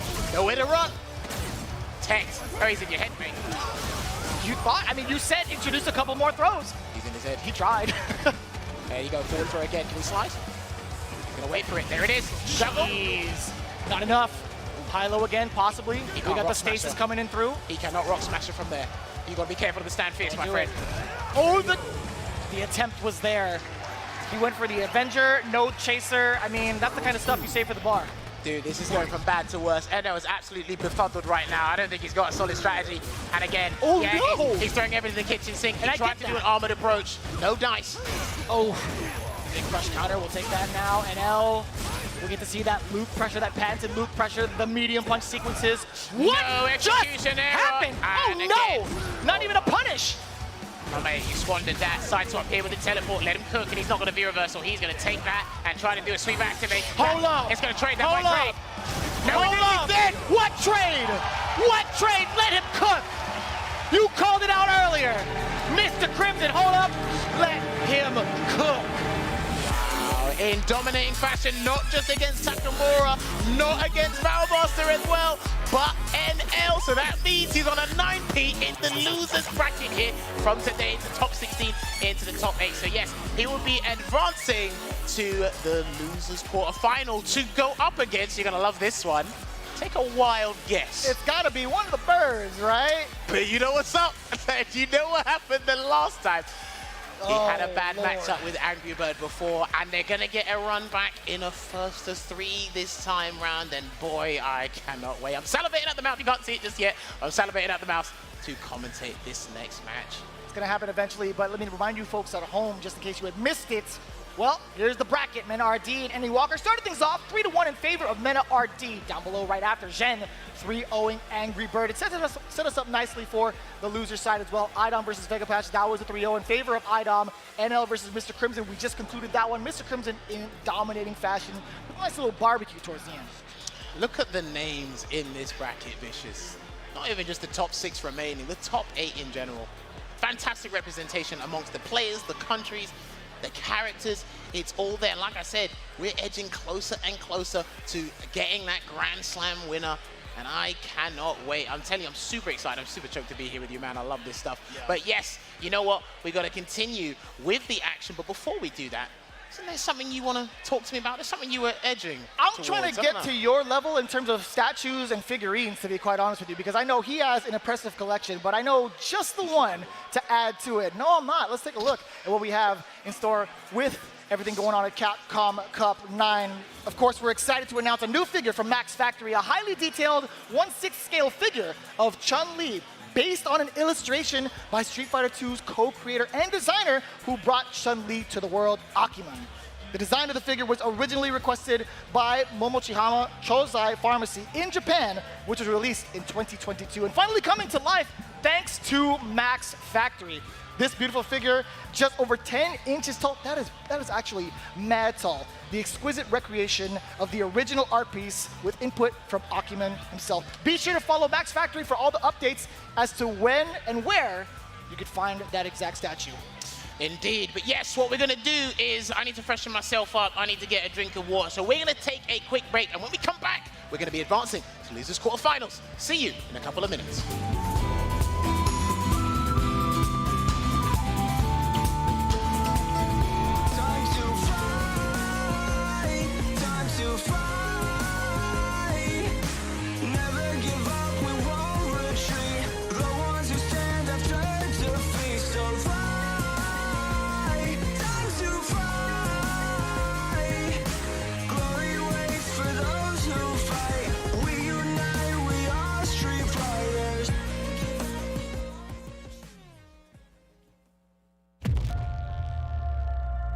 Space-time distortions. They're still puking out dinosaurs all over the planet.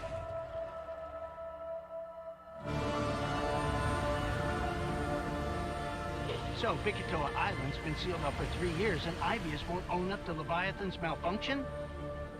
Can you address the reports of exofighter patrols on the island? Reports of exofighter patrols are simply untrue. IBS is committing all possible resources to the investigation. Exercise results logged. Sunsetting temporal instance. Come on back. Drinks on me. There are hundreds of exofighters running around out there. Everyone's armed, and nobody knows what'll happen next. 1 minute, they could be helping you. The next minute, they're shooting you in the back.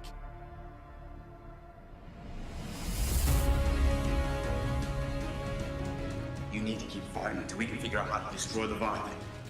It's trying to build stronger exosuits, so it's pulling any exofighter in their hold back in time to these bloody war games. Like it or not, the exosuits keep it alive out there. But the more we use it, the more it helps Leviathan. Well, that's not an option.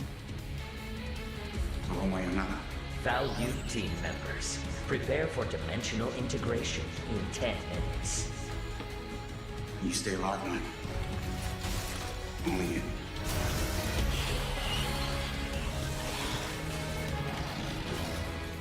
If you give an AI like Leviathan the directive, improve our exosuits, it has to complete it. It doesn't matter whether that takes 100 tries, million, all for the perfect suit.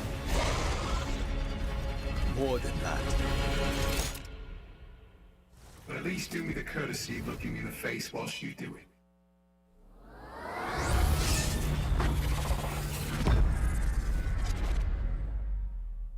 Okay, pinky, forefinger, back to middle, full wrist articulation.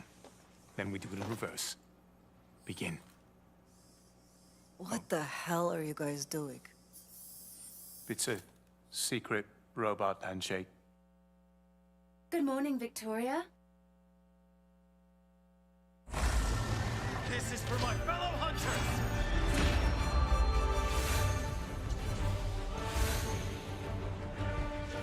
You're going down!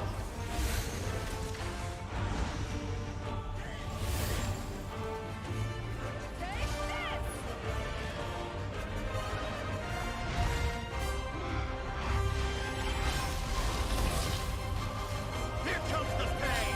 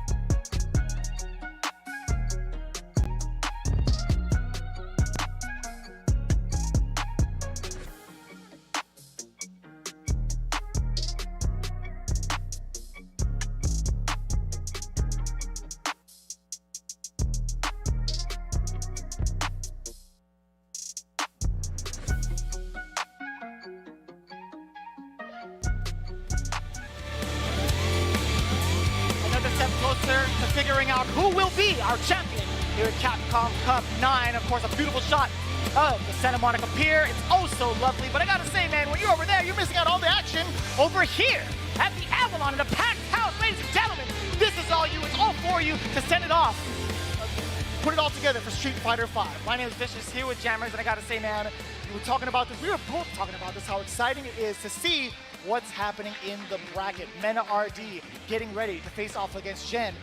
Potential to get on yourselves another Capcom Cup championship for Mena RD, or a big upset coming in from Gen, the LCQ winner, man of the week. Oh, actually going to be going to the loser side. Excuse me. Hey, I'm getting excited. Don't worry about that. Ending Walker versus IDOM. This is going to be kind of insane. Low-key, kind of insane. So I'll tell you this, right? These two played a long set before. A total of 80 games, like IDOM edging it out. These guys were discussing the matchup, sharing tech, sharing philosophies, but now it's for the big bucks, the big Benjamin Franklins, as you say. I've got to respect you guys' dollar bill out here. But it's going to be interesting because Ending Walker didn't really use the Psycho Upper against Mena. He was in the winner's side, dropped to the loser side, and he's gone up against loser run, loser momentum-based IDOM. How terrifying is that, Vicious? I mean, it's a lot. When you happen to gamble with he's going to do it. He's doing it. You were talking about this earlier. He's going to do it. Okay, there's been a little bit of back and forth, healthy debates regarding this one. Sure. Ending Walker thinks Ed slightly edges it. Other people will think on paper that Poison wins. He's going to try out the Poison here. If Poison gets the life lead, she can win the matchup. But you also have to remember V-Trigger 2, she hasn't really got any answers to deal with it. And also, I'm just going to go with V-Trigger 1. That's going to be a punish there. He's got to be careful utilizing Crouching Fierce because standing hard kick does go over it and it can potentially crush counter her. But right now, I don't know to a very good start. But it's a considerable life lead here to jump back into Psycho Snatcher. And he could also be the amount of control that we were talking about against Ending Walker. He's trying to go in with a bunch of these flickers, but still, yes sir, snatch out of the sky. This is it as well. Forward throw, 2 bars in the corner. He's going to activate Ultra Snatcher. Throw tech there from IDOM, and he gets hit with the Ending Walker tech with the throw flicker off the throw tech. I love that, the standing light kick. Get off of me.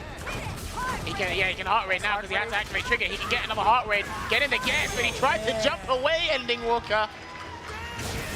Looking too good here for him. This is a match we've been looking forward to since we've seen Ending Walker. Yes. Wanted to see how he fared up against one of the best in the States. Oh, almost got the jumping fierce, but IDOM just managed to work his way out of there and still got the conversion into flicker. I didn't even catch the whip like that in such a fashion. I gotta say, the roundhouse now. Oh boy, you thought you'd get a what? No! Getting a bit crazy out here. 2 missed pushes.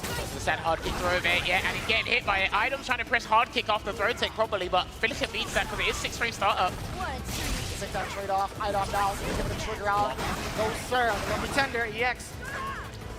Right, there we go. He's gonna get the medium avant line chase down. He's not gonna V-shift, he's gonna hold this. He will firm this. To the block, good V-shift there. Trust me, Ending Walker is familiar in this match. There it is. You were talking about it earlier. You highlighted the Psycho Upper. When were we gonna see it come into play? Well, in a pivotal moment, Ending Walker clutching it out the second round. Here we go. I also can't forget shouts to X-Finesse as well, because I know IDOM's played him a fair bit in this matchup with both Poison and Laura. So these guys, it's going to be the psychological battle. These guys are going to be slugging it out in each other's mind. All right, there you go. He has to block that. Very careful, because Poison has to fight this matchup from the corner, utilizing those heavies and the medium. Oh boy. Crush grounded. IDOM's got full resources. He might have to spend super to get out. He might have to super to get out. We'll see. Find the hit first. A bunch of flickers coming down in. The stun is there, and Ending Walker ending game number 1. Pivotal fashion. That is so impressive. Flickers back to back. You were talking about the escape option that IDOM had. That guy doesn't want anything to do with that pressure. But this is where you got to give credit. Sorry to cut you off. This is where you got to give credit to Ending Walker's precise spacing. Right? That range where he's playing with flicker, mediums don't work. You can't press medium kick. Heavies are too slow. And it's like, so what and light kick is out of range. Exactly. Yeah, he said I'm going straight to Laura. And you were talking about it, you prefaced it earlier.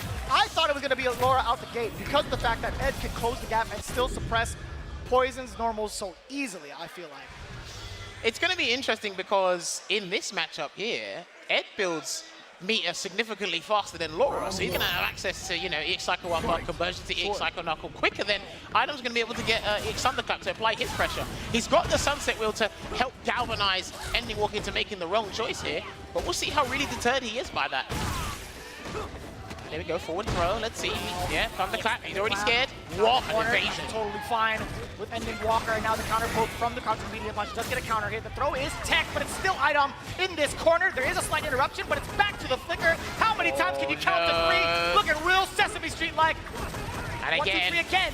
Peppering him with the Flicker's here, and once again, he's still got the boss. He's looking for that conversion, but Idom's going to get it into the Split River follow-up. It's not going to be a command grab when Ending Walker thought that.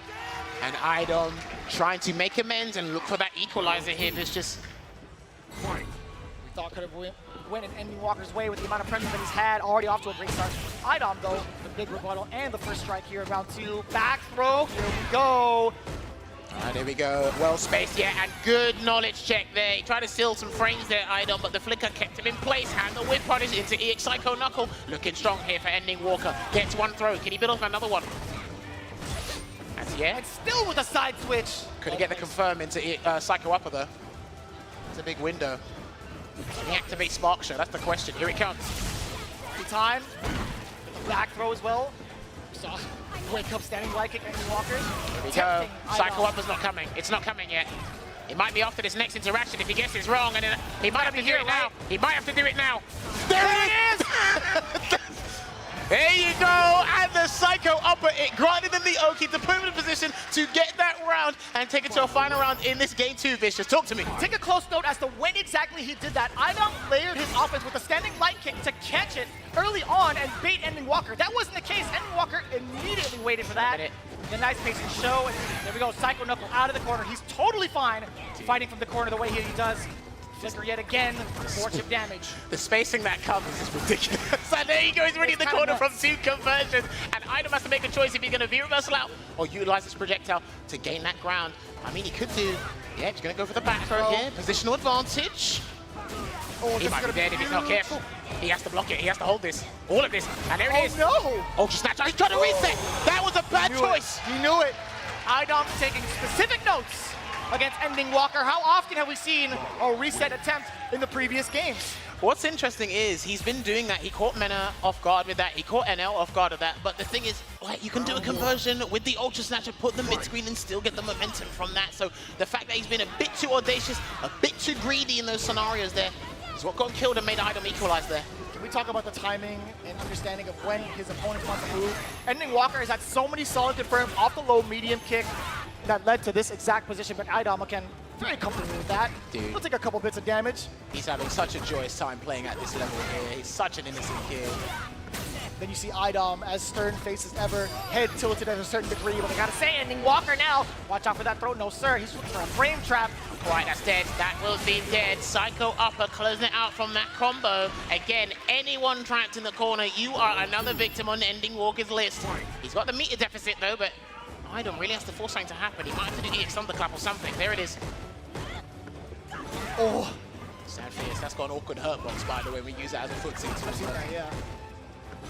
Yeah, they already. He's trying to fish for it. Idom, he was ready for a whiff punish just in case. That was ambiguous, but good block on the reset there. Back throw again. He's got the 2 bars and he's edging Idom close to the corner. Right, if you get out of there, you need a V-reversal, mate. I don't think he's going to let you out of there earnestly. Oh, on the other side, he still gets the side switch regardless. An immediate tech. Psycho Upper EX, past the Thunderclap. Another break from Idom, low forward. Is he going to go for the side switch? He gets it. Off of the EX elbow. He's going to wait for Ultra Snatcher. He's got a choice to make it. Ending Walker, can he get a low? Or is he just going to wait? He's going to get stunned instead. Building as much meter as possible as you have to. Idom now going into it. Yes, he probably thought that bolt there, or that bolt charge with a dash. That's probably why he did a delayed jab into Flicker, because he's looking for a clean activation. He doesn't want to make it too risky and give up that one time freeze guess. He wants to get that there, but if he can get one conversion into Flicker, he can do a couple of throws. They're so clean and so consistent. The big interruption from Idom, side switch, sunset wheel. It's one. Still waiting. There's a back throw. Covered the ground as well. And again, Ending Walker's mental stack game is fantastic. His dash is pretty much successful most of the time. And down below yet again, Idom still stern with the defense. Crouch blocking, but this sets him up for a lot of pressure. Forward throw. What comes after? Crouching. Keep it framed high, and an interruption with the X Bolt Charge with the armor. Here comes Spark Show, and Ending Walker. Oh my god! Here it comes. Activate for the party. Forward throw. Surprise. Command grab. Thunderclap. EX Psycho Upper. That's going to be the round. That will be the round. That's going to be it. He's got CA as well. Plays it safe, closes it out. Takes the advantage here in the set. 2-1. Capcom Cup 2019 champion trying to get rid of the young prodigy here in his first ever Capcom Cup. He can hear that. I know he can hear that through that headset. That's so intimidating. I know he can hear that. I don't ever want to be in that position, to be quite honest with you, because that is so intimidating. But Ending Walker, nerves of steel. Can Idol make that losers run he did at EVO 2022? I wonder. He's getting closer to it. It's becoming more of a reality here. Sunset Wheel again. He's been taking those, he's been handling the Sunset Wheel as well. He's just been taking the damage. Hasn't really been trying to over-exert. We have V-Skill too. Yeah, he does. The Psycho Swing gives him those extensions. It won't really punch through the Thunderclap. But Idol really spaced as well. Very accurate spacing. Right. Oh, I thought a Sunset Wheel was coming. And that's going to be an activation. He had to do that. All right, there you go. Ultra Snatch of the air version. Here comes the guard break. Activation off the medium kick, Thunderclap, EX version now down below, and he still catches Ending Walker with the reset. Watch out, the second Walker! He does it again! Watch out for the Snatcher! Wait a minute! He uses the armor, but it doesn't matter. The elbow for Idom, look at that match point! I actually think Idom did that bolt charge to counter the flicker after the drone take. He's been paying attention, so this is where he brings out the tools. And I tell you what, if Ending Walker has anything left in the tank, he needs to bring it out now. A huge start. EX Psycho Knuckle bringing him to the corner. Idom trying to recreate that space. That's huge. The punish on the sweep. Slight miscalculation there. And again, he is going to be, he's going to be panicking. On defense, he'll panic. This is potentially last round here. Oh my God. Back throw. All right. Meaty elbow miss. Yeah, it's hard to get the timing right, especially to make it 0 on block there. Can to get the conversion. Doesn't have the bar. Here we go. Right, if you guess wrong after this, you're done. If you guess wrong after this, you are done. And he guesses correctly. He's got the beat. Oh no! It's going to be confirmed. It's a critical art. It's the back throw. He's still got another chance. Sunset Wheel. Here comes He's got an activation. Hang on a minute, Vicious. Ultra Snatcher, what happens? Checks the corner. He needs it. He really needs this. Guard break. Can he get another throw in there? The stagger. Oh no, the critical art's going to rebuild for Idom. Guard break. Watch out now. And there's the punish. He hasn't got any V trigger left. And that was the throw bait. And he gets hit with the bomb charge for the game. Woo! The definition of clutch. Except very own Idom eliminating the young prodigy, Ending Walker. And what a time to bring out the EX Bolt Charge option. Post throw tech, trapped in the corner. He knew it. Ending Walker had to overextend to just get an iota of a chance to bring himself back into the dogfight, but he took that chance. He could afford that game because of his beneficial situation. He tried to start things out with the poison. Not too bad, but it might be a little bit rusty, especially in environments like this where Laura has been bringing the game, bringing the heat for that momentum to ride into the losers bracket, Vicious. And we saw exactly how difficult it was. Once you're unable to control the strategy that you wanted, playing within the mid-range game, once Ending Walker was in Idom's face, just as this example, it was lights out thanks to the flicker momentum. But then that switch up to Laura, the tried and true, would set him apart from the rest of them. We saw that kind of barrage, that offense from the thunderclaps, the perfect setups going into it, and also just the big conversions that he needed to. Yeah, look, he was getting all the successful conversions before, right? But this is it. You got to give credit to Idom's defensive choices, just the defense in general, fighting for the corner. He reminds me of Dominion and SF4. Just, he was happy to fight from the corner. Didn't like the situation, but if it, again, you wouldn't make mistakes running away because there's nowhere to run away to, but we can turn things around and then, yeah, just be pivotal and get that game-changing moment. And then we saw that time and time again. One or two things, if I had to nitpick, one or two things I disagree with on Ending Walker's end was resets to try and steal that was one the time. positional He immediately cut back on doing that as soon as that option had failed him. And now, Ending Walker, I gotta say, man, the way that he pivots his strategy against certain players has been at an astronomical level that I can't comprehend. I can only watch and call it, but man, I'm looking forward to seeing him in the future of Street Fighter because he is the shining light, I feel like, for the new generation. Dude, his progress has been like increasing by leaps and bounds. And this is only the start. This is his, what, third event? Third offline event. His third offline event. Ladies and gentlemen, we are not making that number up. He is 16, his third offline event at Capcom Cup, yo. But you know what? Bowing out at 5th place, it's not a bad shout. Again, he went third at his first event, first at his second, 5th place here. One of the hardest events to do it at. You know, I'd be super proud, and I hope his parents are super proud of him as well. Hopefully, we get to see the young prodigy playing in Street Fighter 6 in full force. I gotta ask, man, for the crowd down below, we gotta give it up one more time for Ending Walker. Ladies and gentlemen, that is such an impressive run. He's been such an inspiration to even guys like us, players down below. As soon as he made his eyes on, he made himself known onto the scene, all eyes were on him. and I'm so glad that he got to fulfill what he needed to do and set his own mark in FGC history. Well, as we ruminate and still continue to look back on that set, we got a line up for this next match here. We'll put the graphic on screen for you very shortly for this next juicy head-to-head. It's a run back, and funnily enough, I was doing this for Steve. Shout out to Steve. I'm always here when this run back happens. Yeah, that's true. I'm always We've broken down on it on stream ourselves, but this is the one. I would love for you to take the wheel between Angry Bird and Mr. Crimson to let the people know at home what the lore is really like. So, the last time these guys played was in the group stage of the death bracket of Group F. That was 2-1, I believe, to Angry Bird. I spoke to Mr. Crimson afterwards. I said, so that tech you introduced, what was it? He said it was a hard read. I have to know that, but it loses to other options as well. Angry Bird plays this matchup perfectly. And again, Big Bird also played it perfectly as well when he played this matchup with Mr. Crimson. Rashid is an absolute terror. He still gets spoken about in high regard, but not in your top 5s. He's a top 10. Top 10 for sure, yeah. But now Angry Bird's come off the loss of Zen. That was pretty much a decimation. He doesn't want that. He wants to make amends. And what way to rekindle that flame of motivation than to find Mr. Crimson, who's on a good run in the losers bracket as well, by the way. You're not kidding. You are not kidding. He has had a very, very big run. 3-0, 3-1, 3-0 again. Can he repeat those results? Well, he's got the big Angry Bird on his table. I gotta say, this is so difficult to get out of. Very meaty slide, or sorry, meaty drill. There from Angry Bird, activates it, knows the interruption, goes for the EX spinning mix, the slower start, but still invincible from frame 1. Can he get the grab? Not quite. And here it is. This is where the matchup is played. Right in the corner. He looks for the airborne eagle spike. The wall jump is coming, and he jumped away.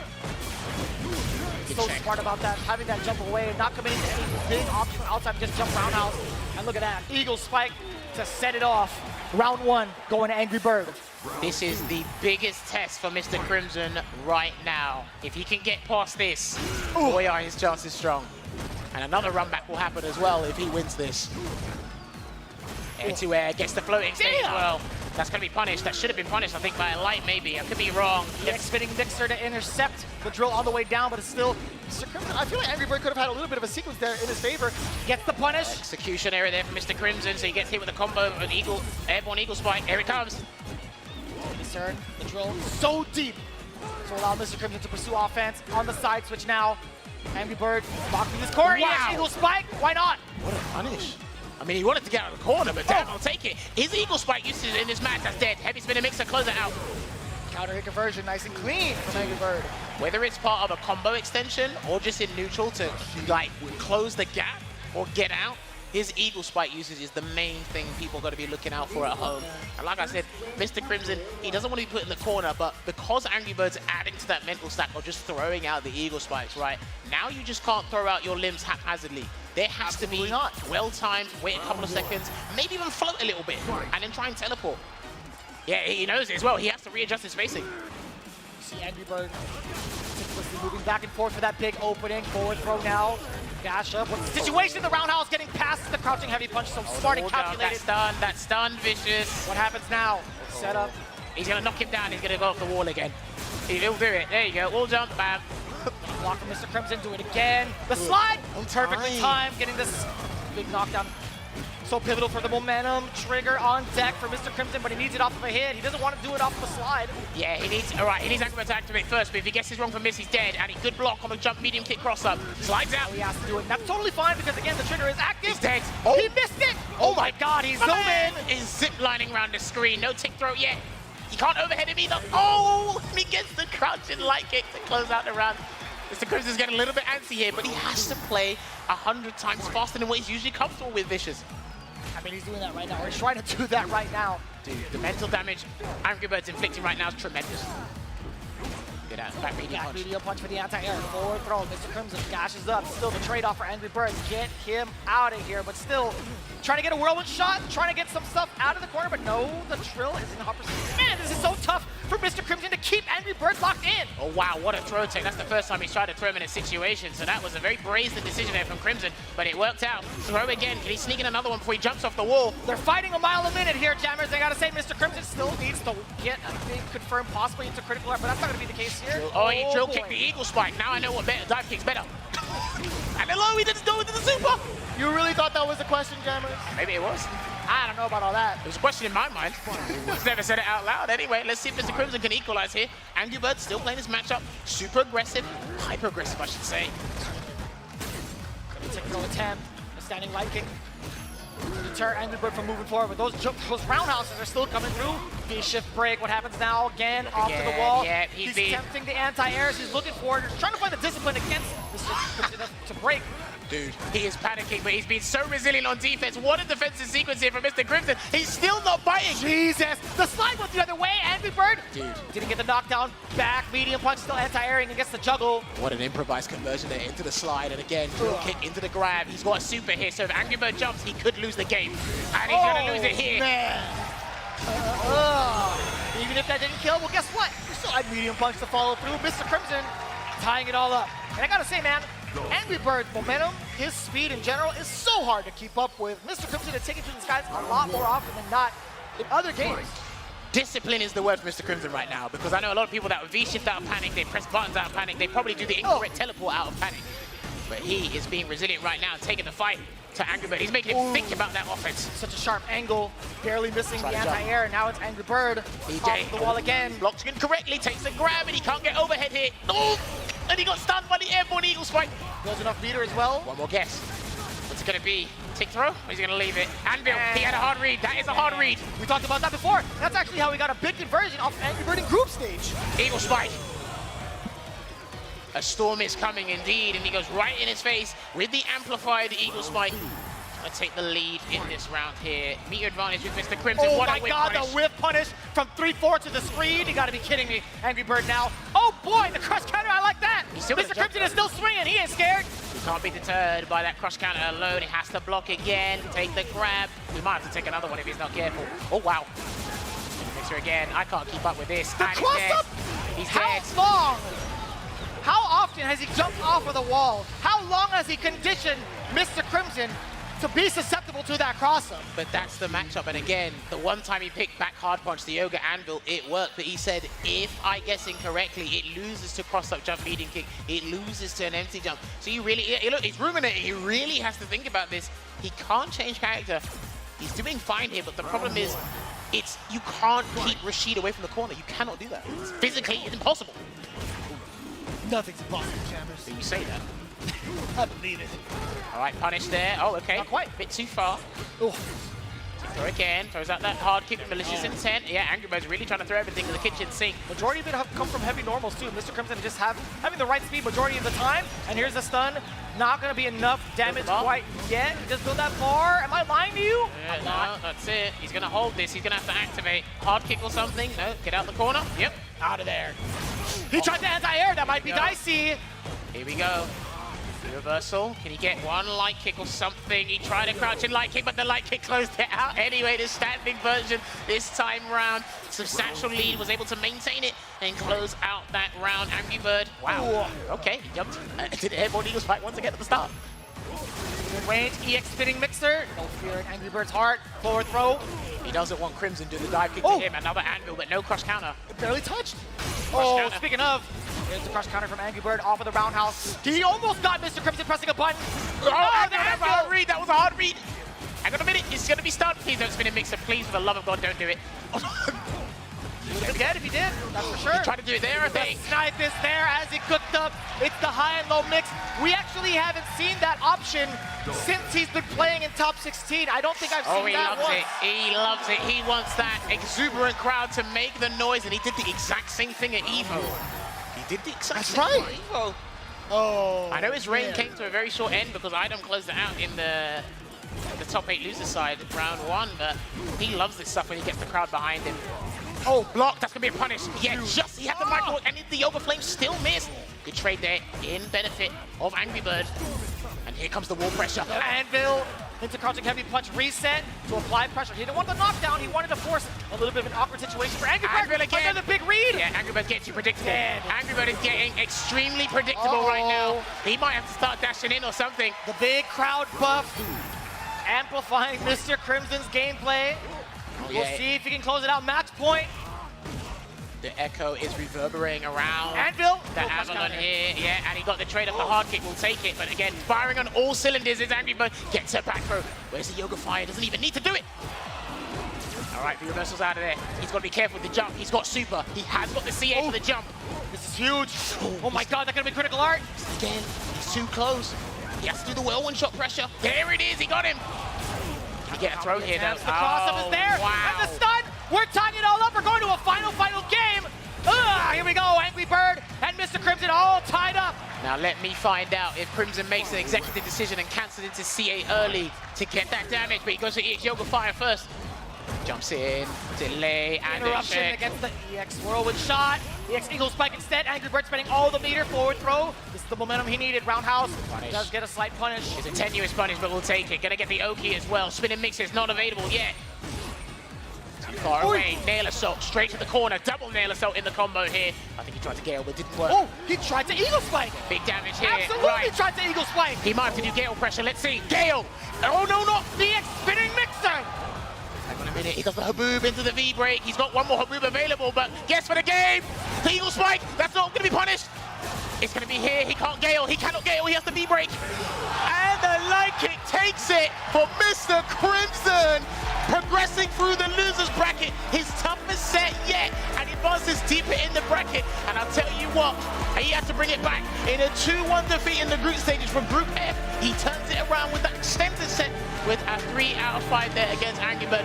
Firing on all cylinders, he was able to emerge victorious, Vicious. I love the sportsmanship coming from Angry Bird as well. You know it means a lot to him, win or lose. He still gets to see one of his friends advance even further into the most prestigious Street Fighter tournament we could ever ask for. Again, I love Angry Bird and Mr. Crimson and the way they throw it all out there on the table.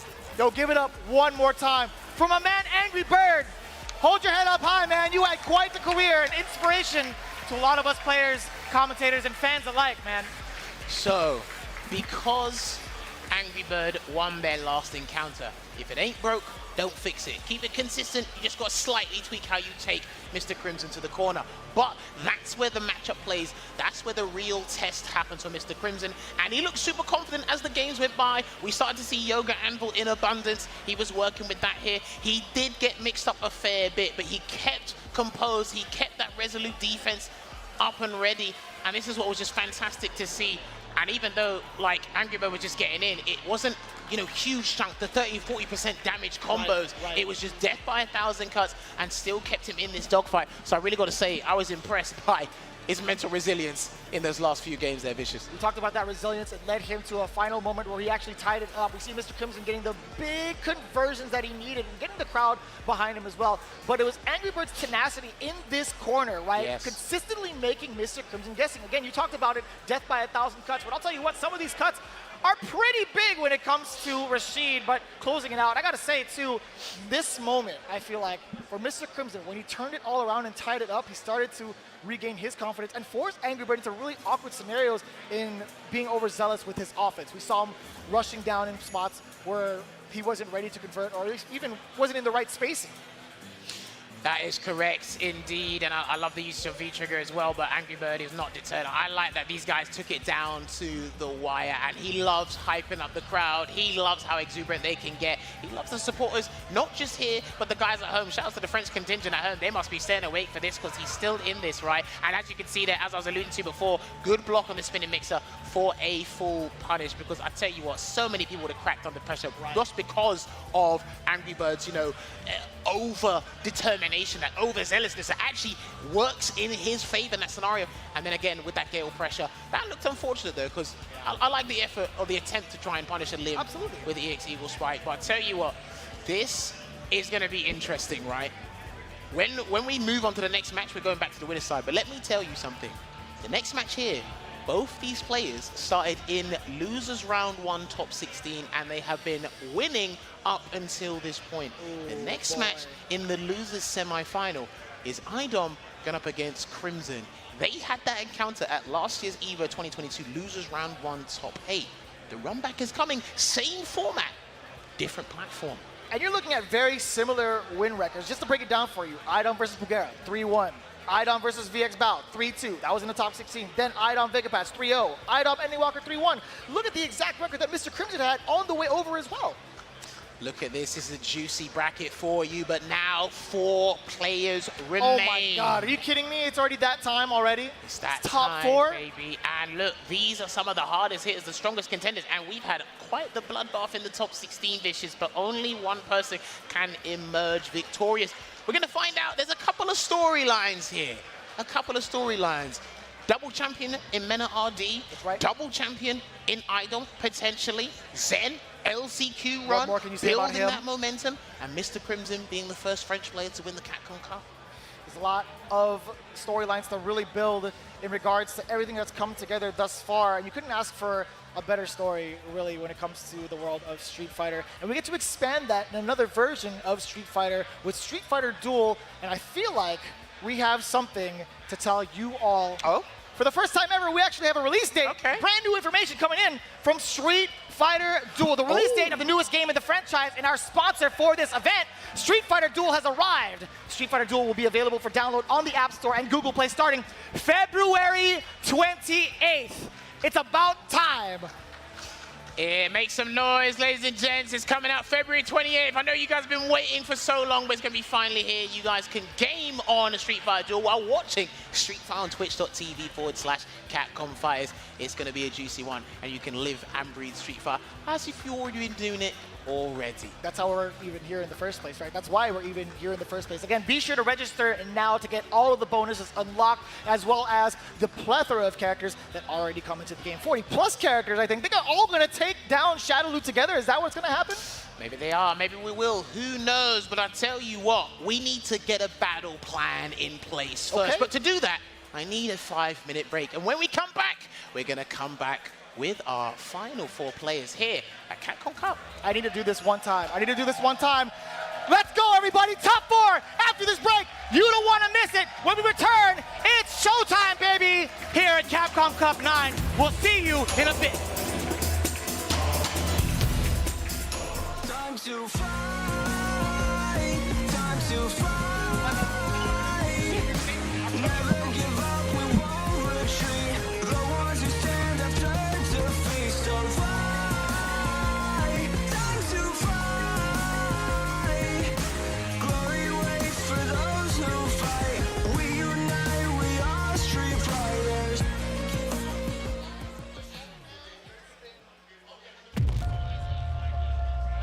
Space-time distortions. They're still puking out dinosaurs all over the planet.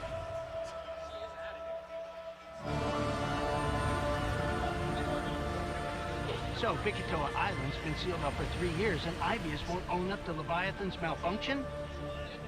Can you address the reports of exofighter patrols on the island? Reports of exofighter patrols are simply untrue. IBS is committing all possible resources to the investigation. Exercise results logged. Sunsetting temporal instance. Come on back. Drinks on me. There are hundreds of exo fighters running around out there. Everyone's armed. Nobody knows what'll happen next. 1 minute, they could be helping you. The next minute, they're shooting you in the back.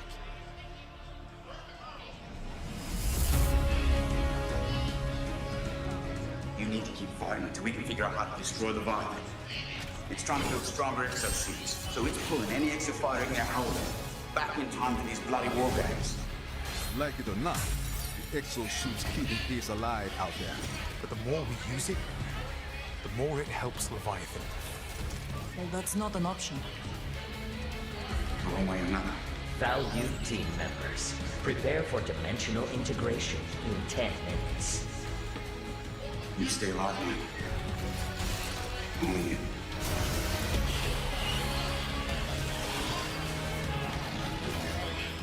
If you give an AI like Leviathan the directive, improve our exosuits, it has to complete it. It doesn't matter whether that takes 100 tries, million, all for the perfect suit. More than that.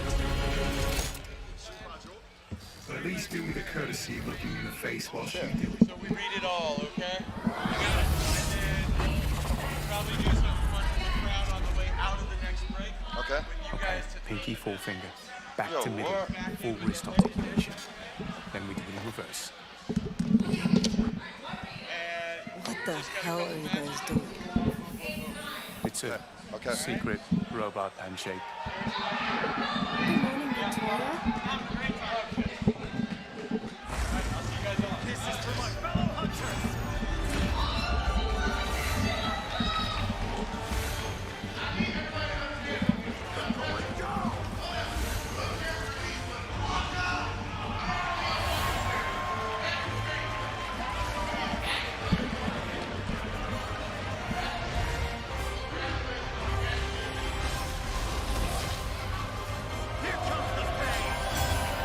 That's the one.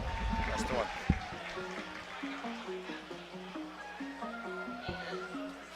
Tag me, bro. Mic check, 1, 2. Mic check, 1, 2. Hey!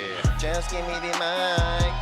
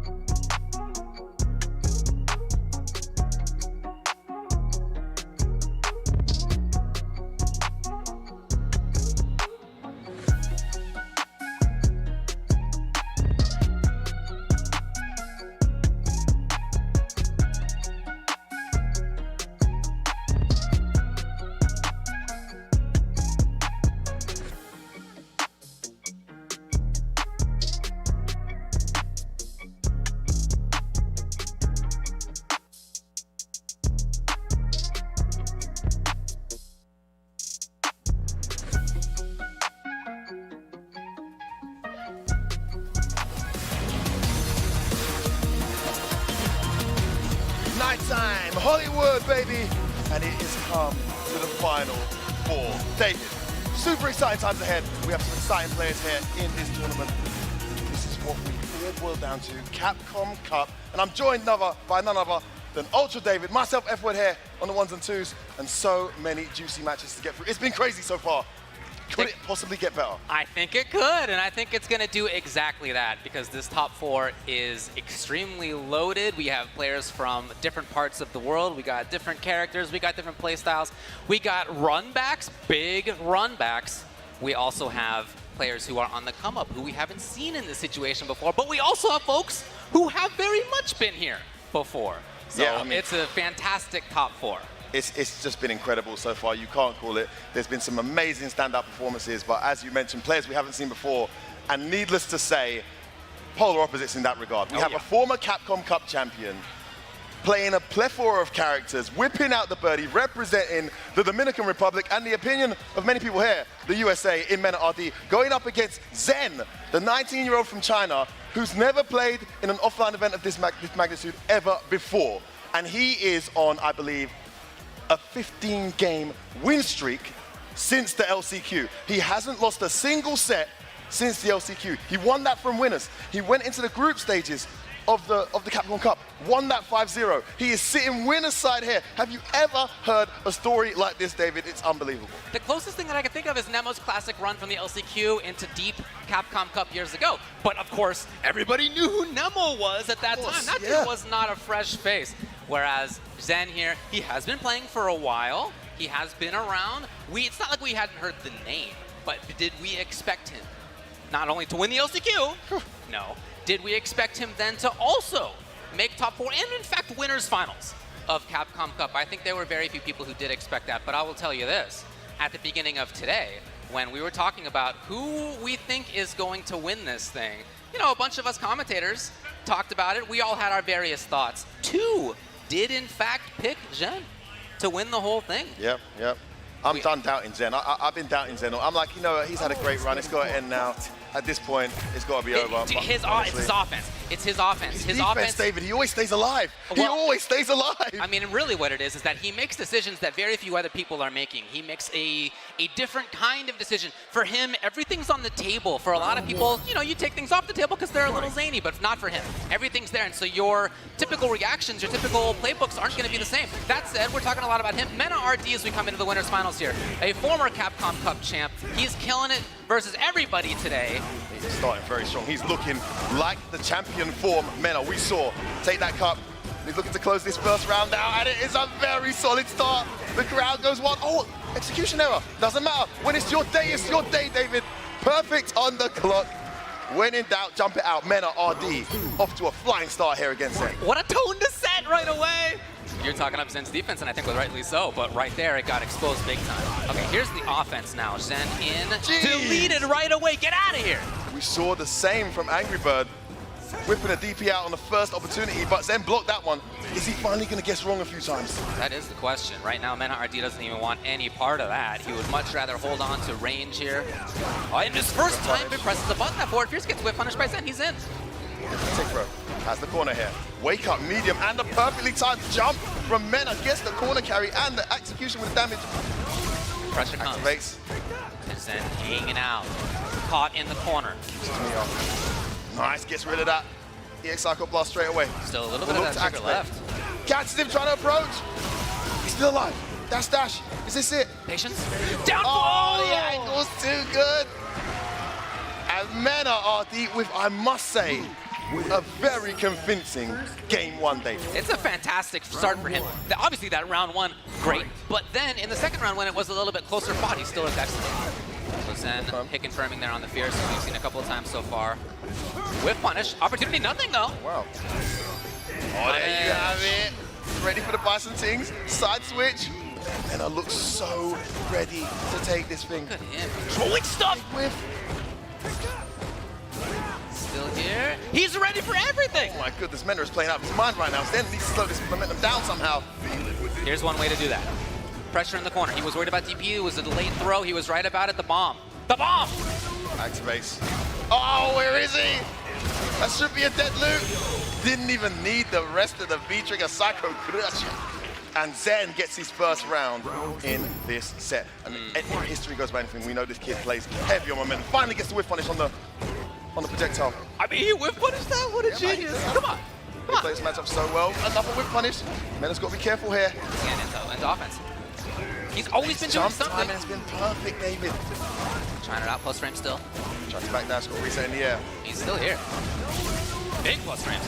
Oh my goodness, Mena's so good. He's been studying the defense of Zen, and he gives up the V-Trigger. No! Everything's denied! Punishes with the thermal barrack. And again, another V-reversal. Zen just wants to get his game going, but Mena won't let him. Bit of great life up on Mena's side, but he still feels like he's in control. Not for long. It's Zen in. Mena blocks it out. Back to the more comfortable range where he can zone, where he's not at risk of that Zen offense. Big jump in. That's dead. That should be a dead loop. Terrible fireball there from Mena. And despite a very convincing game one, it is Zen doing what he has done this entire week and getting himself on the winner's board. One apiece, David. He just continues to look great. Yeah, no doubt. Round one. When we saw him in previous, well, really throughout his 3-0 and his 3-1 so far in this top 16, he still looked very strong the rest of the set. A little bit late this time. Oh, catches him pressing buttons. Mena off to another flying start. The speed at which he plays that when he gets going. Oh my goodness, it could be another perfect here. Has to guess right. He teched it. Still in danger.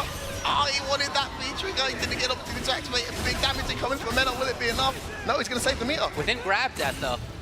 Chose to keep him and alive. Still here. Another perfect. We've had 3 games. We've had 2 perfects. He is doing such a good job of locking this kid down. I mean, loads of people have really struggled to close out the rounds. Oh, wow, that was a strange choice there from Mena. Went for the turn punch, didn't work out. It's cross counter by the Psycho X. He's in the corner now, David. No, down forward. Fierce maybe worried about the V-shift. Instead, Mena dashes in and takes the turn. It's his corner. He gets dash, yes. Oh, no confirm. Oh, that caught him off guard. Went behind this time.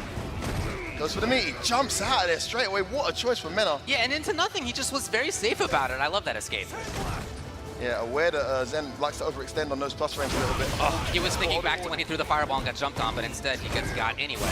Here we go. Let's do it. What a choice. He's still in this round. Just needs one opening. And you know he gets the corner from that big whiff, not punished. He is so much more cautious about it. Surprise slide. Yeah, the block confirm was there for Shen. Activation. Gets caught, tried to do a reversal. Take command grab. We were talking about this downstairs, David. Yes. I think I saw this kid miss one command grab the entire week. I mean, he's got to miss some more than this. I mean, it's getting ridiculous. What I love about that is that the safe option would be regular grab, but he's not cool with that. He wants to get the kill. He's playing to win, very much not to lose. He's here in this third game. Core trying to dash it, confirms off that crouch medium. He has managed to corner Mena RD, but every time he's got him there, missed it. So it's another chance for Zhen. Gets him low. He's got the cage going. Hey, bro, stun racking up here. What a V-shift, what a time, what a choice. Doesn't get a side switch though. Interrupted. It's Zhen. Will there be anything here? Yes! Wow! Mena RD. In a huge pivotal swing game, he's got the hit. It's not enough. And Zhen in plus frames there. Again, the redux of the previous game. We saw that before on a replay, and now it's 2 games to 1. Mena RD again, huge swing there to be up or down 2-1. Gigantic difference. So we're right back in. That wake up CA. What a choice. And he's missing stuff here. He's not playing perfect, but he's playing incredibly well. Maybe the best he's looked all week, I must say. Mena RD. Yeah, and he has looked great before. So for him to be at this level here, exactly the right time. Yeah, that's a knockdown. Checks him straight away. Oh, my towards heavy is stronger and faster than yours. Gets the corner switch as well. Nice jab check there into the EX. Neutral jumping on wake up. He cannot get anything going. He's keeping it incredibly tight. We've seen Zen get that light kick out in a lot of strings. It's not going to be the case here at the moment. Nice stand up into the stand medium to get an opening. Side switch. Yep, that's his preference there. Command grab as well. The trigger's gone, but he's in. Well tagged. Oh, that's going to hurt. Pop it. Incoming. Can Zen close this out? He needs one more. It's not stunned yet. Oh, he backdashed. Oh my goodness. It was the wrong choice. And Mena RD is at match point to get into grand finals on winner's side. He's been so good at guessing right. What a neutral jump. Checks the dash though. Mena RD looks incredible right now. I don't know what Zen's got to do to get any kind of momentum going. It's the first time we've seen him in any real adversity in a while. No, it feels like when he plays offense, it gets neutralized right away. And when he's on defense, he's stuck there for what feels like an eternity. Okay, just wants to jump out of the corner. He doesn't respect it at all. Not for long was he there.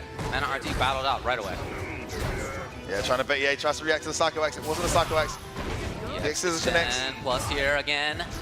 Trying to jump out of the corner again is, I mean, the risk reward's worth it if he gets the corner back.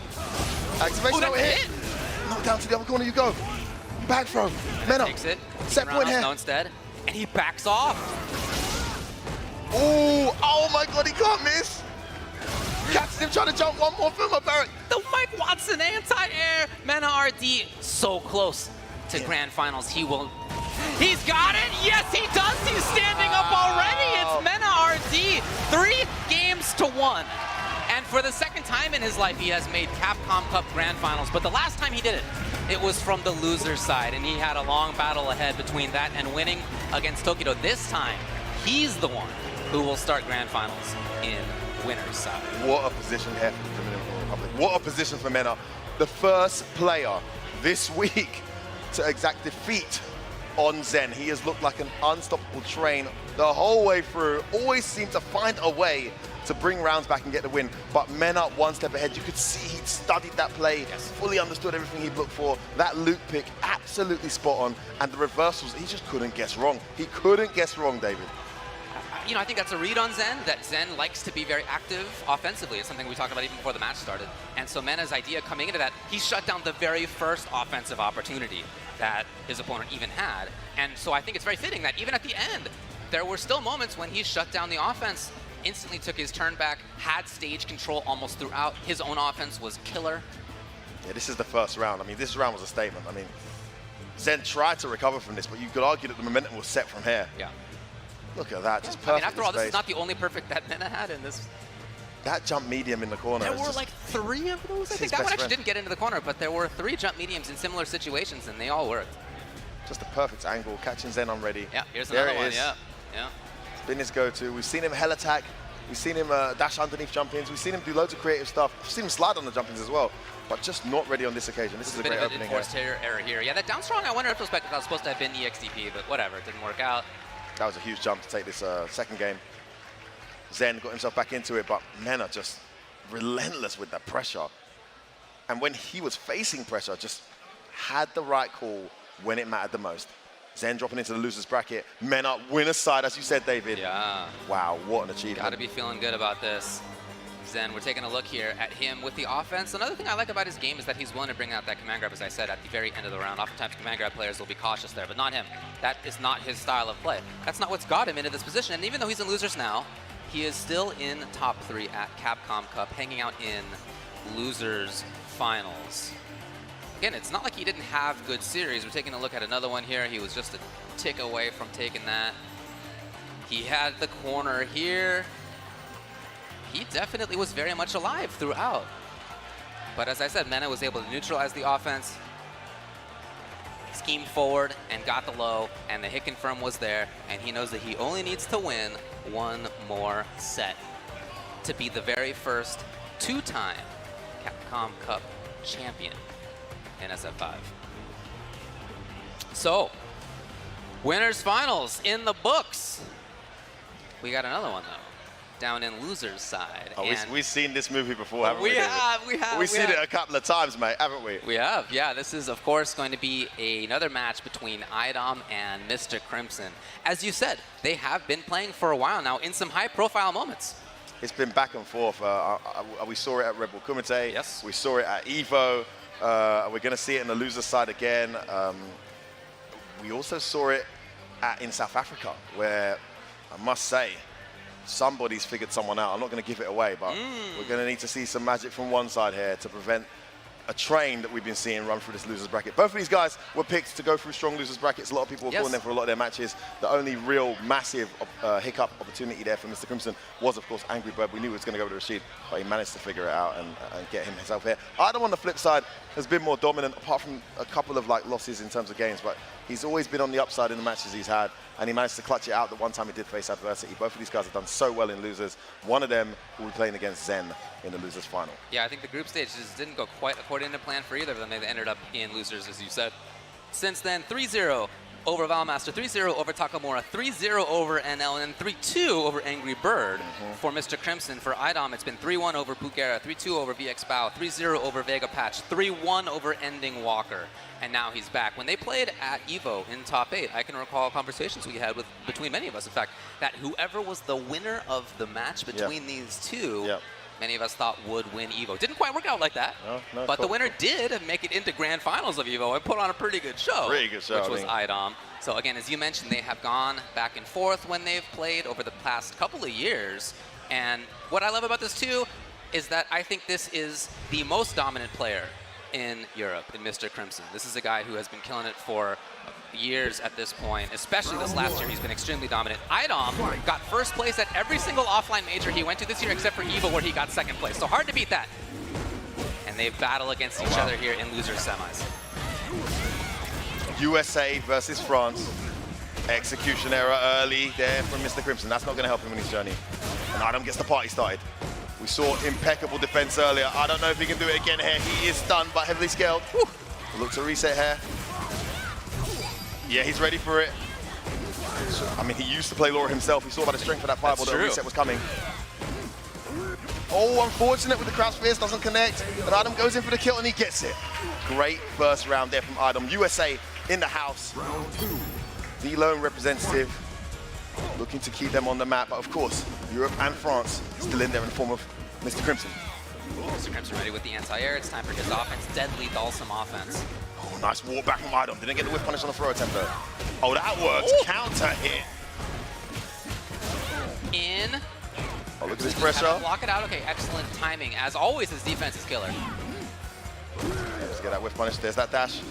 There's that drill. Great defensive choices from IDOM. 2 fists in a row. There's a lot of great left up there. Oh, that worked out. Taken away. Melted away by the fire. The awareness of IDOM. He's gonna see 8, no? Maybe too far. That's an opportunity. No, oh, activation time. He's got to hold this heat. It's going to be a command grab. One more bet could be enough. Nothing. super on his side as well. Dashing back!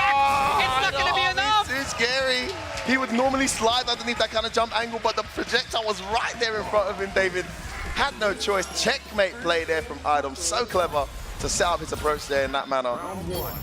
And one game goes to Idom. Can Mr. Crimson figure out the machine that's been Idom, especially Idom in loser's bracket? I already said to you guys when I saw that, Idom in losers is like Shin Idom activated. Yeah. Oh no, missed the Gale! Another execution It's error. a chance, not a lot of damage, but it is pressure. Oh yeah.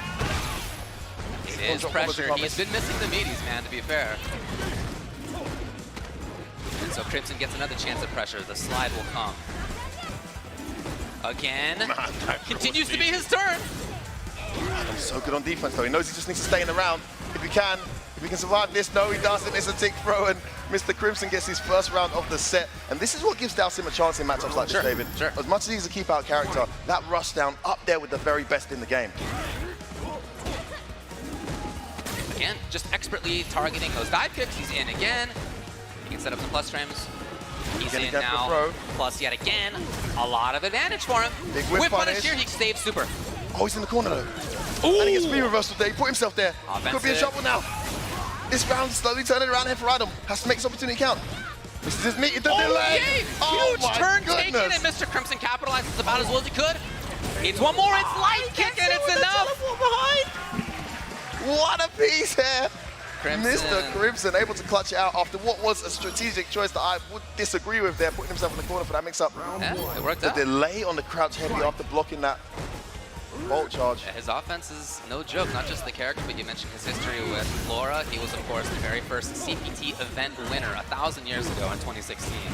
Oh, look at that. It's not your turn, it's mine.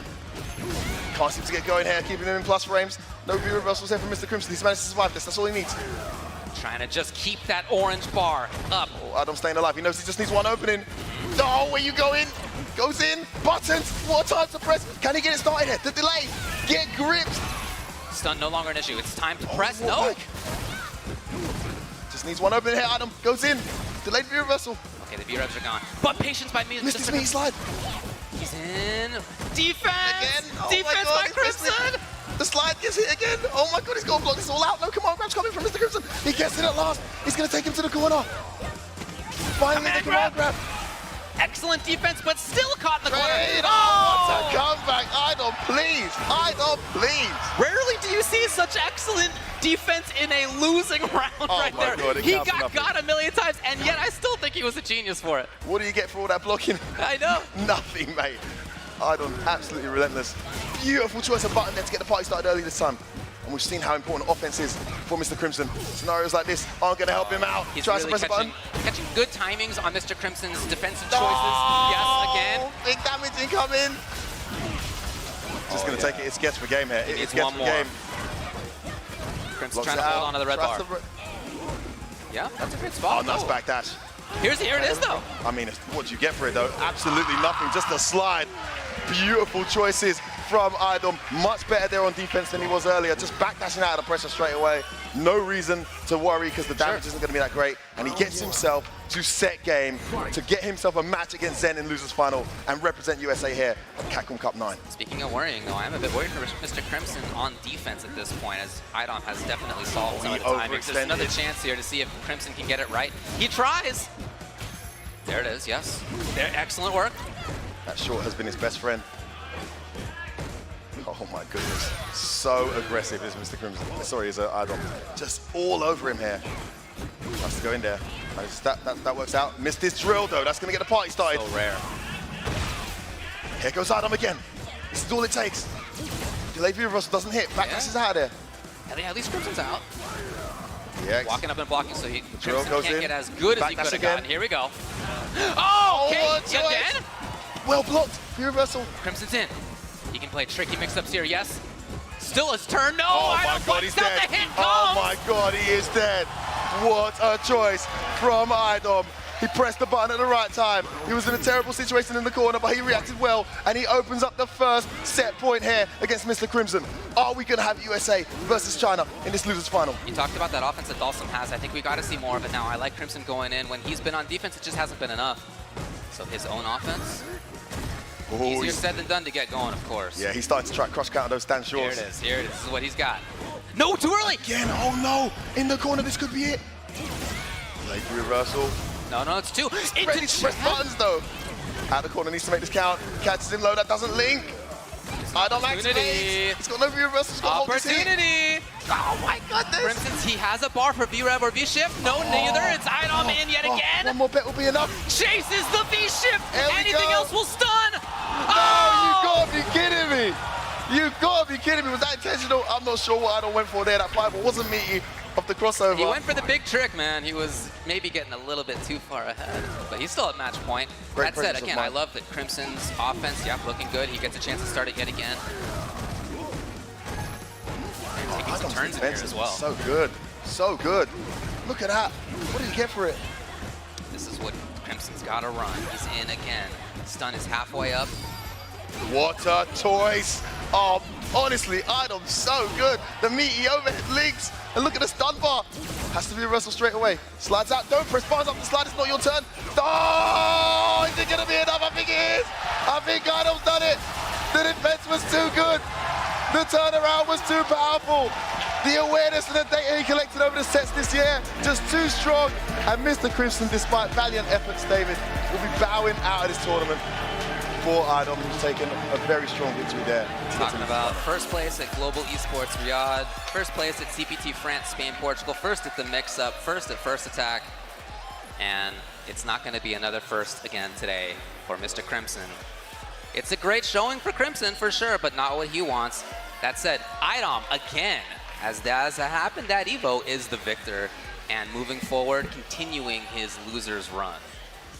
Idom defended so well that final round. I mean, he knew exactly what Crimson was looking for. The strategic change to go offensive from Crimson. All the throws that were teched earlier from Idom suddenly weren't teched anymore. He just knew what Mr. Crimson was looking for and just blocked it out. Knows he just needs one bit of momentum to get going. And these are the kind of things that can happen. Once that happens, he's just a train. I mean, Dowson's got to guess right so many times. He tried to anti-air there. Yeah, certainly you think of Idom's offense, of course, when you think about his gameplay. But in that last game, that last round especially, there was a lot of offense from Crimson. Yeah. He built it very well. Yeah, it was and Idom blocked, and he V-shifted through the flame to get his offense then going. So it was in significant part defense, actually. Yeah, no, it really was. That took it for Idom. It really was. That last round really impressed me. Not only did he defend very well, but he was aware of what Mr. Crimson was looking for. Probably because he's played him so many times. We see Mr. Crimson make this change in strategy often and try to overwhelm his opponents to close out the win, because Dowson can do that. But Idom was right onto it. It's like, I'm not pressing anything. You can keep doing all this. I'm going to get thrown. I'm going to lose here and there. I'm not pressing a single button. I'm not going to get hit by count hit, crouch fierce, into crouch medium, into ridiculous damage. And it just paid off, because once he got his party started, we know that Dowson can't take the kind of pressure. Oh, that was clutch as well in the corner, man. So many moments from Idom. Yeah, this moment here. Activation, that's all it Next round takes. is what I'm thinking of, yeah. Good lord, so scary. Gets that activation, goes in. The meaty EX command grab. And look at the stun, look at the stun bar. Where you going? Now it's guess for game. And he survives this somehow. He does. I mean, command grab would have been that. This sequence had been started by that V-shift into the corner. Offense began. Yeah, that's so uncomfortable. That jump light kick, very, very hard to anti-air, especially without a trade. And so I understand Crimson trying to get away from it. That said, not gonna cut it.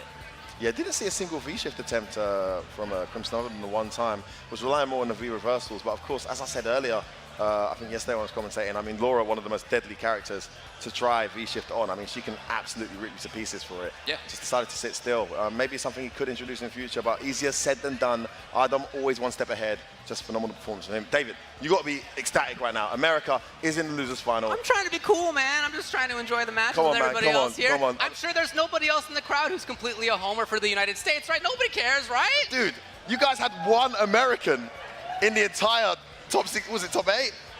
It was one 16, American, actually, yeah. but it was in the top 16. It was. You got the most deadly American there, and now he's in the losers finals, looking to do what he couldn't do at Evo and turn this whole thing around.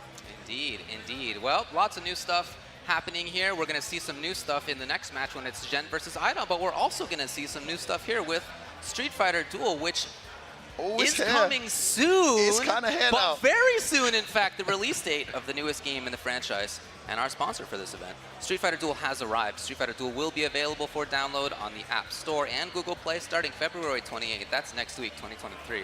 This new mobile title takes you on an epic, brand new adventure through the world of Street Fighter as you create your own team of iconic fighters and embark on quests to take down Shadowloo. Street Fighter Duel features an original storyline, stunning graphics, unique battle system, upgrades and equipment, and countless game modes that will keep you engaged for hours on end. You can also message in-app and team up with other players to take on even bigger challenges, making this a truly social experience. We're all excited for this game. I've already pre-registered for myself, I'll have you know, in order to get those pre-registration rewards. Well, it's been a long enough wait. Let's get it, baby.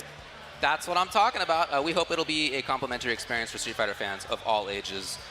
Look, we have, checks notes, 2 matches left, losers finals and grand finals. And in those, Zhen versus Idom will be in losers finals. And then again, waiting in grand finals, the big boss of the event today, Mena RD. Stick around for that.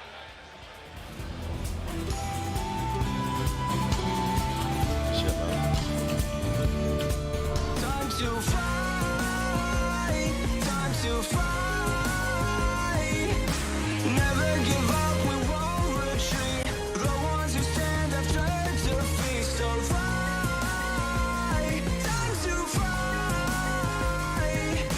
Glory waits for those who fight. We unite, we are street fighters.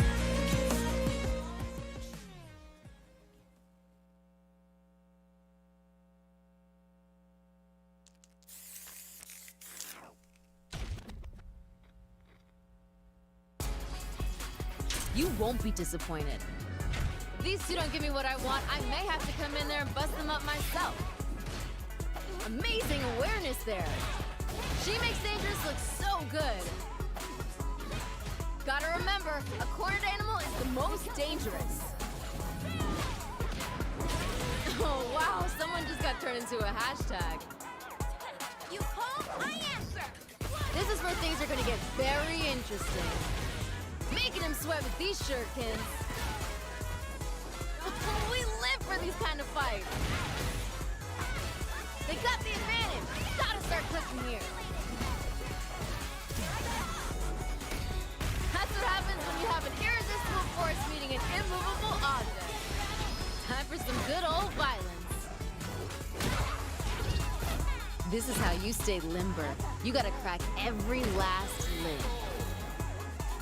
What in the world did we witness? That was unbelievable!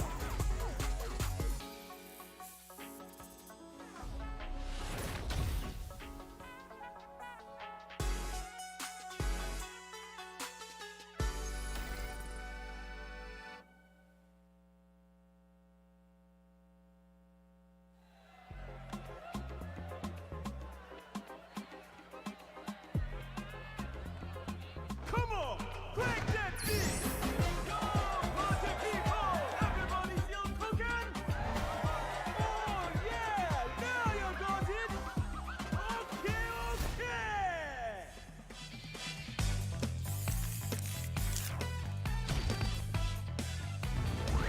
USA!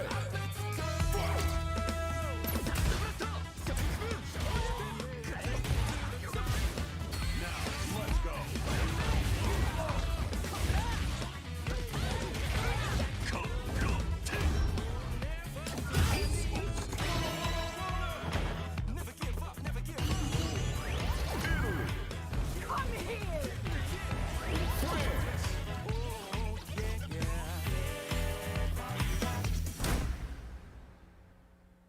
He was obsessed, you see, with finding an appropriate vessel for this power.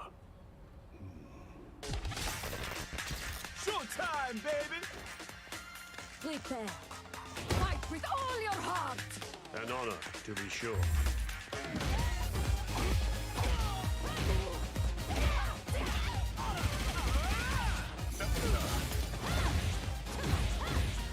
Where are you going?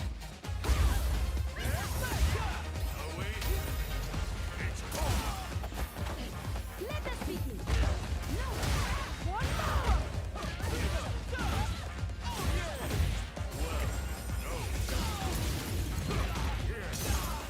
What?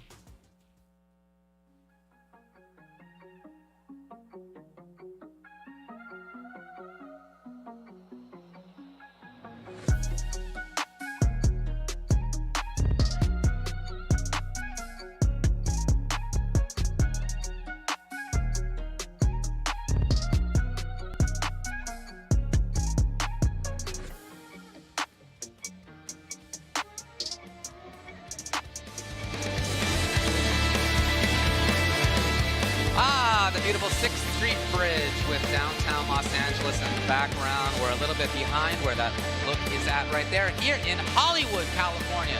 I don't know how I got so lucky to be at this event a 10-minute walk away from my very own home. It's been a blast for me, I'll tell you that, to just be able to mosey on over, have a great time watching this throughout the week, seeing some of the absolute very best Street Fighter V action that we have seen throughout this game's lifespan. And it's a very fitting situation for it, considering that this will be the final Capcom Cup for it. Hard to imagine a better outro for that. Don't say it out loud, David. Don't. I mean, you're breaking my heart here. Let's get to that later. We'll get to the emotional part later. Let's do it. Right now, as far as the present is concerned, we still have a couple of Street Fighter games left to determine our champion and say farewell to Street Fighter V in terms of Capcom Cup sense. And one of them right now is going to be an absolute banger. Now, we've talked about Zen's ability to read on defense. We've talked about his ability to read on offense. That has been rivaled. I think the only person who's rivaled that to his level is Idom. Sure. I mean, this guy has been absolutely tearing through losers bracket. Every time it looks like the round is over, he just needs one moment to get it going. And of course, the addition of a command grab adds that additional layer to what's been an extremely reliable defense for Zen. That's right. We'll see if he can make it happen. He has in the past. Let me tell you about his 2022. First place, Combo Breaker. First place, CEO. First place, ECT. First place, Defend the North. First place, NEC. Second place, EVO. But that's pretty good still. Listen, David, could you do the same for Zen? Just read me through his, please. First place, Capcom Cup 9 LCQ. I mean, again, hey, that's a premiere in itself. Oh, no doubt. No doubt was one of the hardest tournaments of the year for sure. But again, not like he's brand new. He's been playing. He showed up in the China CPTs before. But in terms of this kind of a big showing here at an in-person, offline, international major, this is the first time, well, really LCQ the first time, but this is the result of that. Losers finals for Zhen here from Shenzhen, China, studying in Newfoundland, Canada, and soon to be in Toronto, Canada as well. And of course, Idom from New York City. Losers final, make some noise, let's go! Woo! Zen starts off swiping away that fierce. He knows he can't let the party start with Laura. I mean, we've seen what's happened to others. Bang, that's it out. Not quite there. Oh man, that ankle's not been working for him. It's been so reliable. That was meaty. Oh my goodness, I don't please. It's a big chance for offense right away. Right down the corner. This does give trigger to Zhen. But that worked out. May not even matter. As soon as he saw that whip, he went straight into the fears. Big damage on his kill. Wait, hold on, am I wrong? Not quite, but still. Oh, Zhen! Big chance. Can he do it? Big chance. Doesn't get the probate out. She's blinking. Side. Up, yes. Oh, what's he pressing? Yeah? Again! Oh, again, he can't miss, I told you. He could absolutely make this. Again, he doesn't take it. Again? He maybe just was waiting for offense here, yes.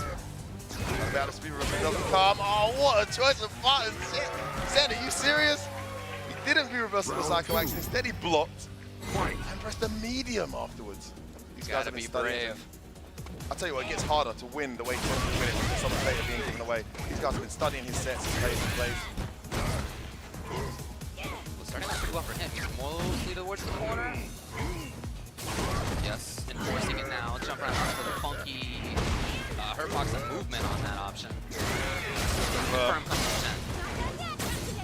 He does take a tiny walk back. It's not over yet. Wow. Yo, and not just the perfect here, but if you think about like maybe a half of the previous round too, where he also dominated in the corner, he just didn't have quite enough to do it, but he's had like a round and a half that's been killer. Has to absorb that though. Okay, jab this time. Great throw range from Bison. Gets Laura down to the corner. Oh, he's adapted his anti-air choices. Look at this kid adapted on the fly. Gets hell attack. Idom doesn't want to use that free reversal. He needs it for the comeback. He's not ready for the dash in. So unusual, and even Idom's getting caught off guard. Oh, grab for kill. No! Zen, listen, you called it. From that first round onwards, all the way to this point, absolute momentum in Zen's corner, looking just like the guy we saw going that incredible win streak this week. But there will be a period where Idom gets the party started, and I'm curious to see how he handles it when he does. Okay, Idom a little bit there first. Again, dashing in. He has stolen a million turns this evening. His dash has been the option for him after the elbow. Stun racking up. Again. Okay, way too far. Chase it down. I don't wanted that round to be over with. Tries to bait out the V-shift. Doesn't come. Patience there. But close frame. Again. Not there. Underneath its item. Trying to get things going. Nice. The link will come. Take the knockdown. Such a good button. She gets that now. And you're going to get grip stop. Idom gets himself back in the momentous position. Getting around back here. Slowing down some of this Zen pressure. Back to neutral we go. That's Psycho action. Oh, get caught on the EX scissors. Clatters it with a standing roundhouse, David. That's Out of there, fun, though. Yeah, Zen's defense. Oh, that's Nice timing on. Okay, the funky timing on roundhouse. Again, he checks it. Idom got his eye of a tiger here, just seeing everything Zen wants. Oh, Backing off to the perfect spot for Zen. Man grab set up. Here he goes. Trying to set up tricky stuff. He has V skill too. That's exactly what he brings he up. didn't realize. Didn't go for the second command grab. Just holds up back to Idom. And there's no reversal option here if you can get the party started. No, yeah, Idom is just hoping for one hit to get things going here, and he may not find it. Oh, wow. Zen with all the right reads. I mean, even going in like that presents its risks. Final round. But it was the correct choice. He closes out that round. And he's been fine with that. He has been fine with taking risks. Wow, he's pressing the buttons, boy. Late. Big Idom whiff, finds well it. punished. He should be correct again. Again, it is that crouch medium after the block 2 normal from Bison. Yeah, oh, he called that. He called that. Invincible to projectile, but not to this. Has him cornered here. Are we going to have one apiece here, David? I don't want more bet, we'll do it. I'm looking for it. Way too far. Think back to that first round when Zen almost made the comeback. He's looking for the same thing here. Idom got it. Play strong defense. Just taking the grab. Famous thing, it rarely attacks, but he's in trouble. Big damage. I don't think he can kill. Okay, he can't kill. He's got one more cycle. He's going to reset with a command grab. Takes the knockdown. He knew. He knew. He went for the command grab, and finally somebody bets it and bets correctly. I called it. It was almost a bit too obvious. Well, you know, yeah. Easier to do up here for sure. Agreed. But yeah, that has actually been a really important round closer for him. We've seen low, short, or just regular command grab at the end of rounds many times throughout the week from Zen. That stand up backwards. It's a stand medium to whiff punish. It's so clean from Jen. Building up that gray life from some. Again, Idom just finds the button at the right time. Missed his meat, doesn't matter. Gets the reset. Look at the stun bar. Hoping to force movement. He does. Yeah, just gets the recovery. He's in the corner now. Gonna activate. Oh, that's a bad trade. Again, he reads out. Doesn't get punished though. Oh, but Idom does take advantage. Good block. Back dashes out. Yeah, this time. Expecting it. Dashing Delay, it. The party started here for Idom. Oh, he's just holding up. Good block. The throw. EX Cycle Blast? No? Just goes in. Oh, that was a bad choice. You do not challenge that. Look, I think it said, did that say crosser? Did I see crosser? No, that was disgusting. That was behind her head. Zen making the bet there with an EX head stomp.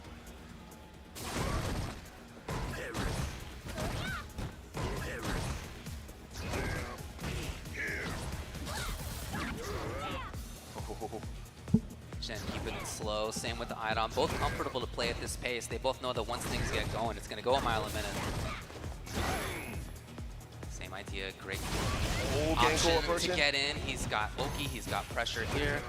Yeah, he's and keeping still it tight now. caught. Still stuck. Activation, that was ambitious. Oh, this time he gets it. Walks forward this time with a stand medium. Adjustment in real time from Idom. Oh, he missed his punish. Again, it does say cross up. That's disgusting. That's disgusting. Jen, please. Jen, please.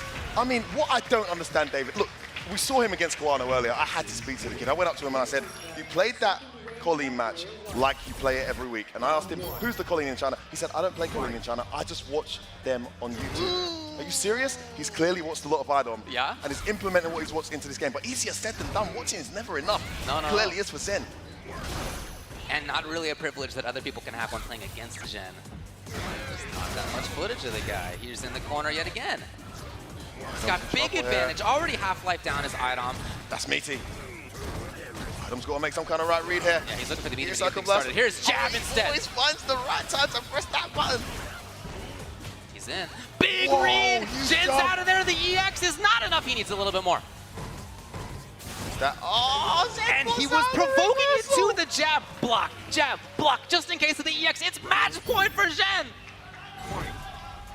Idom's got a long road ahead. My goodness, the crowd trying to get behind Idom here. Oh, get clattered. That medium finally gets caught. Zen in pole position to get the stun here. Idom doesn't press the button. Oh, he gets clattered again. Huge. It Huge won't be lucky. enough, but this will be close Idom to being heading the out. final. Capcom Cup. Oh, the reset. Stuck still. Zen smells blood. When will Idom move? When can he my move? Goodness, the EX connects. What a bet.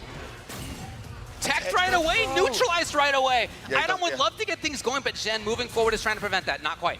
Yeah, doesn't want to let him get that fire blocks. Trying to get that medium. Beautiful V Denies reverse. it. V-shift story. Oh, get out of there. Okay, V-shift's gone now. He's used them all. This time he's in. Here we go. Idom gets the party started. He's Knocked just got to down. run it. Oh, he's not ready for the V-shift again. The It's block! blocked. The punish! enough. It's enough! Jin will take it! He will move on to Grand Finals, eliminating Idom in third place.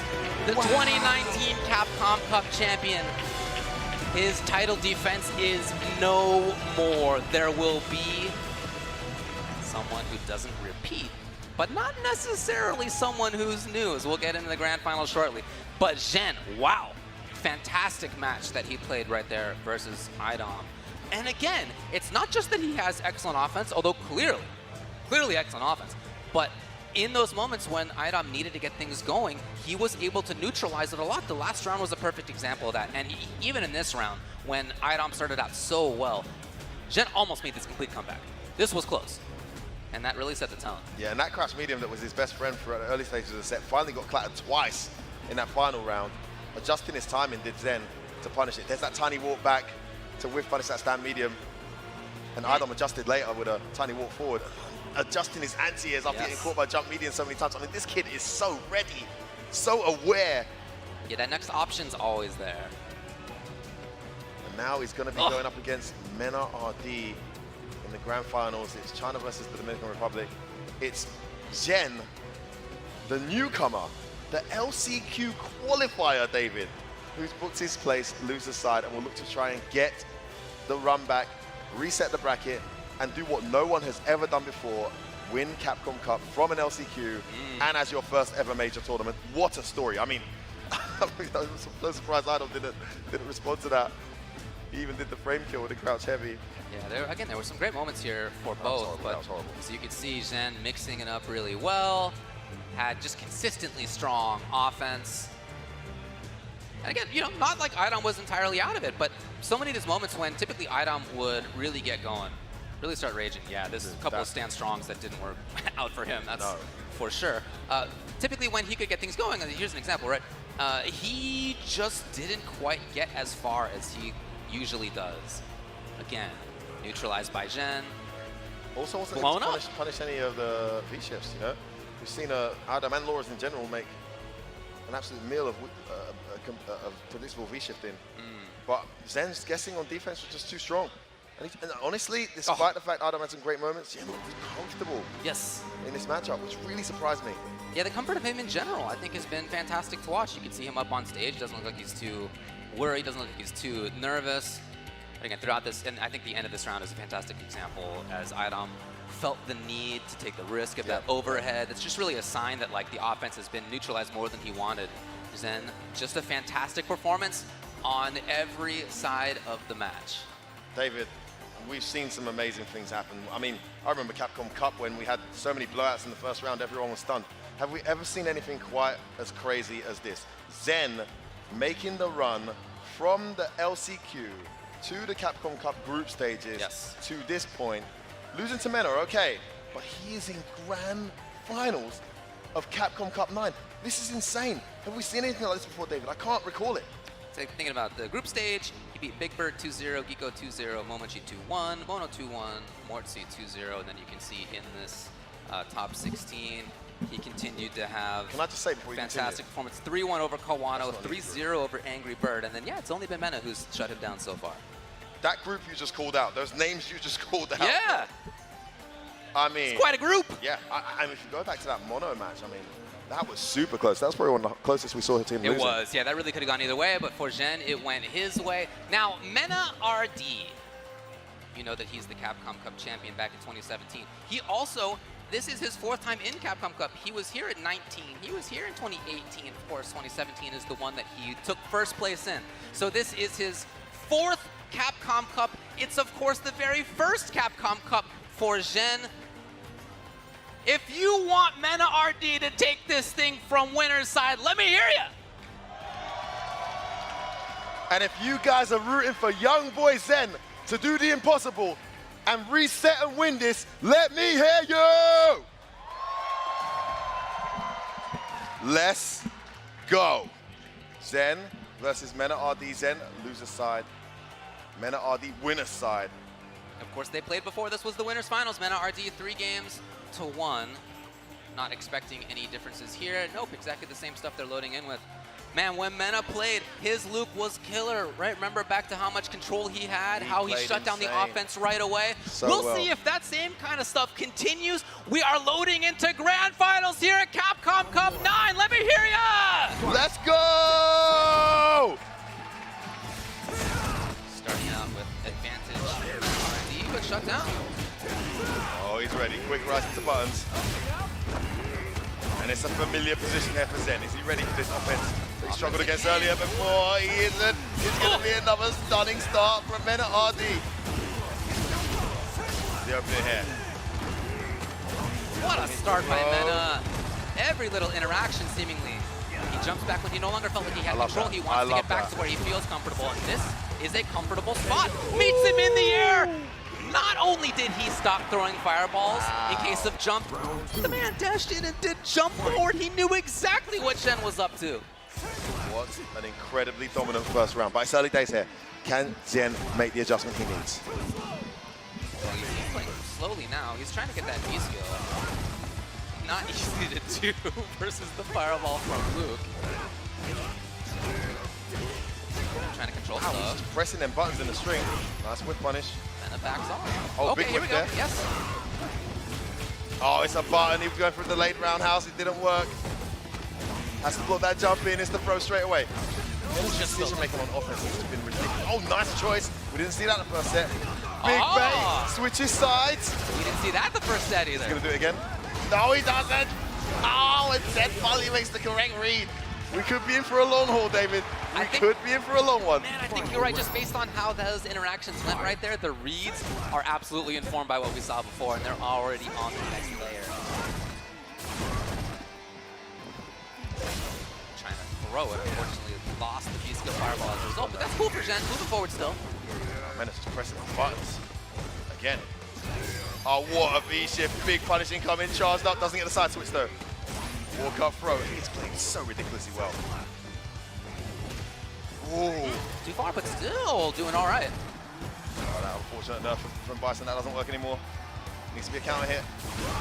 That works. Yeah, Zhen's in. He gets advantage. Yes. He can still press here, too. CA. Oh, anything? He did it again. Mena, you have got to be kidding me. You have got to be kidding me. Last time we got the wake up CA, he was able to close it out. Will he get it this time? The activation is guess for game. Protect. He backs off. EX, he was stuck for so long throwing the V-trigger. It's Zhen in. He finds the hit. He finds game number 1. That was huge. That ability to guess right, recover from that activation situation, take the throw, he made the right call, and then get it back in his favor. Then reacted with the EX head stomp. Great awareness, great reactions. Then one up here, but he is still in loser side. Mena shouldn't be deterred though. Playing incredibly well and really making Zen uncomfortable when he can. Yes. Another great start to a round.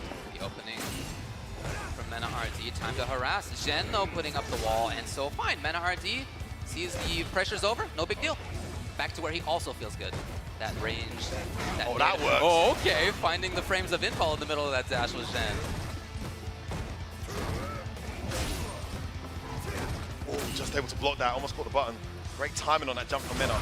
Gets caught walking forward again.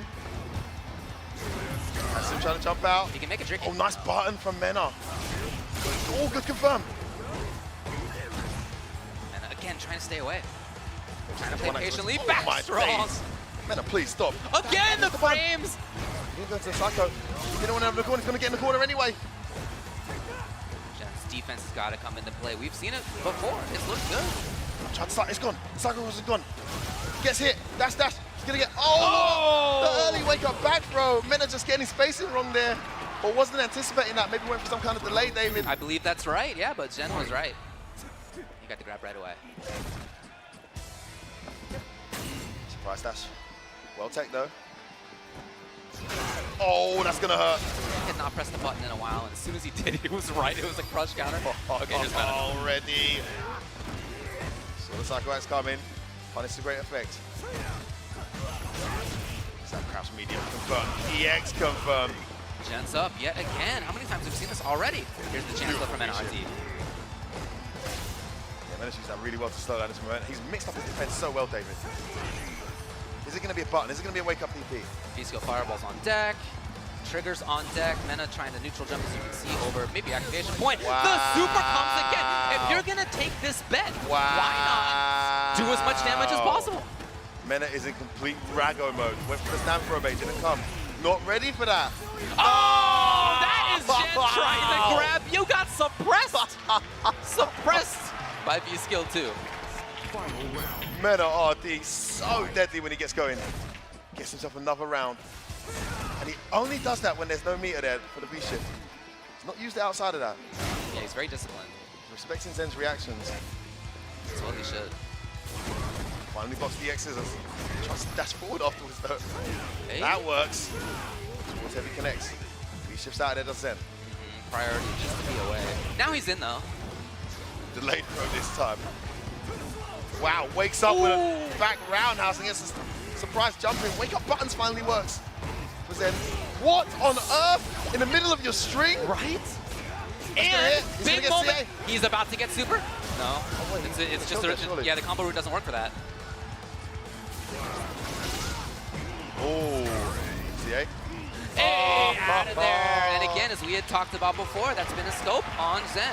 The round ender is command grab if he has V-trigger up, and now we've seen in back-to-back matches, Idom and Mena have gotten out of it just at the last second to take their rounds. Finally, at last, we're seeing people with the Zen command grab. One apiece here, 2 games away, David, from being your Capcom Cup 9 champion, Mena RD, and the crowd behind him here as he attempts to do it. Yeah, taking his turn right away, and again, just so comfortable. Not just with fireballs, but as we've seen, he's jumped in, he's looking for anti-airs, he's dashed in too if he thinks that Gen's not looking for it. It's just everything that he has available to him here. Yeah, the whip punish doesn't work. Of course, he didn't have charges, he walked forward. There had to be hell attack, couldn't be scissors. Still just totally in control here. Is Mena looking for scissors or slide. And here comes Gen now. Oh, it's a back dash this time. Mena makes the right read again. Nice stand up, stand short, stand jab there. Tries to jump out. Mena will look to activate. Here it is. In the back throw. He actually got punished there on that jab. Didn't convert it. Pushing his opponent out again. EX again. Of course, Luke, that trigger comes slowly back, but not when you get hit. It goes away. Gen's in now. What a button. Hey, gonna get count here though. That should be it. Psycho finish it. There you go. Zen bringing that round back, but you almost feel scared for Zen. Is it just me? No, yeah. I almost feel like, watch out now, because Mena has got. Again, he does it at the right time. Such strategic awareness from Mena. For Bison to deal with without the V-shift there. He does have that now. The V-skill fireball loaded up. There it is. And it's Gen in. And this will start it off, by the way, by his wake up stand medium punch, David. Wow. Side switch? No, not quite. Gets the meaty throw though. Pressure. Gen moves in. Hoping to see fireball. Nothing came like that, but it is his turn still. Ooh, I thought he was gonna hell attack that. Risky neutral jump. Timing on that Psycho Crusher. He's still going meaty there with the CA on. Yeah, he's doing nothing off the Psycho X. Mena's definitely conditioned him, but he's going to get open too up far. And has a little bit of that trigger left. Slowly creeps up that gauge. Whereas Gen's doing the opposite, slowly going away. Crusher will be gone shortly. Nice. And as soon as it some was, impatience. Mena's moving. Look at the time. He's got enough meter to kill. If he finds the right hit, Jen's already in trouble. Zen doesn't want to go to 1-1. Wants to try and get this 2. Oh, it just reached. Oh, why not? Why not? And Mena RD found it. Unfortunate for Zen. Mena takes advantage. That could be a huge swing. Look, to be up 2-1 right now if you're Zen, huge. Instead, it could be Mena who is a game away from taking Capcom Cup. David, it's one thing being in a finals like this when you've never played a tournament of this magnitude. It's another thing being in a finals like this and being hit by something like that. I mean, I don't know how he's going to recover, if at all. And Mena He's been able to settle himself down, but yeah. Mena back to the game plan. And Zen, to his credit, has been walking forward a lot more. Just patient. Trying to get B-skill up occasionally, but other than that, oh no, misconfirmed. It's going well for Mena. That wake-up CA has suddenly turned things around. That's fine. For Jen, didn't get too much out of it though. Again. Oh, Mena! Mena so correct with the read, so slippery on defense. The crowd's heavy works this time. Not going to be the toughest strategy. Catching trying to approach. That should be it. Mena RD, 1 game away. Snatching victory from the jaws of defeat with that CA reversal on Psycho Axon hit. What a call. The distance was too far to link. And now he gets himself 2 tournament points, and it's a great start. Indeed, he's looking for the big stuff here. Stun right away. Jen is in huge trouble. We have seen him make comebacks as we saw versus Idon, but man, right now, Mena seemingly can do no wrong. Plus frames yet again. And Jen, to what effect? Okay, he's out of the corner, but that's fine for Mena. He still has had control here. No, Jen. Into the corner, scheming now to try to find something good. Command grab, he was out of there again! Goodness. At the end of rounds, that has been the go-to. Mena RD is 1 round away from being the very first 2-time Capcom Cup champ. Wow, he's playing so good, Mena. Man possessed after cursing. Commentator's cursing. Shut up, F-word. You're jinxing it. It's a lot of red up there, but Shen's got the corner. He's pressing, he's hoping to bait the V-shift. Instead, catching the dash was Mena RD. The awareness off the charts right now, looking for V-skill, nothing. Again, he's so clever with his choices. Has to hold this, the jumping surprises. Zen, he's in the corner. This is where he's got so much mileage. No hell attack on that neutral jump again. Anti-airs even. Next. Tries to bait it out. Gets the hit. A few more guesses will be enough. This could be it here, David. That's a big opportunity though. Shut down, trying to find it. Still alive. Oh! He And actually Zen dashed still forward lives. and pressed the button. He actually does. He still lives. It is not good night quite yet. Oh no, that's not a good start though. Misses his whip attempt. It's a good start here. Control by Mena RD. The knockdown, he will take advantage of it a little bit.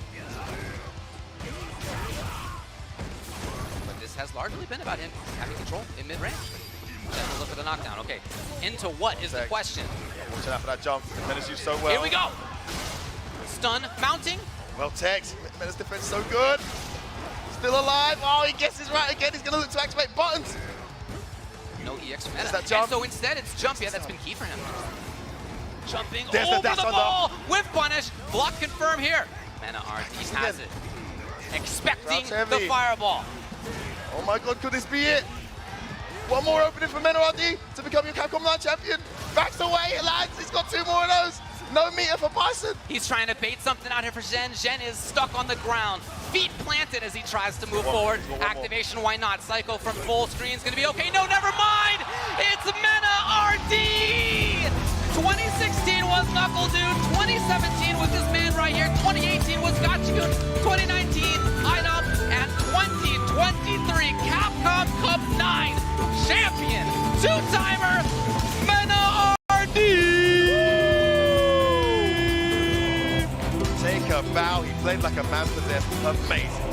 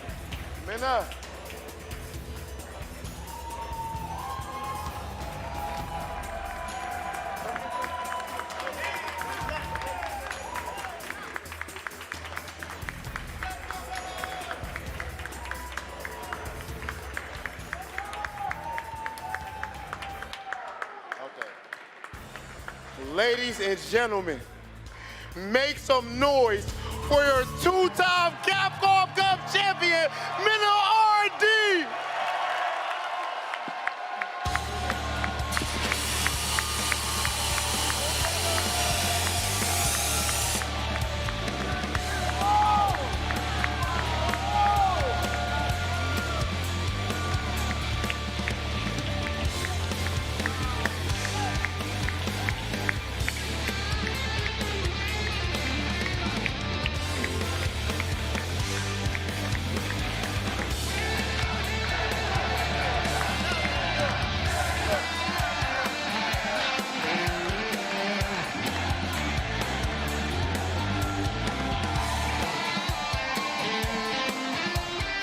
And of course, this trophy is not the only thing that's coming back to the Dominican Republic.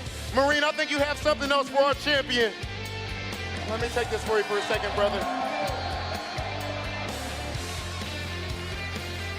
One more time for our champion, Minna RD!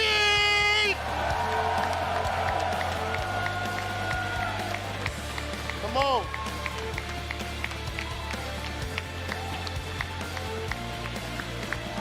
Minna. Minna, Minna, Minna.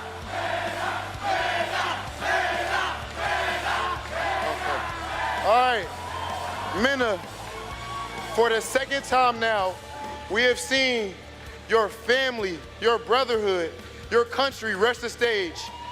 Is there anybody in this crowd that you would like to shout out? The only shout out I would like to give is to the fighting game community. All of y'all are my family. When I won the first one, I didn't really know anybody. I was all about the DR, but it's all about y'all now. It's all about the FGC. Thank you so much. That her mic wasn't on. You know? Wow.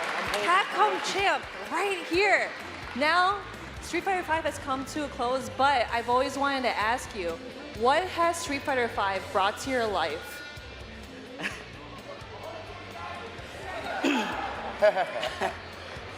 Honestly, I remember I used to dream about being able to travel, and I couldn't imagine it. I never went outside of the Dominican Republic, and just thanks to Street Fighter, I was able to see the world.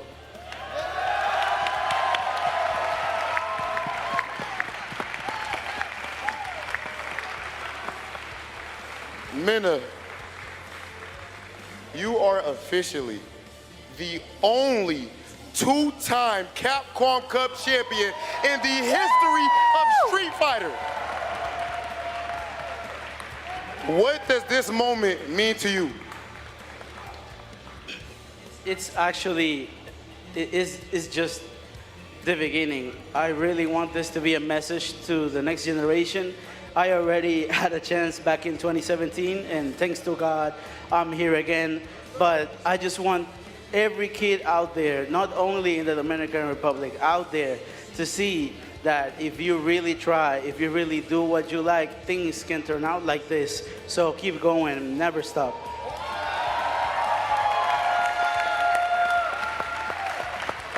We need to blow the roof off of this place. One last time, give it up for your Capcom Cup 9 champion, Minna RD!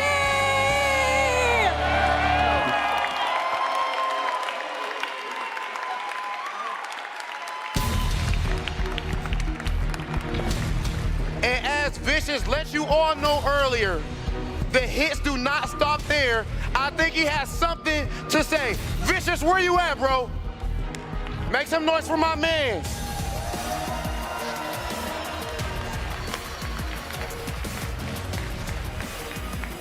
Give it up one more time for your champion of Capcom Cup 9, Minna RD, ladies and gentlemen. point in the realm of Street Fighter V.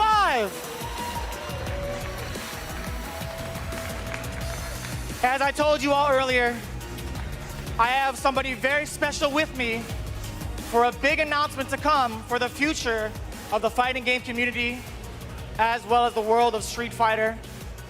None of this would be possible, of course, without your guys' support continuously being there, event after event, in the chat, in person, watching the streams, the entirety of it, all thanks to you guys. And I have a very special somebody to say thank you to each and every one of you. So with the amount of energy you just gave Menardi, I need you to help me introduce my special guest. Let me hear it one more time for the Capcom president and COO, Sugimoto-san.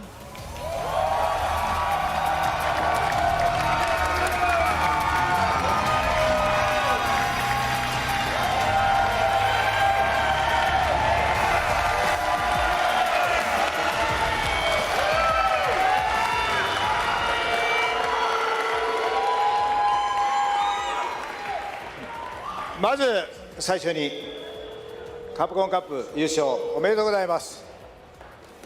Before anything, we would like to congratulate our Capcom Cup 9 champion, Mena RD.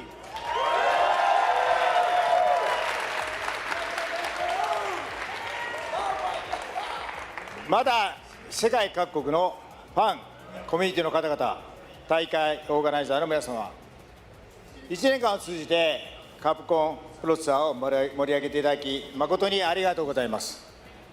We'd like to take this time to recognize our fans, the players, the tournament organizers around the world for making this season of the Capcom Pro Tour so special. Thank you very much.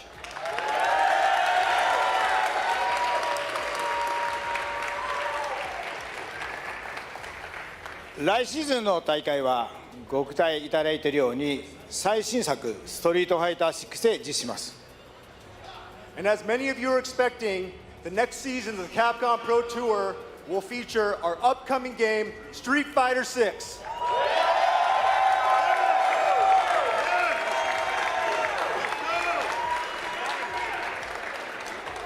この記念すべきシーズンを最大限に盛り上げるために、カプコンはこちらの施策を特別に用意しました。今日は映像を用意していますのでご覧ください。And to make this next season of the Capcom Pro Tour as memorable as possible, we have some special plans that we'd like to share with you today. Please take a look.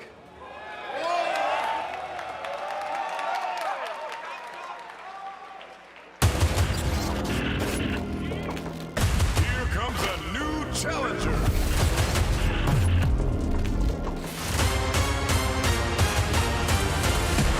Ladies and gentlemen, we are officially at the Capcom Pro Tour. Make some noise! Shall we begin?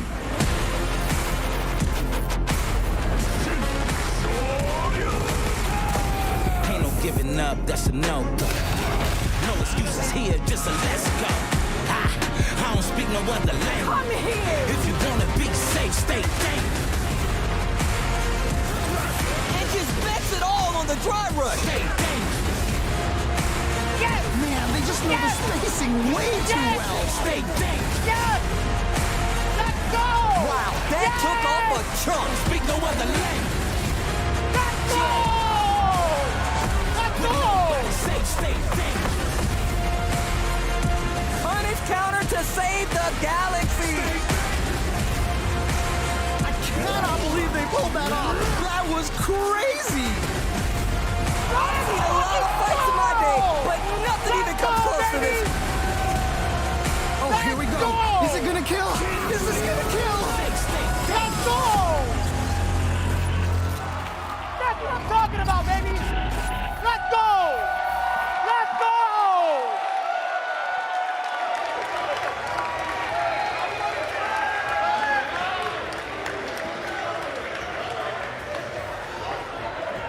皆さん、2023年カプコンプロツアーカプコンカップストリートファイター6発売記念特別施策としまして、1位賞金100万ドル、賞金総額200万ドルとさせていただきます。 To celebrate the launch of Street Fighter VI, we are supporting Capcom Cup 10 with a grand prize of $1 million with a total prize pool of over $2 million.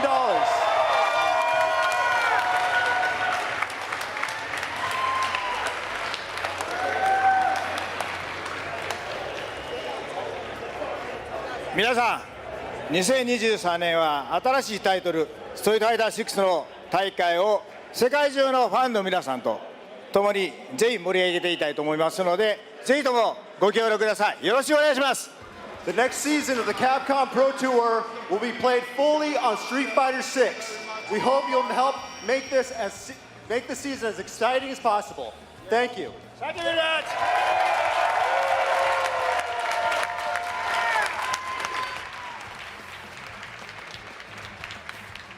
Again, nothing but love and appreciation for you guys. Make it out one more time. Let me hear some noise for yourselves. That concludes Capcom Cup number 9, baby. See you next season.